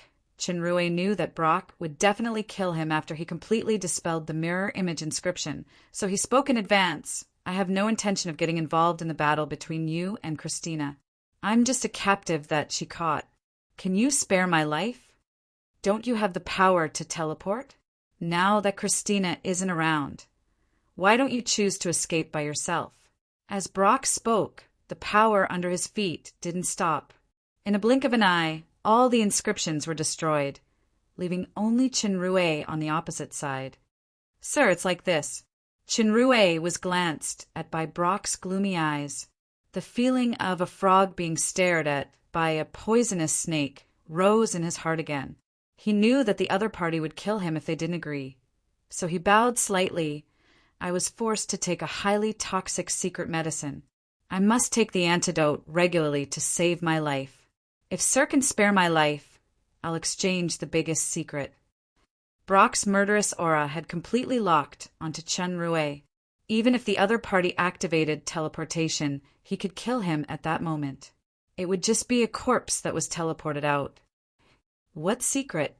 Chenrue felt that the other party had locked onto him. He took a deep breath and suppressed the fear in his heart. He replied, "There's a secret treasure in the Silent Night wetland. It's said that there are countless treasures. There are even the lost treasures of the 7 royal families." Brock's heart moved. The power that he was about to release suddenly stopped. His eyes flashed. "Do you know the whereabouts of this treasure?" Athena once said that Delia would come to the Silent Night wetland every 3 years to search for the lost treasures of her family. Brock, who was also from the Envy royal family, most likely knew about this treasure. Therefore, this reason should be able to temporarily lower Brock's murderous intent. In reality, Chinrue knew this treasure better than Delia. This was the important accumulation of his symbiotic partner. I once obtained a treasure map. I know the approximate location of the treasure. It's in this huge wetland. However, there are countless terrifying magic circles around the treasure. I can't barge in. If I'm not careful, I might trigger a special mechanism and destroy the entire treasure. Brock's eyes were filled with a faint cold light. Where's the treasure map? I'm sorry, sir. The treasure map was destroyed by me at that time. Chen Rui naturally would not reveal his life-saving capital. Sir can see that I'm a magic circle master. I have a deep understanding of magic circles. If Sir can... Humph. Brock suddenly interrupted Chen Rui's words. I don't care about the treasure. I'll give you 1 minute to tell me the whereabouts of Christina. If you dare to hide anything, you'll immediately become a pile of minced corpses. Brock was scheming and decisive. Although the treasure was important, the most important thing now was to capture and kill Christina. This aunt's life could be kept temporarily. After capturing Christina, he would interrogate her to reveal the secret of the treasure. With the Eye of Incubus, there was no need to be afraid that he would not tell the truth. She's severely injured. She ordered me. Sir, please wait for a moment. Brock's threat shocked Chen Rui. He was a little incoherent. He couldn't help but look at the forest behind him. Then he hurriedly cast a spell. He seemed to have removed some kind of illusion magic circle. As expected in the forest, a hidden tent gradually appeared in his sight. As soon as the tent appeared, Brock had already arrived in front of the tent at lightning speed. He had already prepared a punch. This tent was definitely not an illusion. He could faintly feel Christina's presence in it. Perhaps it was just like what the aunt had said. She was severely injured, but she actually did not react. No matter what conspiracy she had, absolute power was everything. Brock's punch was intended to completely destroy Christina's ability to resist. By then, whether to kill or to keep her alive was all within his control. At that moment, Brock instinctively felt that something was wrong. The life in the tent did not seem to be locked on by the Eye of Incubus. Could it not be Christina? This thought only flashed through his mind. Just as he retracted his power, there was a loud bang. The tent suddenly exploded. The entire forest was shaking. The trees nearby were all broken. This was definitely not caused by Brock's punch. It was caused by something else. Thunderball, the magic tool that Christina left behind. The mirror image at the beginning was just to confuse Brock. The tent was not a mirror image, it was real. Chen Rui only removed the hidden inscription outside the tent. The real trap was the dragon inscription outside the tent trigger. It was this trigger that caused the thunderball to explode the moment Brock punched. Even if Brock did not attack the tent, as long as he stepped on the surrounding land, it would still be the same. Other than that, there were two most crucial inscriptions in the tent: magnify and simulate. It magnified a certain life aura and simulated it as Christina. This was the inscription that Chen Rui spent the most effort to set up. It was fake and real. Even Brock fell for it. However, the power of the Thunderball did not cause too much damage to the Demon Emperor level Brock. It only made him look dusty. The silver armor on his body was even more damaged. Mud, debris, and some unknown sticky substances were all over his body. I was tricked. The anger in Brock's heart was simply at its peak. I was actually tricked by an ant-like, lowly reptile. He turned his head and saw a wyvern had already grabbed Chen Rui and flew into the sky. There was a faint roar of a demonic beast from afar. It was approaching quickly. Chen Rui, who was grabbed by the feet of this ferocious demonic beast, did not panic at all. Actually, I'm not only a magic circle master, but also a beast tamer master. General Brock, it's not difficult to find out Christina's whereabouts. You have to defeat my partners first. As soon as he finished speaking, a wyvern in the sky swooped down towards Brock. Although these two wyverns were equivalent to high-level higher demons, and high-level demonic beasts were far more difficult to deal with than normal high-level demons, in Brock's eyes, they were still insignificant. In an instant, a blood-red longsword had already appeared in his hand. Just as the wyvern swooped down and swept past, its huge body suddenly split into two. Green juice spurted out from the severed part onto the ground. Immediately after, two more appeared, but they were both killed by Brock. Brock looked at Chun-Rui, who was in the sky, and scoffed. His body emitted a faint red light. He actually floated up and quickly approached Chun-Rui. Chun-Rui did not expect Brock to have the ability to fly. He was shocked. The wyvern that grabbed Chun-Rui suddenly roared. It opened its mouth and spat a cloud of poisonous liquid with green smoke at Brock. Brock's movements in the sky seemed to be far less agile than on the ground, but his speed was still quite fast. He dodged it in a flash. Immediately after, another 3 wyverns flew over and rushed towards Brock. Although Brock's agility was relatively weaker, the power of the blood-red longsword in his hand was shocking. He slashed continuously in the air. Amidst the cries, the 3 wyverns fell one after another. However, Chun-Rui's position was pulled further away. Brock's eye of incubus became a deep color, and he shouted. Chun-Rui felt a strong dizziness. Luckily, he had already gotten rid of the gold crystal shackles and was able to circulate his star power to defend. He was not almost killed by a voice like he was in the forest. However, his facial features were faintly bleeding. Just the power of a shout, and from such a distance, had such power. A demon emperor powerhouse was too scary. The wyvern that grabbed Chun-Rui was a mutated demon king. It had the ability to spit poisonous liquid for a long-distance attack. However, spirit power was a wyvern's weakness. Under the influence of the eye of incubus, the flapping of its wings suddenly lost its rhythm. As if it was drunk, it swayed in the air. The wyvern's claws loosened, and Chun-Rui's entire body fell straight down from the sky. Falling from such a height, it was inevitable that he would be seriously injured. In the nick of time, a gust of wind swept past. His body landed on the back of a demonic beast. The demonic beast shook slightly, but it was actually fine. It maintained its flight steadily. It was a greenish-black wyvern. It was bigger than a normal wyvern. Behind it, there was a large number of wyverns. There were hundreds of them densely packed together. Bailuo saw that there was a net hanging on the claws of the greenish-black wyvern. There was an oval-shaped object in the net. The wretched fellow on the back of the wyvern stretched out his hand, but the net had disappeared again.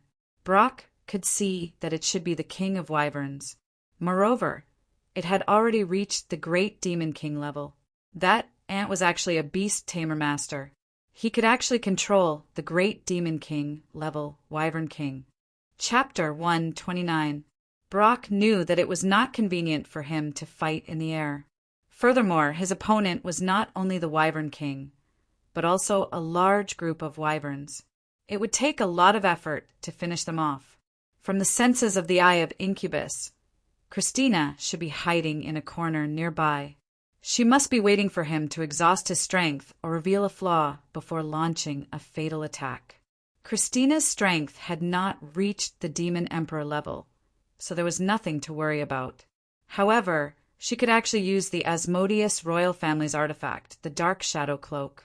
Although she could only unleash a small portion of the artifact's power, it almost made him suffer a huge loss. He had to be careful. However, from another perspective, as long as he could get rid of Christina, he would be able to obtain the Shadow Empire's strongest artifact. Although he could not use it, it could be an important bargaining chip. It was extremely important to his grand plan. The Wyvern King's flying speed was extremely fast, but it did not fly far.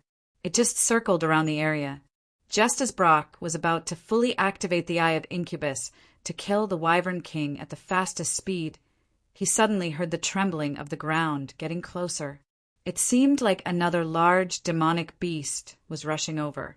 As soon as the demonic beast appeared, even Brock could not help but frown. It was a hydra, and there was more than one. These two hydras were about 7 to 8 meters tall. Their bodies were covered with thick, dark green scales. Their abdomens were white, their limbs were extremely thick, and their tails were thick. The most eye-catching part was their 9 snake-like necks. Every head looked extremely ferocious. The slightly larger one with darker scales was the female one, while the slightly smaller one was the male one. The aura of these two gigantic beasts was even stronger than the Wyvern King, especially the female Hydra, which was already close to the Demon Emperor level. Furthermore, the strength of the demonic beast surpassed the normal demons. Even Brock could not underestimate it. What puzzled Brock was that the Hydra, which seemed to be charging at the group of wyverns, suddenly stared at him in the air. Its eyes shot out a fierce light. "I'll let you see my strongest partner, the Hydra." A certain fake beast tamer master jumped out in time. In fact, Chinrue was using analytical eyes to feed back the evil deeds committed by Brock to the Hydra. The nine-headed snake also expressed strong hostility towards the flying Dragon King and the fellow on its back. However, the biggest winner was Brock, who was dressed in silver armor and had some kind of viscous liquid on his body. Wisdom, civilization, and power were the assets that dragons were proud of. The Hydra's power was close to that of dragons, but in terms of wisdom, it was far inferior to a real dragon. It was roughly at the level of the Wyvern King, and it had another characteristic, which was that it was very vengeful. In the eyes of the Hydra, the twin-legged flying dragons, led by the Wyvern King, were undoubtedly its enemies. The conflict between the two sides was not something that happened in a day or two, but the one he hated the most was the silver-armored fellow in the sky. Originally, the two Hydras would not move at the same time. At least one of them would stay in the nest to protect the 3 eggs that had just been laid. However, this was no longer necessary, because just last night, this silver-armored fellow and the Wyvern King used a trick to steal the snake eggs. Last night, there was a huge battle in the Hydra's nest. The Wyvern King actually took the initiative to lead an attack. Just as the male Hydra was fighting back, another group of twin-legged flying dragons provoked the female Hydra repeatedly. The female Hydra could not bear it anymore and finally launched an attack. As a magical beast at the top of the pyramid in the Silent Night wetland, how could it tolerate the provocation of these weak fellows? However, just as the female Hydra successfully established her dominance, a terrifying thing happened. The silver-armored fellow suddenly appeared and stole the snake eggs. Then he rode the Wyvern King and escaped from the nest. Even though they killed many twin-legged flying dragons, losing the snake eggs was an unforgivable mistake. If it wasn't for the detestable Wyvern King circling around a snake egg, the two Hydras would have long since attacked the twin-legged wyvern's nest in a frenzy of revenge. But before that, they had to first save the 3 precious snake eggs. What Chenrue revealed to the Hydras was not only Brock's act of stealing the snake eggs last night, but also an even more heinous evil deed. After listening to Chenrue's subconscious words, the female Hydra did not hold back. The head in the middle opened its mouth and spat out a ball of green flames, directly attacking the Wyvern King. Chenrue had seen this move last night when he disguised himself as Brock to steal the snake eggs. The Wyvern King was already prepared and flapped its wings to avoid it. Although the aura of the fellow behind the Wyvern King was very suspicious, the main culprit who stole the snake eggs last night was in the air opposite them. What made the two Hydras even more furious was that this silver-armored man actually had a faintly familiar scent. Snake eggs. The snake eggs, which were as precious as their lives, were actually like what the person behind the Wyvern King said. They were destroyed by the silver-armored man. The 18 heads of the two Hydras simultaneously let out a suffocating roar. The roar was filled with indescribable anger. The female Hydra had the ability to attack from afar. 3 of its heads could spit out flames and venom. In an instant, the venom and flames spared no effort in shooting towards Brock in the air. Brock did not know that the previously destroyed tent was a Hydra snake egg. He also did not expect that the slime and debris on his body when the thunderball exploded would be a Hydra snake egg.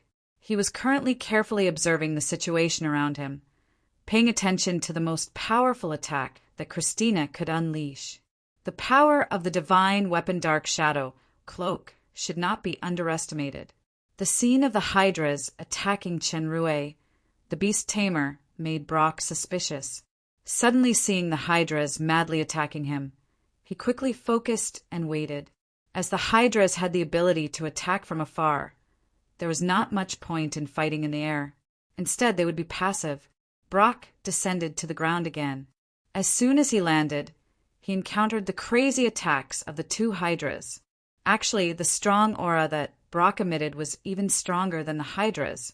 The deterrence of the Eye of Incubus also made them wary.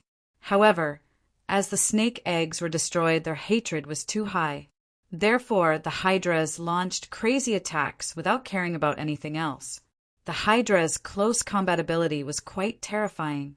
The 9 heads were like 9 venomous enemies. The power of a simultaneous attack was definitely not as simple as 1 times 9, especially since the female Hydra's power was close to the Demon Emperor level. Under such a special attack method, even Brock felt a little tired to deal with it for a while. The Wyverns had already quietly retreated far away under the Wyvern King's orders. Shenrue continued to observe the battle from afar with the Wyvern King. If he left, Brock would most likely give up on the battle with the Hydras and follow the clues to find the Wyvern's lair where Christina was. Then, all his previous efforts would be in vain. Brock dodged and distanced himself from the two Hydras. Suddenly, he felt a sense of danger behind him. He quickly dodged and saw a ball of venom brush past him. Even his cloak was corroded into a big hole. It turned out that Shenrue had commanded the Wyvern King to attack. Seeing that Brock was charging over, the Wyvern King rose into the sky again. Brock was furious. He could have used a powerful long-range killer move to kill the Wyvern King and Shenrue in one fell swoop. However, he was still a little tempted by the treasure at the Silent Night wetland.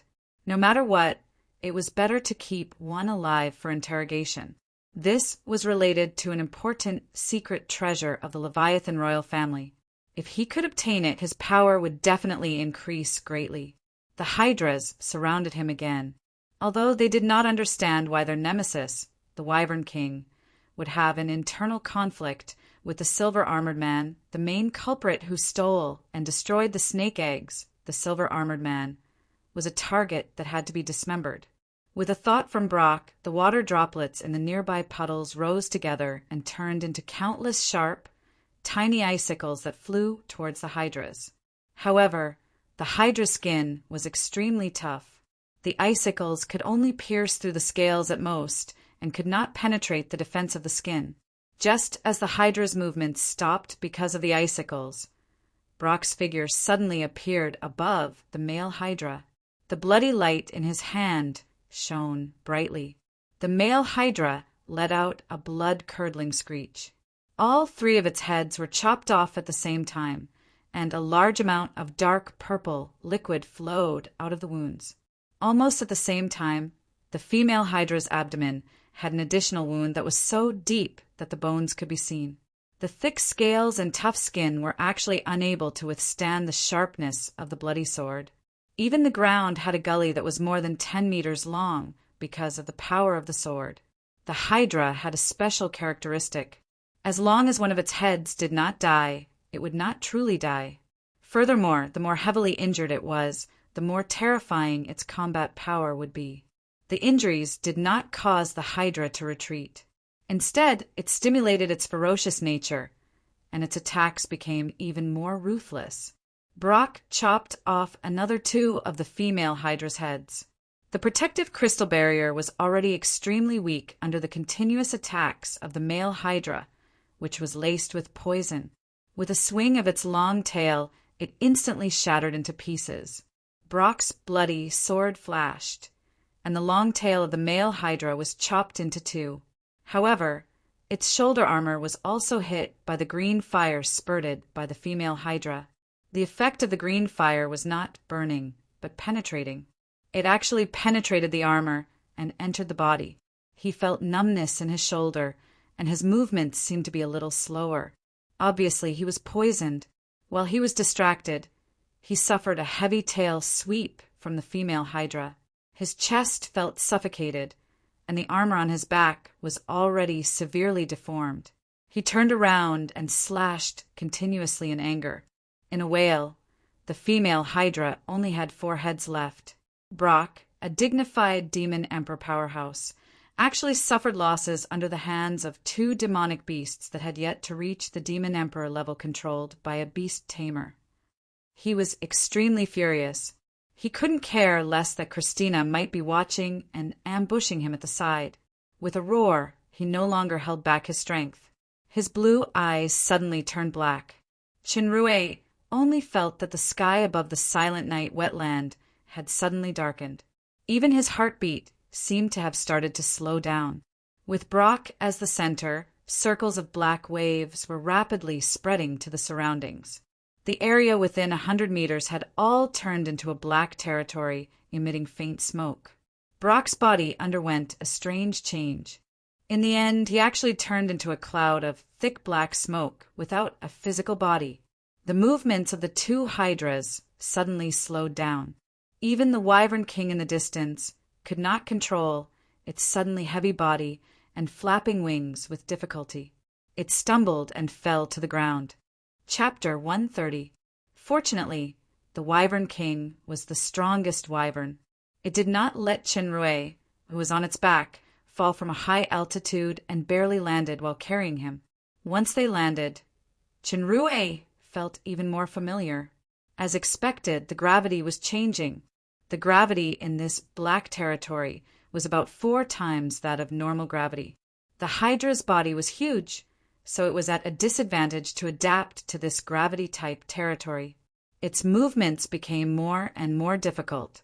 The female hydra was the strongest and had the strongest resistance to the black territory.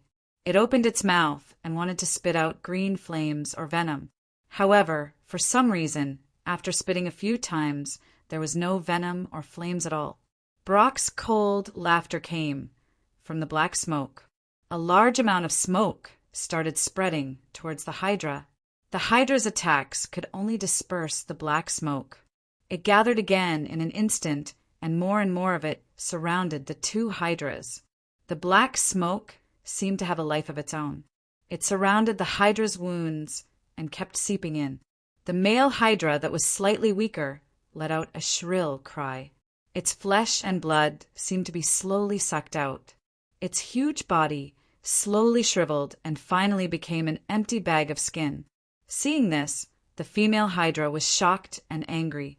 However, it had no choice but to use its power to resist the gravity and disperse the black smoke to preserve its life. However, its power was quickly weakening. The surrounding black smoke was getting thicker. The speed at which it gathered far exceeded the speed at which it was dispersed. It was obvious that it was only a matter of time before it followed the male hydra's footsteps. There was indeed an insurmountable gap between approaching the Demon Emperor level and reaching the Demon Emperor level. Even a powerful magical beast like the Hydra was no match for Brock. The gravity territory was still all right, but the black smoke that Brock had turned into was rather terrifying. Not only was his attack ineffective, but he could also devour flesh and blood like a demon. Chinrue was secretly shocked. He hurriedly ordered the Wyvern King to escape while he quietly slipped away in another direction. The smoke in front of him suddenly became thicker. A cloud of black smoke appeared out of thin air and blocked Chinrue's path. Within the strange smoke that did not have a physical body, a pair of murderous black eyes could be seen glaring at him. Master Beast Tamer, Master Magic Circle. Very good. Looks like Christina caught an impressive captive. I have to remind you that in this succubus territory, not only are all attacks ineffective against me, but you can't use any special abilities or magic tools. Chinrue didn't expect Brock to have the incubus territory that prohibited abilities and magic items. No wonder even Hydra couldn't use its long-range attack ability. He secretly tried the remaining Thunderball, and there was no reaction. He was shocked. Actually, Brock was not telling the truth.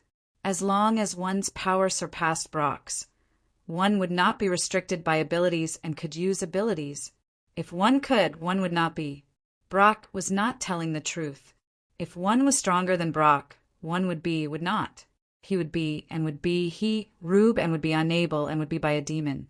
And a Chun, it would be. I won't make the same mistake as last time. You don't have to tell me about Christina and the treasure either. Before you turn into a skeleton, I'll extract everything from your brain. Chinrue felt a strong sense of danger. He looked at the black eyes in the black smoke and felt the world spinning. He was wrapped up by the smoke.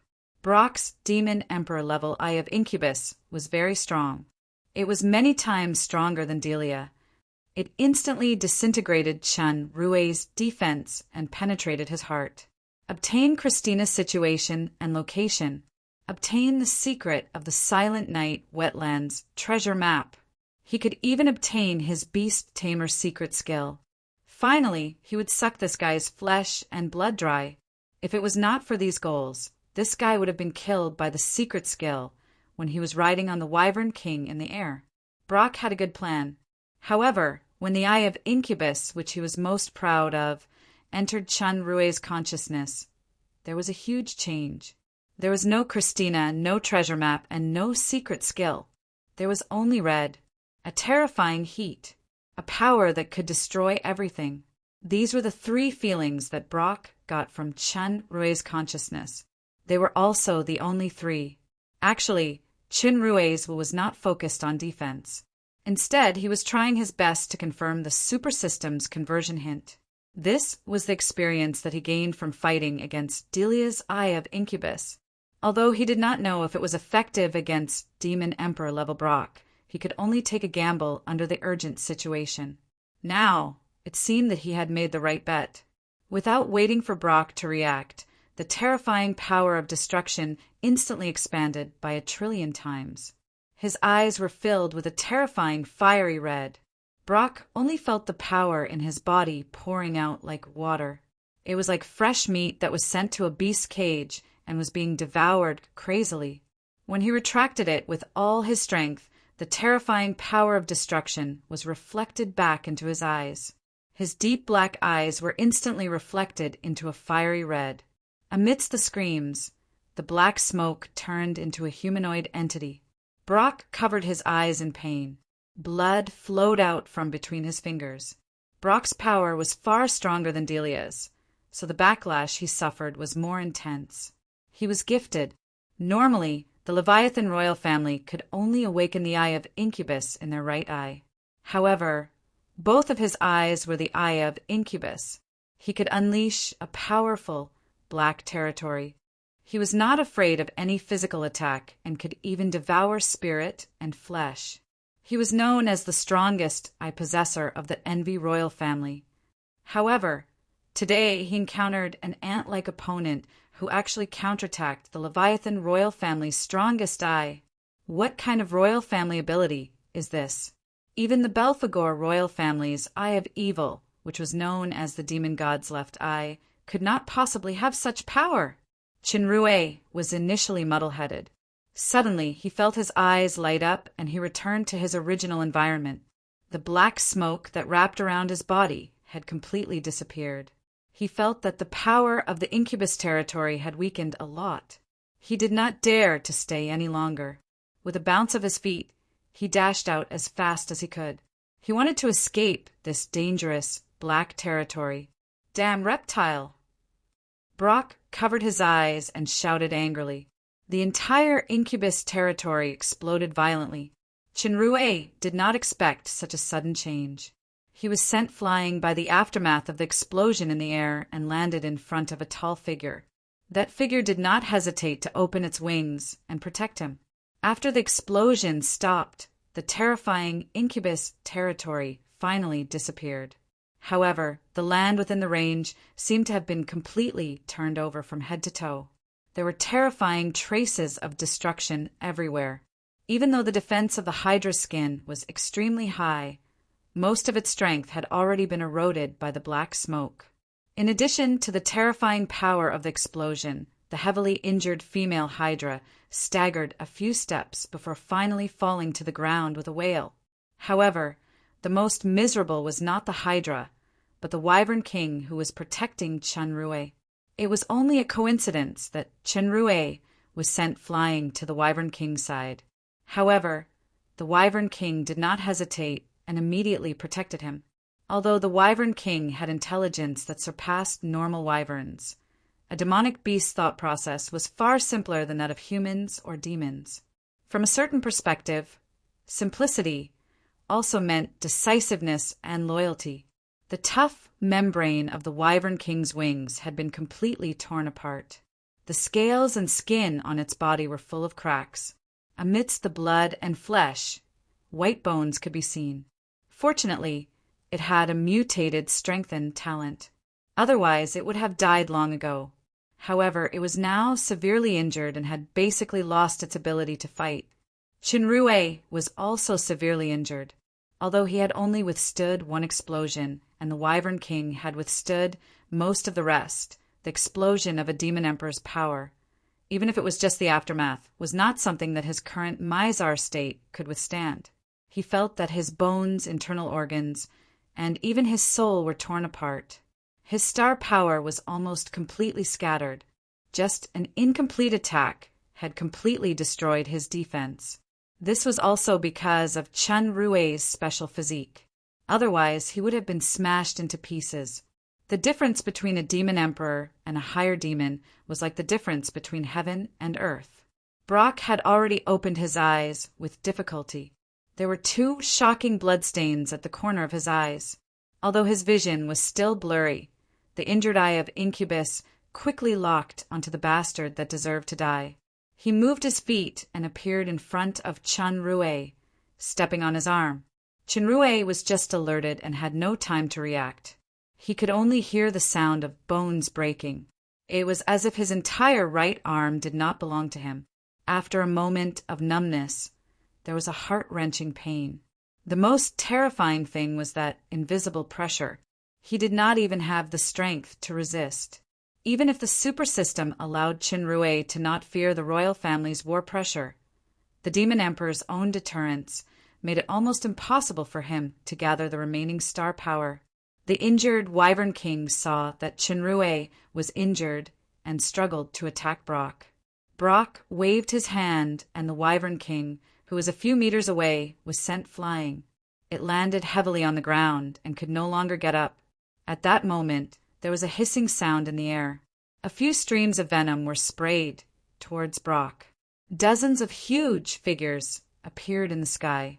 It turned out that the Wyverns saw that the Wyvern King and Chunrui were in danger, so they rushed up to protect them. Brock did not use the Incubus territory again because the recoil and explosion just now had greatly exhausted the power of the Eye of Incubus. However, his own Demon Emperor level strength was still strong. The blood sword in his hand was extremely sharp. He killed all the wyverns that came to rescue Chunrui. In this kind of battle, the quality of the quality could not be made up for by the quantity. Although they knew that they were not Brock's opponent, the wyverns still rushed towards the enemy without hesitation. They came one after another, and there were heavy casualties. Worm, I want you to see all your demonic beasts die with your own eyes. The most innocent one was still the female Hydra. She was treated as Chunrui's most important demonic beast. She only managed to come over and give Brock 2 shots of green fire before her 9th head was chopped off unwillingly. Chunrui felt that everything around him had become quiet. He could only hear the sound of his own breathing. In his sight, the Wyvern King, which was covered in wounds, was still struggling to come to his rescue. One by one, the wyverns rushed towards Brock without any regard for their lives. One by one, they fell. His breathing also became rapid. He could feel the blood flowing quickly to his brain. He clenched his teeth tightly. Do you see that? Worm, this is what happens to you for daring to offend me. This is what happens to Christina. Brock's gritted teeth resounded in Chunrui's heart. The ground was filled with the corpses, broken limbs, and blood of the wyverns. If this continued, All the wyverns in the wyvern's lair would die. Brock would find Christina soon. Christina no longer had any power to fight back. Chinrue had a thought. The dark will appeared on the finger of his uninjured left hand. The teleportation started. Before teleporting, Chinrue did something that he didn't expect in advance. Brock only felt his right leg tighten. He was actually being hugged tightly by the guy who had broken free from the pressure of war. He roared, "Worm my ass! Idiot!" Immediately after, Brock felt his entire body suddenly twist strangely. He knew that something was wrong. It turned out that Chinrue had already activated the Dark Will. This was the only teleportation. He wanted to bring Brock away with him, away from the wyverns, away from the tent. Stupid! A voice seemed to ring in his ear again. Chinrue suddenly laughed. It was a rare opportunity, but he did not run away on his own. He was indeed a bit stupid. Impulsiveness was the devil. Impulsiveness did not completely equate to bravery. However, bravery could not be separated from impulsiveness. Without this, a man would not be worthy of being called a man. Be it stupid or naive, a hot-blooded man was a man. He did what he felt he should do. Moreover, he would not regret it. This was him. No matter how strong he became, his heart was still the same. When the moral bottom line in his heart was repeatedly broken, when his feelings gradually became numb, when his bravery was completely buried by the so-called rationality, that would be a dark, cold world that was scarier than the demon realm. Under the watchful eyes of the wyverns, Chinrue and Brock's figures quickly began to blur. After a strange distortion in the space, they disappeared. Although the wyverns were simple-minded, they also understood that this terrifying enemy had been taken away by that person's power. The wyvern king let out a mournful cry. Immediately after, mournful cries came one after another. However, after a moment, a burst of crazy laughter suddenly came from the empty space in the distance. Haha, a worm is a worm, so it was just a magic tool. The one who spoke was actually Brock. He actually wanted to teleport the Leviathan Royal who has the Eye of Incubus. He should be at his wits' end now. Chinrue's heart had completely sunk. He never would have thought that the Eye of Incubus could actually interfere with the Dark Will's teleportation power. This time he risked his life to teleport, but he only teleported a few hundred meters away. The Wyvern King let out a cry. The remaining wyverns all flapped their wings and flew towards the source of the sound. "Worm, I will let you."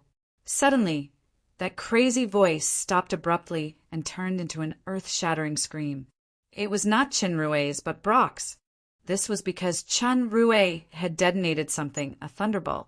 Originally, the thunderball could not hurt the Demon Emperor level Brock. However, this last thunderball was detonated together with a bottle filled with a light green liquid. Paglio's venom. Chapter 131. If he only used Paglio's venom to splash on Brock, he might not even be able to touch him. However, with the power of the thunderball, it was completely different. Under the effect of the thunderball's explosive power, the venom was equivalent to a highly corrosive bullet. It penetrated through Brock's skin defense and penetrated his body, emitting green smoke. Even his face and eyes were stained with spots of numbness. As Chinrue had fallen to the ground and caused the explosion, Brock's lower body was the one that suffered the most damage. Brock tightly covered his right eye that was hit by the venom. He then covered a certain part of his lower body and let out a shrill scream. He never thought that this ant could actually cause such a serious injury to a demon emperor powerhouse like him. Not only was it a serious injury, but the most terrifying thing was that the venom that penetrated his body due to the explosion was rapidly spreading in his body. Even with his demon emperor level strength, he could not suppress it. In the scream, Brock ruthlessly stepped on Chinrue's chest. Instantly, his bones and flesh were shattered. It penetrated his chest and sank into the ground. He slowly pulled it out. However, Chinrue almost could not feel the pain anymore. His body was far from being comparable to a demon emperor level. The explosion of the thunderball just now was actually a suicidal action. He had already suffered a fatal injury. No matter how powerful the characteristics of damage absorption and astral form were, after all, they were not resurrections. It was the same with the healing potion. Moreover, he did not have the strength to take out the potion. This time, he really fought until there was nothing left to fight for. Qinrui's consciousness suddenly became clear. He could clearly see the ferocious-looking Brock and the wyvern that was rushing over from afar. He only felt that his body was very light. Was this the final radiance of the setting sun? The first person that Qinrui thought of was Athena, that sunny and warm smile. Unfortunately, a certain promise could no longer be fulfilled. Initially, he wanted to leave his virginity to her. Unfortunately, it was snatched away by that woman whose real name he still did not know. If he knew this earlier, he would have. He really wanted to express his feelings to her. At the same time, he would have honestly confessed about his affair, even if he would be beaten up. However, there was no chance for that. Christina, let's call her that for now. Coincidentally, she became the first woman that belonged to him. She was so perfect that it was tempting, but her thoughts were a little too complicated. She was a little too powerful, and her background was a little too powerful. Perhaps they didn't have a future at all. That's right, they didn't have one anymore. He dared to bet with that bastard Lomont that the first thing this woman would say after seeing his corpse would definitely be, "Stupid man." Jia, the iceberg royal sister, and a faintly discernible friendship. Or, to quote a famous saying from a certain poisonous dragon, "Friendship is the beginning of love." He really liked to see her smile that melted like ice, even if it was just a glimpse. Unfortunately, he would never be able to see it again. As for the lowly who stole his first kiss with a club, Seiji himself didn't know how he felt. Sigh, strange uncles would be looked down upon. It was just that it was too late to fatten him up now. He was about to die, yet he was still thinking about so many women. Men were really bastards. Finally, he expressed his condolences to Paglio, who had signed the symbiotic contract. That unlucky guy had been implicated. If there was an underworld in this world, and he bumped into that guy in the underworld, he would definitely blame him endlessly. The enraged by Luo crushed Qinrui's forelimbs cruelly, just as he was about to crush his head with his foot. Suddenly, a strange sound came from afar. That sound actually caused by Luo, who was in a state of madness, to suddenly wake up. Then his expression changed drastically. That was the sound of breathing. In between breaths, the fallen leaves dancing in the air, the sand and stones on the ground, the trees in the forest, and even by Luo himself, were all moving involuntarily. Even the clouds in the sky were expanding and shrinking along with it. The sound of breathing seemed to be able to affect the entire world. Bai Luo covered his right eye, which had been injured by the venom, but he couldn't hide the shock on his face. The sound of breathing became longer and longer, and it felt even deeper. The ground started to tremble, slightly. Finally, a clear chirp was heard, as if it was some kind of bird that had broken out of its shell. That chirp was filled with a strange power. Even Qinrui, whose soul power was almost dim, became a little more energetic after hearing that chirp. However, a powerhouse like Bai Luo had a different kind of feeling.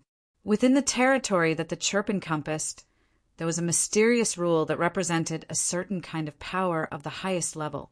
Even he, who was at the demon emperor level, could only look up and tremble in fear. In the sky above the chirp, a ball of black flame started burning. Everyone who could hear the chirp could feel the power of this ball of flame. The color of the black flame was very similar to the Lucifer royal family's dark flame. However, it was the exact opposite of that kind of destructive power. This was a kind of flame of life. The plants below the flame were reborn under the special power. The figure of a giant bird gradually solidified in the flame. Its entire body was black, and there were faint golden patterns. It had a pair of huge wings, and 3 beautiful long wings were floating on its tail. Nirvana! Dark Phoenix! Bailuo almost moaned out these few words. It was as if he had seen the thing that he was most afraid of in his life. His tone was filled with intense fear. He no longer cared about the pain and poison on his body. He used his hands to gesture desperately in the air. The air started to emit a faint blue light. However, due to the influence of the black flame, the light dissipated in an instant. It was as if it could not condense.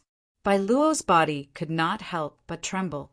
He bit his index finger, and his blue eyes turned completely black.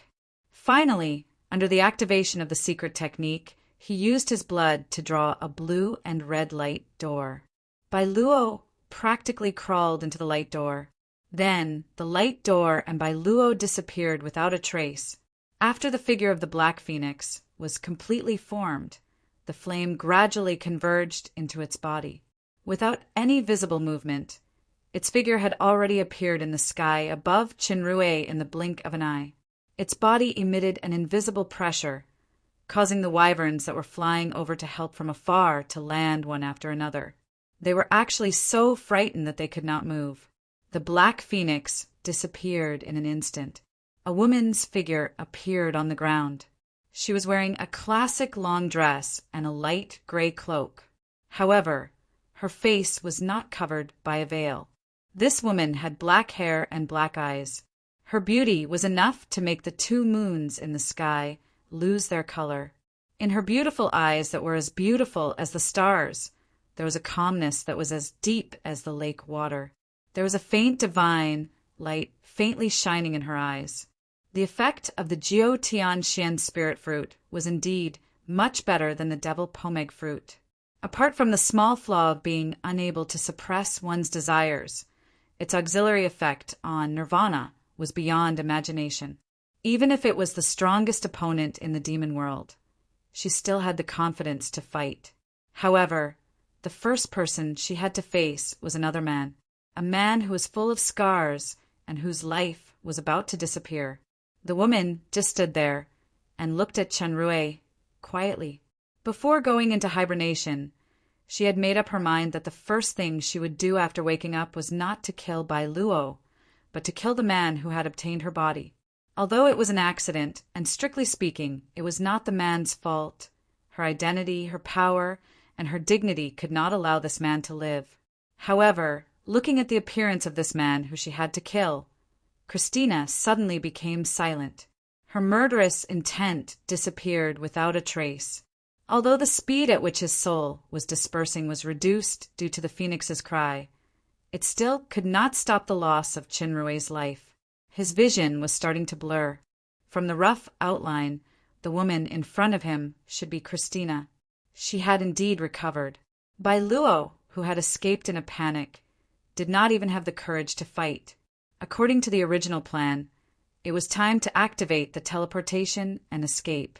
Unfortunately, the dark will could no longer be used. Moreover, there was no point in escaping because he was about to die. Why did you teleport together with Bailuo? It was supposed to be a death declaration that he had prepared, but when he said it, it turned into this sentence. Christina's nirvana was equivalent to a special hibernation state. Although she was extremely weak and could not use her power during that period, she could sense everything that happened within a radius of tens of kilometers in her dreams. She knew everything that he had done. Qinrui could barely hear what she said, but he could no longer speak. Sigh, luckily I did not make a bet with a certain bastard. The first sentence she said was not, stupid man. Stupid man. So it was the second sentence. Qinrui used all his strength. The corner of his mouth moved slightly as he tried his best to squeeze out a smile. My soul is about to disappear. What a pity. There are still many things that I have yet to accomplish. Impulsiveness is indeed the devil. Will I still be impulsive next time? It seems like I will. Fine, I'm a stupid guy. The forced smile on her bloodied face looked a little ferocious. Christina's beautiful eyes were still as calm as water. Only a crystal tear rolled down her cheek. Christina was a little surprised herself. She could not remember how long it had been since she shed tears. Ever since she personally dealt with her blood relatives who rebelled, tears and restraints had left her. All that was left was ruthless calmness and silence. Leaning on the cold throne, she calmly faced the cruelty, evil, cunning, greed, lust, and flattery around her. That man's stupidity was really powerful. It even affected her before he died. Damn it. But, I'll just take this chance to be willful for once. This is not for him, but for me to be frank for once. Treat it as a release from a long period of repression. She would soon return to the throne anyway. She would still be the cold and disdainful ruler. Christina reached out and rolled up her sleeves. Fresh blood suddenly flowed from her jade-white wrist. The blood fell on the horrifying wound on Chun Rui's chest. The wound began to heal at a speed visible to the naked eye. It was not just the wound. Chun Rui's soul that was on the verge of dispersing was solidifying again under a mysterious power. Now we don't owe each other anything. Chun Rui couldn't see it himself, but a faint phoenix mark faintly appeared on Christina's dripping blood and sank into his repaired chest. Under the effect of some mysterious power, the heavy wounds on his chest and limbs slowly healed. Although his internal injuries were still severe, he was now showing signs of life. He was a completely different person from the state where he was on the brink of death. Chun Rui felt his eyelids were especially heavy. He could only vaguely hear a sentence beside his ear. "The next time we meet, it will be the day you die." He tried to open his eyes to look at Christina, but he could not resist the intense tiredness and finally fell asleep.